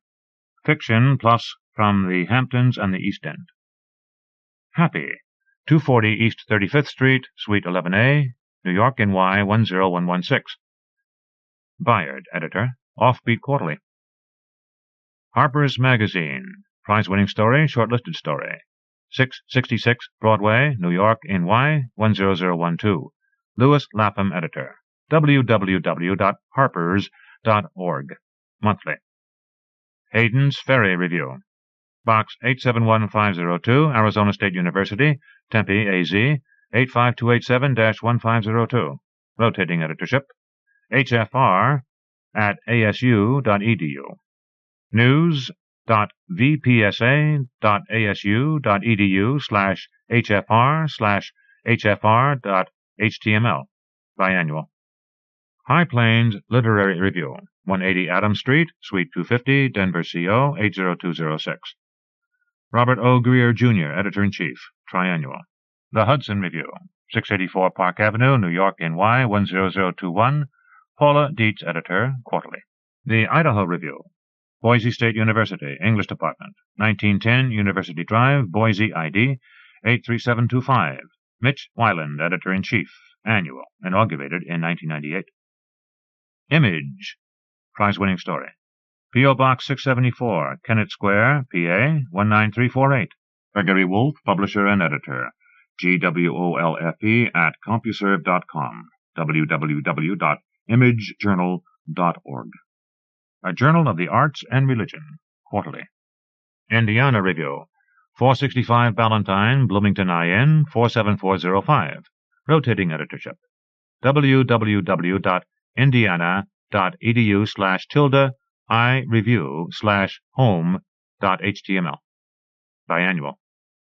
Inc. Magazine. P.O. Box 52558, 264 Bloor Street West, Toronto, ON, M5S 1V0, Canada. John Deegan, Editor, Quarterly. Interim, English Department, University of Nevada, Las Vegas, NV 89154. James Hazen, Editor, Biannual. The Iowa Review, 308 English Philosophy Building, University of Iowa, Iowa City, IA 52242-1492. David Hamilton, Mary Hussman, Editors. www.uiowa.edu/tilde-English/Iowa Review. Triannual. Iowa Woman. P.O. Box 680, Iowa City, IA 52244-0680. Rebecca Childers, Editor. The Journal, the Ohio State University English Department, 164 West 17th Avenue, Columbus, OH 43210. Kathy Fagan, Michelle Herman, Editors. www.co.english/english/journals/the_journal/homepage.htm. Biannual. Calliope. Florida Community College at Jacksonville, 3939 Roosevelt Boulevard, Jacksonville, FL 32205. Mary Sue Keppel, Editor. www.fccj.org/learning-resource/calliope.htm. Triannual Journal of Women's Art. Karamu, English Department, Eastern Illinois University, Charleston, IL 61920. Peggy Brayfield, Editor, Annual. The Kenyon Review, shortlisted story. Kenyon College, Gambier, OH 43022. David H. Lynn, Editor. Kenyon Review at kenyon.edu. www.kenyonreview.com. Triannual. Kiosk. State University of New York at Buffalo, English Department. 306 Clemens Hall, Buffalo, NY 14260. Rotating Editorship, Annual. The Laurel Review, shortlisted story. English Department, Northwest Missouri State University, Maryville, MO 64468. William Trowbridge, David Slater, Beth Richards, co-editors. Biannual. Literal Latte, Suite 240, 61 East 8th Street, New York, NY 10003. Janine Gordon Bachman, Publisher and Editor. litlatte@aol.com. www.literal-latte.com. Bimonthly. The Literary Review, 285 Madison Avenue, Madison, NJ 07940. Walter Cummins, Editor-in-Chief. TLR@fdu.edu. www.webdelsol.com/TLR. Quarterly. Louisiana Literature, Box 792, Southeastern Louisiana University, Hammond, LA 70402. David C. Hansen, Editor. Biannual. The Madison Review, University of Wisconsin English Department, Helen C. White Hall, 600 North Park Street, Madison, WI 53706. Rotating Editorship, Biannual. The Malahat Review, University of Victoria, Box 1700, Victoria, British Columbia. V8W 2Y2, Canada. Dirk Winan, editor, MALAHAT, at uvic.ca. web.uvic.ca/Malahat. Quarterly. Manoa. Shortlisted story. English Department, University of Hawaii, Honolulu, HI 96822. Frank Stewart, editor. www.2.hawaii.edu/mjournal. Biannual. The Massachusetts Review, Memorial Hall, University of Massachusetts, Amherst, MA, 01003. Jules Chemetsky, Mary Heath, Paul Jenkins, editors. www.litline.org/mr/massreview.html. Quarterly. McSweeney's, shortlisted story. 394A 9th Street, Brooklyn, NY, 11215. David Eggers, editor. McSweeney's at earthlink.net. www.mcsweeneys.net. Established 1998. Cutting-edge quarterly humor magazine, known by many aliases and featuring amusing marginalia. Meridian, University of Virginia English Department, Charlottesville, VA, 22903. Rotating editorship. Meridian at virginia.edu. www.engl.virginia.edu/Meridian. Biannual, student-run. Michigan Quarterly Review, shortlisted story.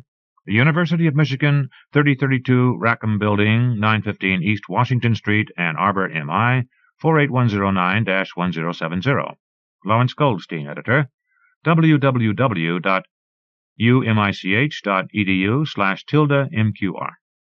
Mid-American Review, English Department, Bowling Green State University, Bowling Green, OH, 43403.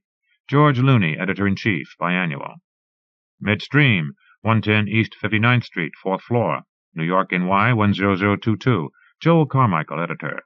Monthly, with focus on Jewish issues and Zionist concerns.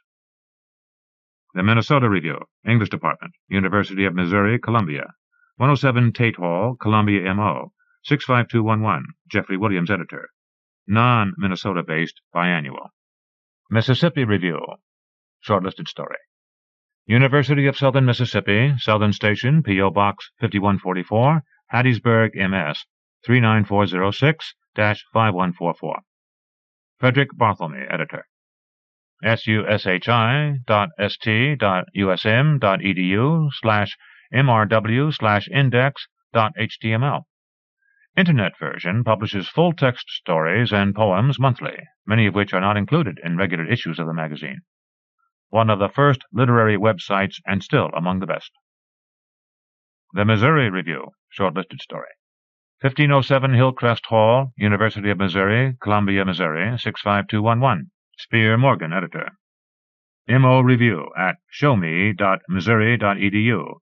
www.missouryreview.org. Triannual. Ms. 135 West 50th Street, 16th floor, New York, NY, 10020. Marcia Ann Gillespie, editor-in-chief. Ms. at echonyc.com. Focus on feminist issues. The Nebraska Review, Writers' Workshop, Fine Arts Building, 212, University of Nebraska at Omaha, Omaha, NE, 68182-0324. Art Homer, Richard Duggan, editors. unomaha.edu/tilde-NE Review. Biannual. New Delta Review, English Department, Louisiana State University, Baton Rouge, LA, 70803-5001. Rotating editorship. www.ndr@unix1.sncc.lsu.edu. www.lsu.edu:80/guests/www.ndr. Biannual. New England Review, shortlisted story. Middlebury College, Middlebury, VT 05753. Stephen Donadio, editor. NE Review at middlebury.edu. www.middlebury.edu/tilde-NE Review, quarterly. New Letters, shortlisted story. University of Missouri, Kansas City, 5101 Rock Hill Road, Kansas City, MO 64110. James McKinley, editor-in-chief.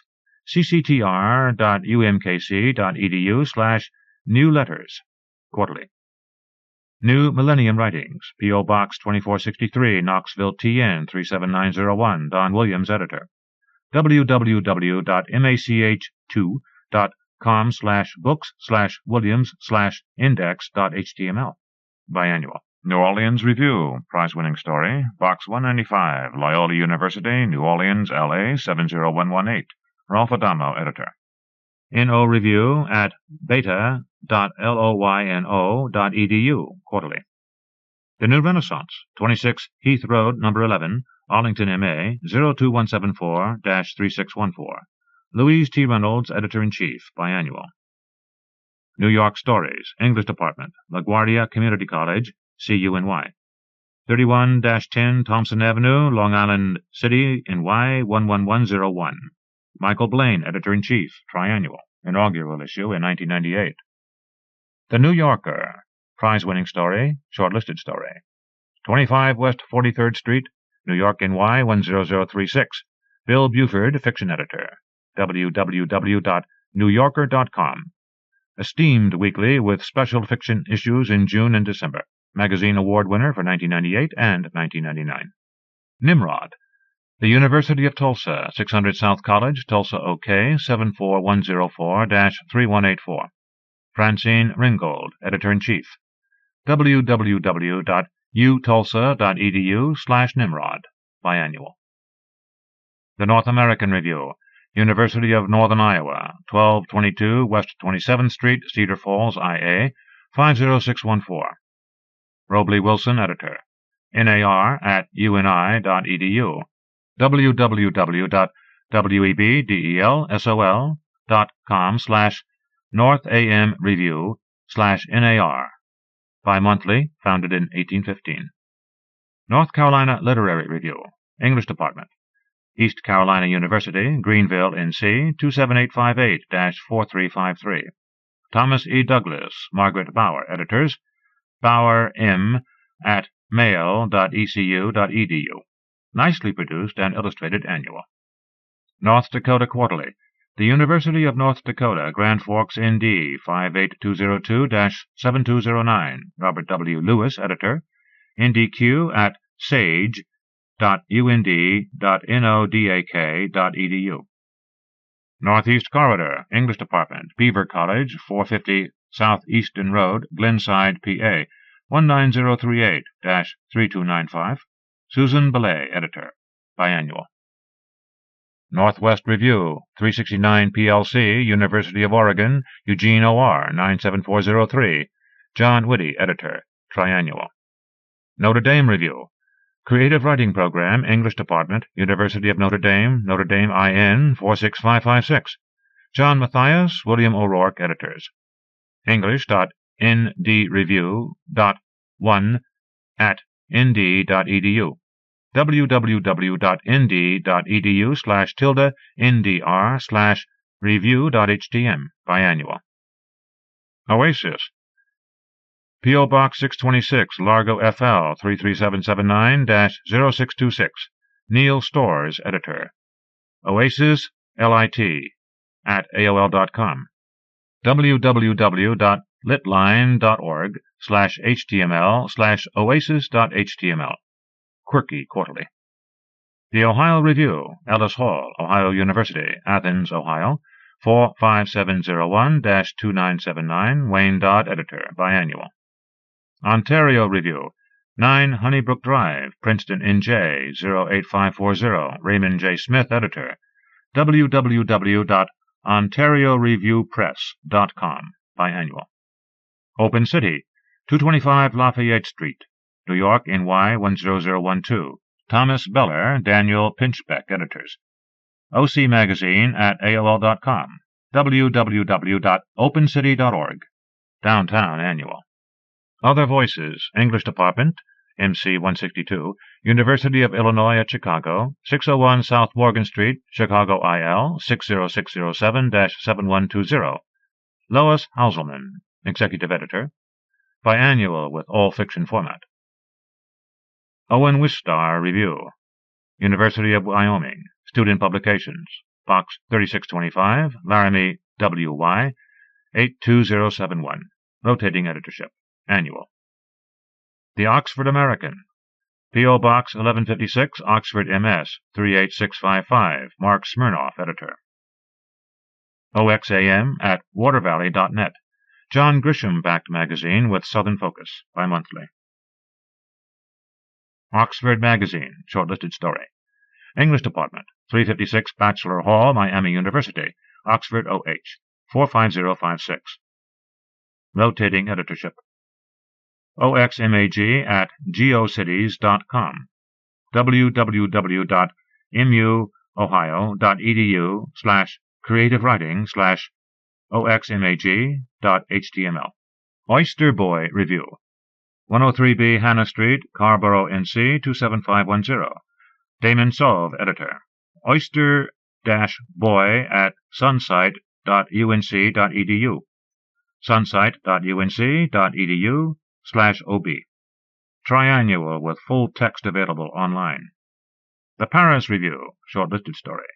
541 East 72nd Street, New York, NY 10021. George Plimpton, editor. www.parisreview.com. Quarterly. Parting Gifts. 3413 Wilshire Drive, Greensboro, NC 27408. Robert Bixby, editor. R. Bixby at AOL.com. users.aol.com/marchst. Partisan Review. 236 Bay State Road, Boston, MA 02215. William Phillips, editor-in-chief. www.webdelsol.com/partisan_review. Quarterly. Passages North. English Department, Northern Michigan University. 1401 Presque Isle Avenue, Marquette, MI 49007-5363. Anne Oman Young's, editor-in-chief, biannual. Phoebe, George Mason University, 4400 University Drive, Fairfax, VA 22030-4444. Rotating editorship. Phoebe at gmu.edu. www.gmu.edu/pubs/Phoebe. Biannual. Student edited. Playboy. Shortlisted story. Playboy Building, 919 North Michigan Avenue, Chicago, IL 60611. Alice Turner, fiction editor. Editor at playboy.com. www.playboy.com. Monthly. I still only read it for the stories. Pleiades. English and Philosophy Departments. Central Missouri State University, Warrensburg, MO 64093. R.M. Kinder, Kevin Proofer, editors. KDP 8106 at cmsuz.cmsu.edu. cmsuvmb.cmsu.edu/englphil.pleiades.html. Biannual. Plowshares. Prize-winning story. 100 Beacon Street, Boston, MA 02116. Don Lee, editor. www.emerson.edu/plowshares. Triannual. Guest edited by prominent writers. Potomac Review, P.O. Box 354, Port Tobacco, MD 20677. Eli Flam, editor and publisher. www.meral.com/Potomac. Quarterly. Potpourri, P.O. Box 8278, Prairie Village, KS 66208-0278. Polly W. Swafford, senior editor. POTPOURPUB at AOL.com. www.potpourri.org. Quarterly. Pottersfield Portfolio, P.O. Box 40, Station A, Sydney, Nova Scotia, B1P 6G9, Canada. Douglas Arthur Brown, managing editor. www.chebu.ns.ca/culture/wfns/pottersfield/potters.html. Triannual. Prairie Fire, 423-100 Arthur Street, Winnipeg, Manitoba, R3B 1H3, Canada. Andrus Taskins, editor. Quarterly. Prairie Schooner. Shortlisted story. 201 Andrews Hall, University of Nebraska, Lincoln NE 68588-0334. Hilda Raz, editor. www.unl.edu/schooner/psmain.htm, quarterly. Press, 125 West 72nd Street, Suite 3M, New York, NY 10023. Daniel J. Roberts, editor. www.paradasa.com/press, quarterly. Prism International, Creative Writing Department, University of British Columbia, Vancouver, British Columbia, V6T1Z1, Canada. Rotating editorship. Prism at unixg.ubc.ca. www.arts.ubc.ca/prism, quarterly. Puerto del Sol, P.O. Box 30001, Department 3E, New Mexico State University, Las Cruces, NM, 88003-8001. Kevin McElvoy, Editor-in-Chief, Biannual. Quarry Magazine, P.O. Box 1061, Kingston, Ontario, K7L 4Y5, Canada. Rob Payne, Editor-in-Chief, Quarterly. Quarterly West, 200 South Central Campus Drive, Room 317, University of Utah, Salt Lake City, UT, 84112. Margot Schlipp, Editor. www.webdelsol.com/quarterly_west, biannual. Raritan, Rutgers University, 31 Mine Street, New Brunswick, NJ, 08903. Richard Poirier, Editor-in-Chief. Quarterly, edited by former O. Henry Awards Series Editor, 1961-66. Real, Stephen F. Austin State University, P.O. Box 13007, SFA Station, Nacogdoches, TX 75962. W. Dale Hero, Editor. Red Rock Review, English Department, J2A, Community College, Southern Nevada, 3200 East Cheyenne Avenue, North Las Vegas, NV 89030. Richard Logston, Editor-in-Chief, Biannual. Red Book, 224 West 57th Street, New York, NY 10019. Dawn Raffle, Books and Fiction Editor, Monthly Women's Magazine. Stopped publishing fiction, but may resume. Rio Grande Review, Hudspeth Hall, University of Texas at El Paso, Texas 79968. M. Elena Carrillo, Editor, Biannual. River Styx, 634 North Grand Boulevard, No. 12, St. Louis, MO 63103-1002.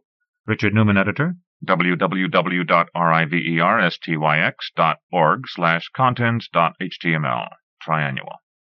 Rosebud, P.O. Box 459, Cambridge, WY 53523. Roderick Clark, Editor. www.hyperionstudio.com/rosebud, quarterly.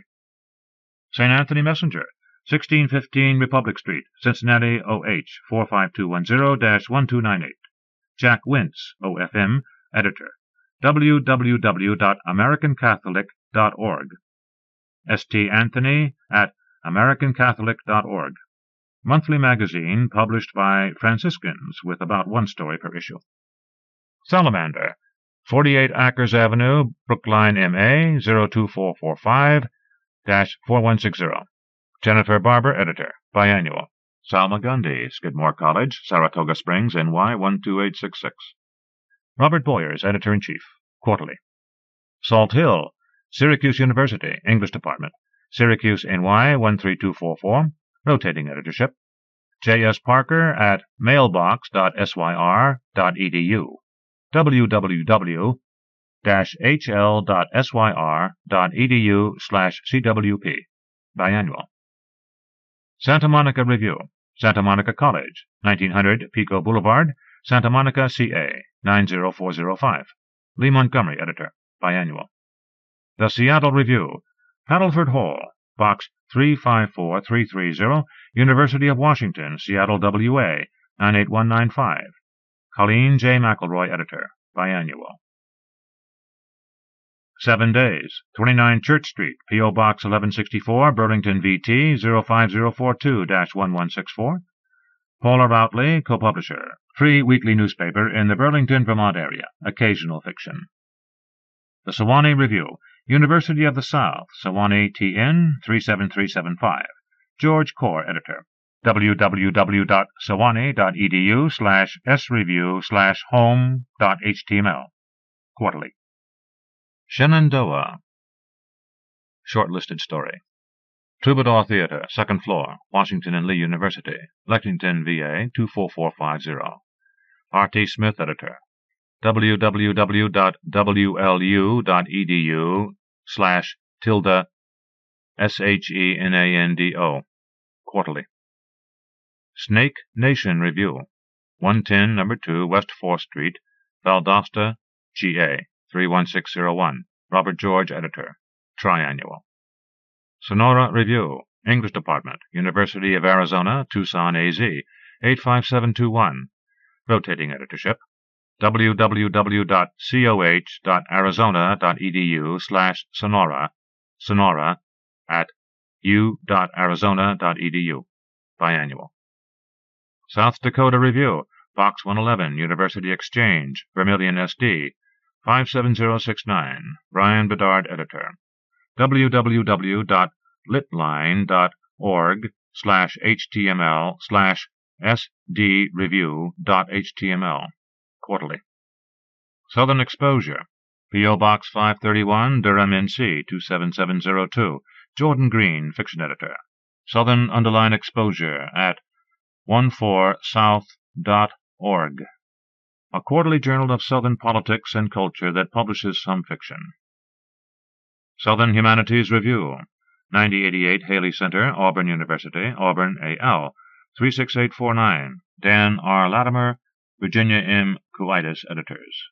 www.auburn.edu/academic/liberal_art/english/home.htm.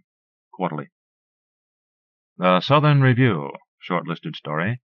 43 Allen Hall, Louisiana State University, Baton Rouge, L.A. 70803-5005. James Olney, Dave Smith, editors. unix1.sncc.lsu.edu/guests/www.tsr. Quarterly. Southwest Review. Southern Methodist University, 307 Fondren Library West, Dallas, TX 75275. Willard Spiegelman, editor-in-chief. Quarterly. Spelunker Flophouse. P.O. Box 617742, Chicago, IL 60661. Chris Kubica, Wendy Morgan, editors. SPELUNKERF@AOL.com. sflophouse@AOL.com. members.aol.com/spelunkerf/index.html. Quarterly. Started in 1997. Story. Prize-winning story. Shortlisted story. 1507 Dana Avenue, Cincinnati, OH 45207. Lois Rosenthal, editor. www.writersdigest.com/catalog/mag_frame.html. Quarterly. All fiction. Story Quarterly. Shortlisted story. P.O. Box 1416, Northbrook, IL 60065. Anne Brashler, MMM Hayes, directing editors. Not quarterly, but annual. The Sun. Shortlisted story. 107 North Robertson Street, Chapel Hill, NC 27516. Cy Safransky, editor. www.thesunmagazine.org. Monthly. Sycamore Review. English Department, 1356 Hevelon Hall, Purdue University, West Lafayette, IN 47907. Sarah Griffiths, editor-in-chief. sycamore@expert.cc.purdue.edu. www.sla.purdue.edu/academic/engl/sycamore. Biannual. Talking River Review. Division of Literature and Languages, Lewis Clark State College, 500 8th Avenue, Lewiston, ID 83501. www.lcsc.edu/ Talking River Review, student-run biannual. Tamaqua, Humanities Department, Parkland College, 2400 West Bradley Avenue, Champaign, IL, 61821-1899. Bruce Morgan, Editor-in-Chief, biannual. The Texas Review, English Department, Sam Houston State University, Huntsville, TX, 77341. Paul Ruffin, Editor. www.whsu.edu/tilde-eng _www/trp.html. Biannual. Thema. Box 87479, Metairie, LA 70011-8747. Virginia Howard, Editor. www.litline.org/html/thema.html. For every issue, a theme. Biannual. Third Coast, English Department, Western Michigan University, Kalamazoo, MI 49008-5092. Rotating editorship.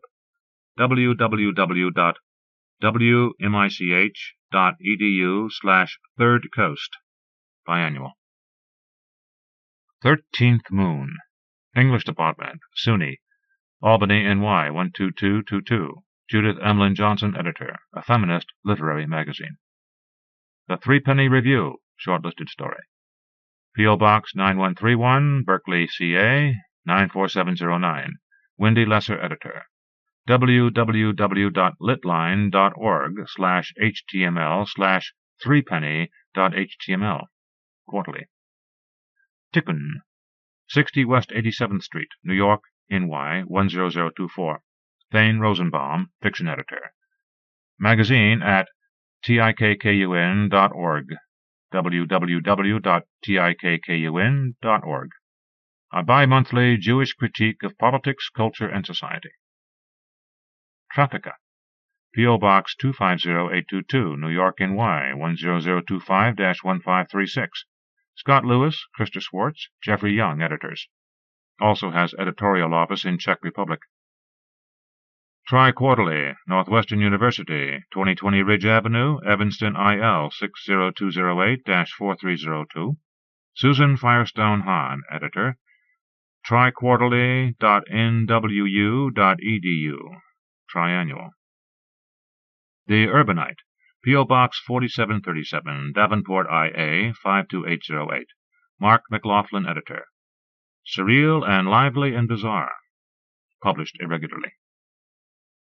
Urbanus, P.O. Box 192921, San Francisco, CA 94119-2921. Peter Drizal, editor. Published approximately 3 times a year. The Virginia Quarterly Review, shortlisted story. 1 West Range, Charlottesville, VA 22903. Stage D. Blackford, editor. www.virginia.edu/VQR. Wascana Review, English Department, University of Regina, Regina, Saskatchewan. S4S 0A2, Canada. Kathleen Wall, editor. Biannual. Washington Review, P.O. Box 50132, Washington, D.C. 20091-0132. Heather Fuller, literary editor. www.litline.org/html/WashingtonReview.html. Bi-monthly, D.C. Journal of Arts and Literature. Washington Square, Creative Writing Program, New York University, 19 University Place, 3rd floor. New York, NY 10003-4556. Rotating editorship. Student-run annual. Weber Studies, Weber State College, Ogden, UT 84408-1214. Sherwin W. Howard, editor. weberstudies.weber.edu. Tri-Quarterly. Voices and Viewpoints of the Contemporary West. Wellspring, 4080 83rd Avenue North, Suite A, Brooklyn Park, MN 55443. Meg Miller, editor-publisher. West Branch, Bucknell Hall, Bucknell University, Lewisburg, PA 17837. Carl Patton, Robert Love Taylor, editors. Biannual. West Coast Line, 2027 East Academic Annex, Simon Fraser University, Burnaby, British Columbia, V5A, 1S6, Canada. Roy Mickey, editor. www.sfu.ca/west-coast-line, triannual. Western Humanities Review, University of Utah, Salt Lake City, UT, 84112. Barry Weller, editor, quarterly. Whetstone, P.O. Box 1266, Barrington, IL, 60011-1266. Sandra Barris, Marcia Portnoy, Jean Toll, editors. Annual. Whiskey Island Magazine, University Center, Cleveland State University, 1860 East 22nd Street, Cleveland, OH, 44114. Rotating editorship. Whiskey Island at popmail.csuohio.edu.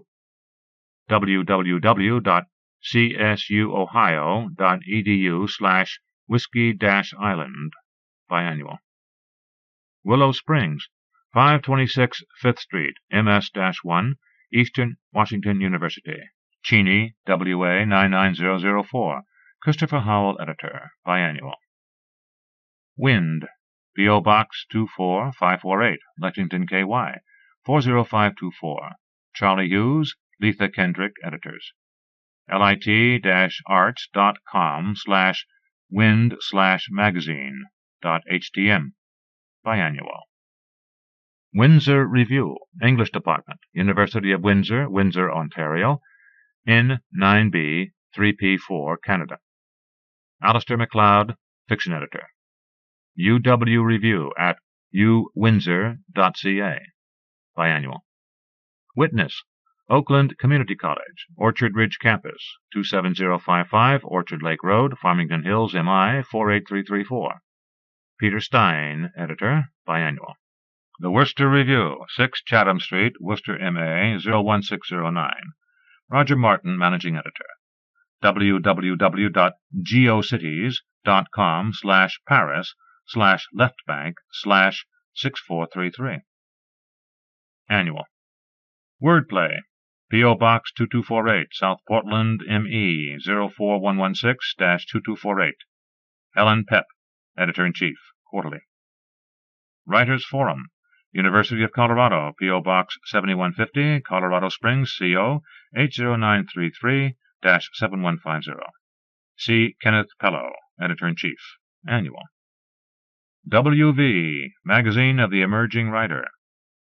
5 West 63rd Street, New York, NY 10023. Kathleen Warnock, Managing Editor. WRTRS, Voice at AOL.com.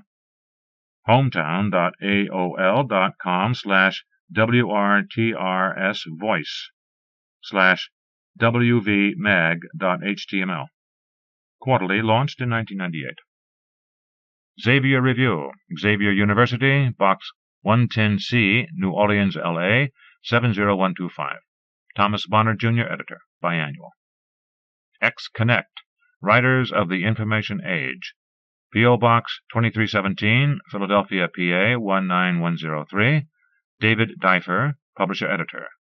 X-Connect at ccat.sas.upenn.edu. ccat.sas.upenn.edu/Xconnect. Pronounced Cross-Connect. Annual print version of triannual webzine. The Yale Review, shortlisted story. Yale University, P.O. Box 208243, New Haven, CT 06250-8243.